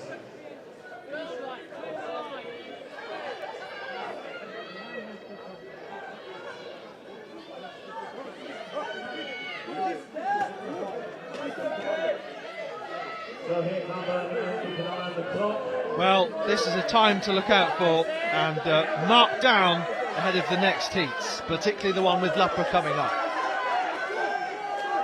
Going to be just outside 4 minutes, 4:01.29.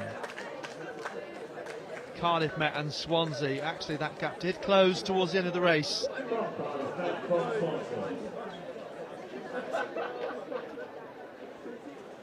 Well, wondering whether East Anglia were going to finish, but I think they must have pulled out or dropped baton at some point. Birmingham as the winners from Cardiff Met from Swansea.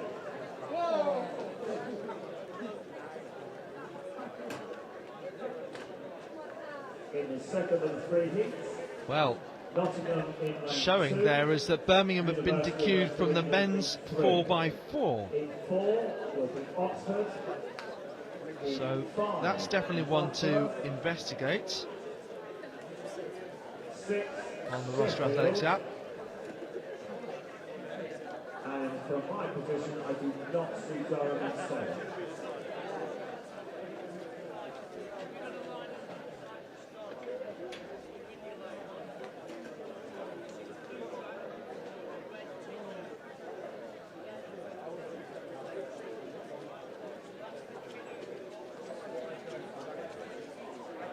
So Birmingham appear to have been disqualified for a lane infringement, and Durham for starting outside the takeover zone.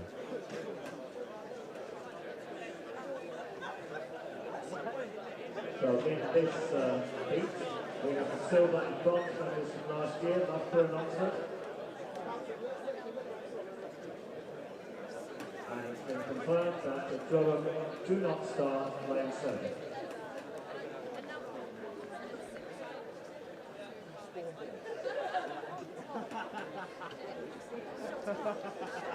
So just the 3 teams finishing that first heat, and they could all qualify for the final.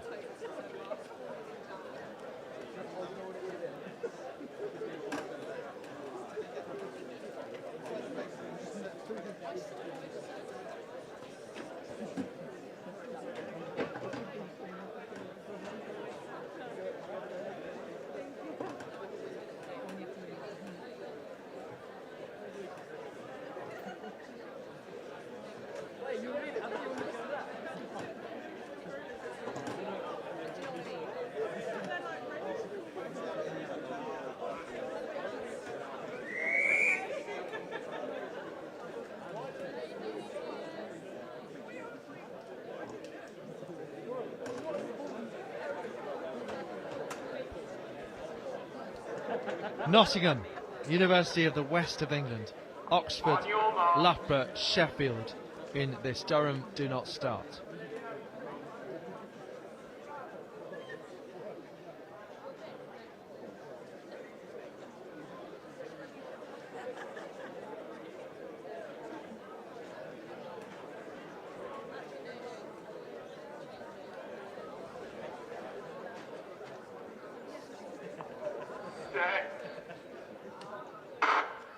So Loughborough are away now, and they hold the championship record in the women's 4x4, set in 2012, 3:34.75 in the Olympic Stadium in London. Kirsten McCausland, another who won the 4x4 title for Loughborough. She holds the women's 400 record, but set for Bath in 2015 before she joined Loughborough. And plenty of those championship records have been broken over the last few years, but a number stand way back. I think one of the furthest back, 1985, Mark Scrutton in the men's 5k. So, Loughborough and Oxford and Sheffield, the front 3 here.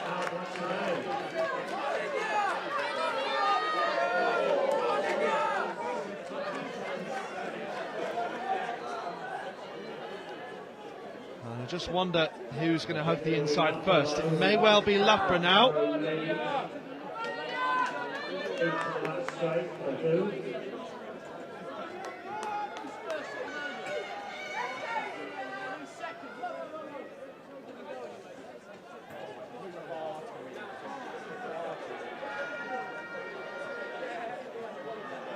Loughborough do lead, but it is a very narrow lead. So Loughborough from Oxford. Close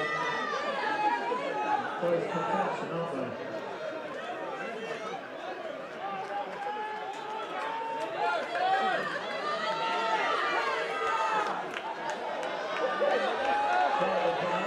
Oxford, one of those sides, often have well drilled relay teams, and they're going to lead here. Sheffield and Nottingham, third and fourth, and then Ewing.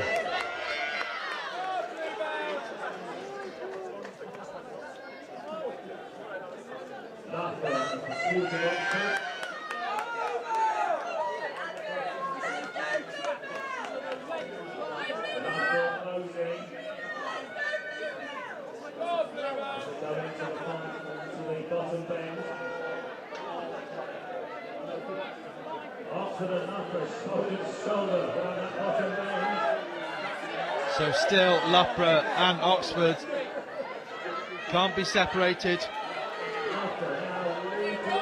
Sheffield in third place. Well, both of these teams should go through, but it's a really good test ahead of the final. Oh, and Loughborough just about get the baton. I said it was good practice.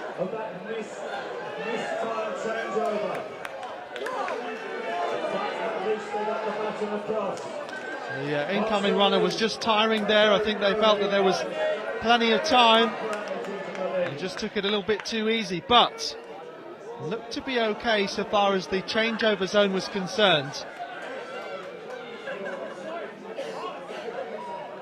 It's given Oxford the opportunity to really stay in contention and have that target in front. And they will aim to qualify for the final and then be medal contenders when they get there. Big gap to third place now. Sheffield and Nottingham battling over it, but Loughborough and Oxford first and second here. 3:57, so some 4 seconds faster than Birmingham. And Nottingham coming through now ahead of Sheffield. So Nottingham 3 seconds off Cardiff Met and 2 seconds off Swansea from the first heat. First heat score 4:01.27.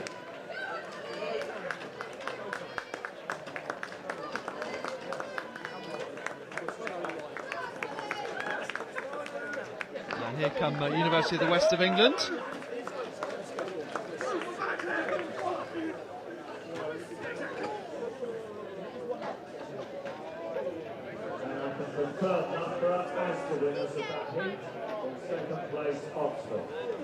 So that was heat number 2. That leaves us with one more heat remaining today.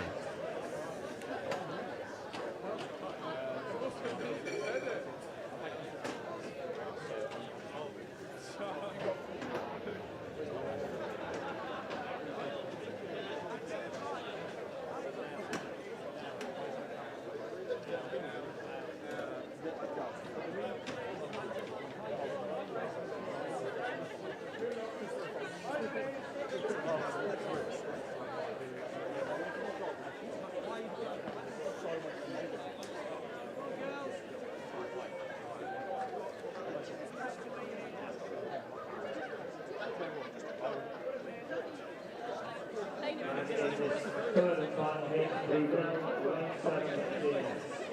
So it will be Leeds 2, Stirling 3. Leeds battles in 4, Cardiff in 5.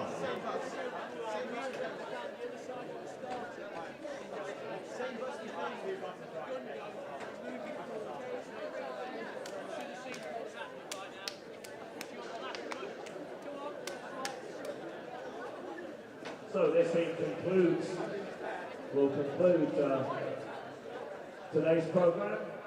We will be back, of course, tomorrow morning for what on the track is basically finals day. we've already had some finals of the field events, the majority. The finals for the field will also be tomorrow. The long throws, good number of those decided, but long jumps, triple jumps, high jumps, they will be decided tomorrow.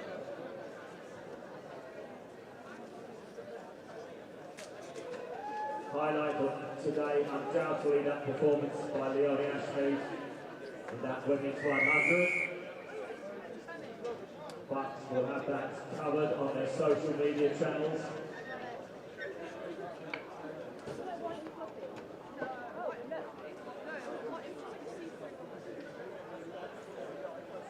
On your marks.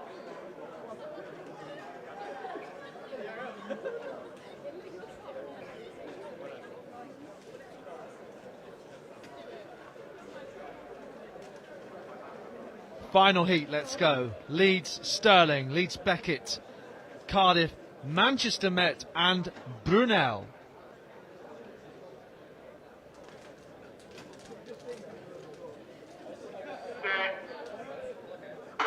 Well, as I say that, Brunel, DNS, so just the 5 teams in this. And Leeds going off with the middle distance runner, Louise Gilbert, on the first leg.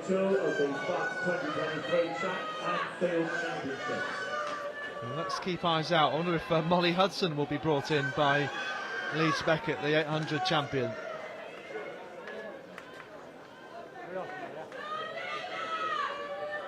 So shouts from all the way around the stadium.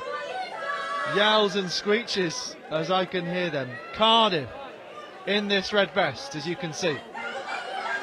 Manchester Met behind.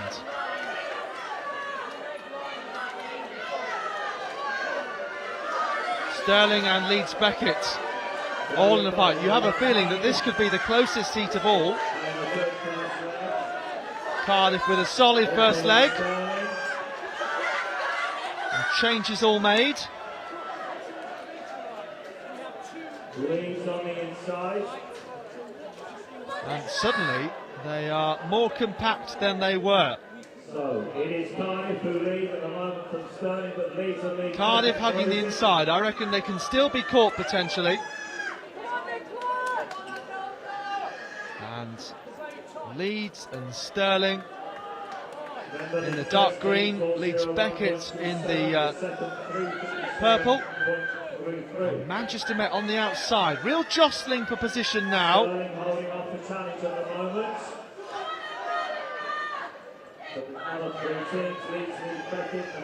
It's just waiting to see who has saved the most in this final 100. Leeds looking very strong.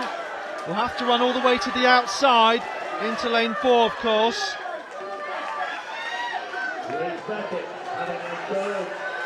And Leeds have gone from last place in one leg into third, so a real charge from them. Cardiff holding on, but once again you feel as though they could be caught. Leeds Beckett in second.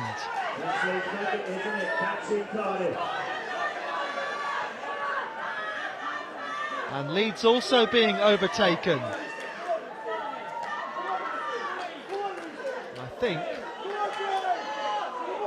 by Stirling. Look at this graph then here from Leeds Beckett. Waiting this final changeover. Cardiff now fading. Wow, goodness me, considering the lead that they had. This is quite some turnaround. Leeds Beckett will hand over in the lead. Leeds were in last place and then now in a very strong second place. Leeds Beckett runner absolutely exhausted though. And it's still not over for that first place spot. What a fight this is. Leeds Beckett from Leeds. Stirling, Cardiff, our former leaders in fourth place. And then Manchester Met. This has probably been the best of all of the relay heats. And this Intercity derby then, this varsity match right here, a microcosm of it.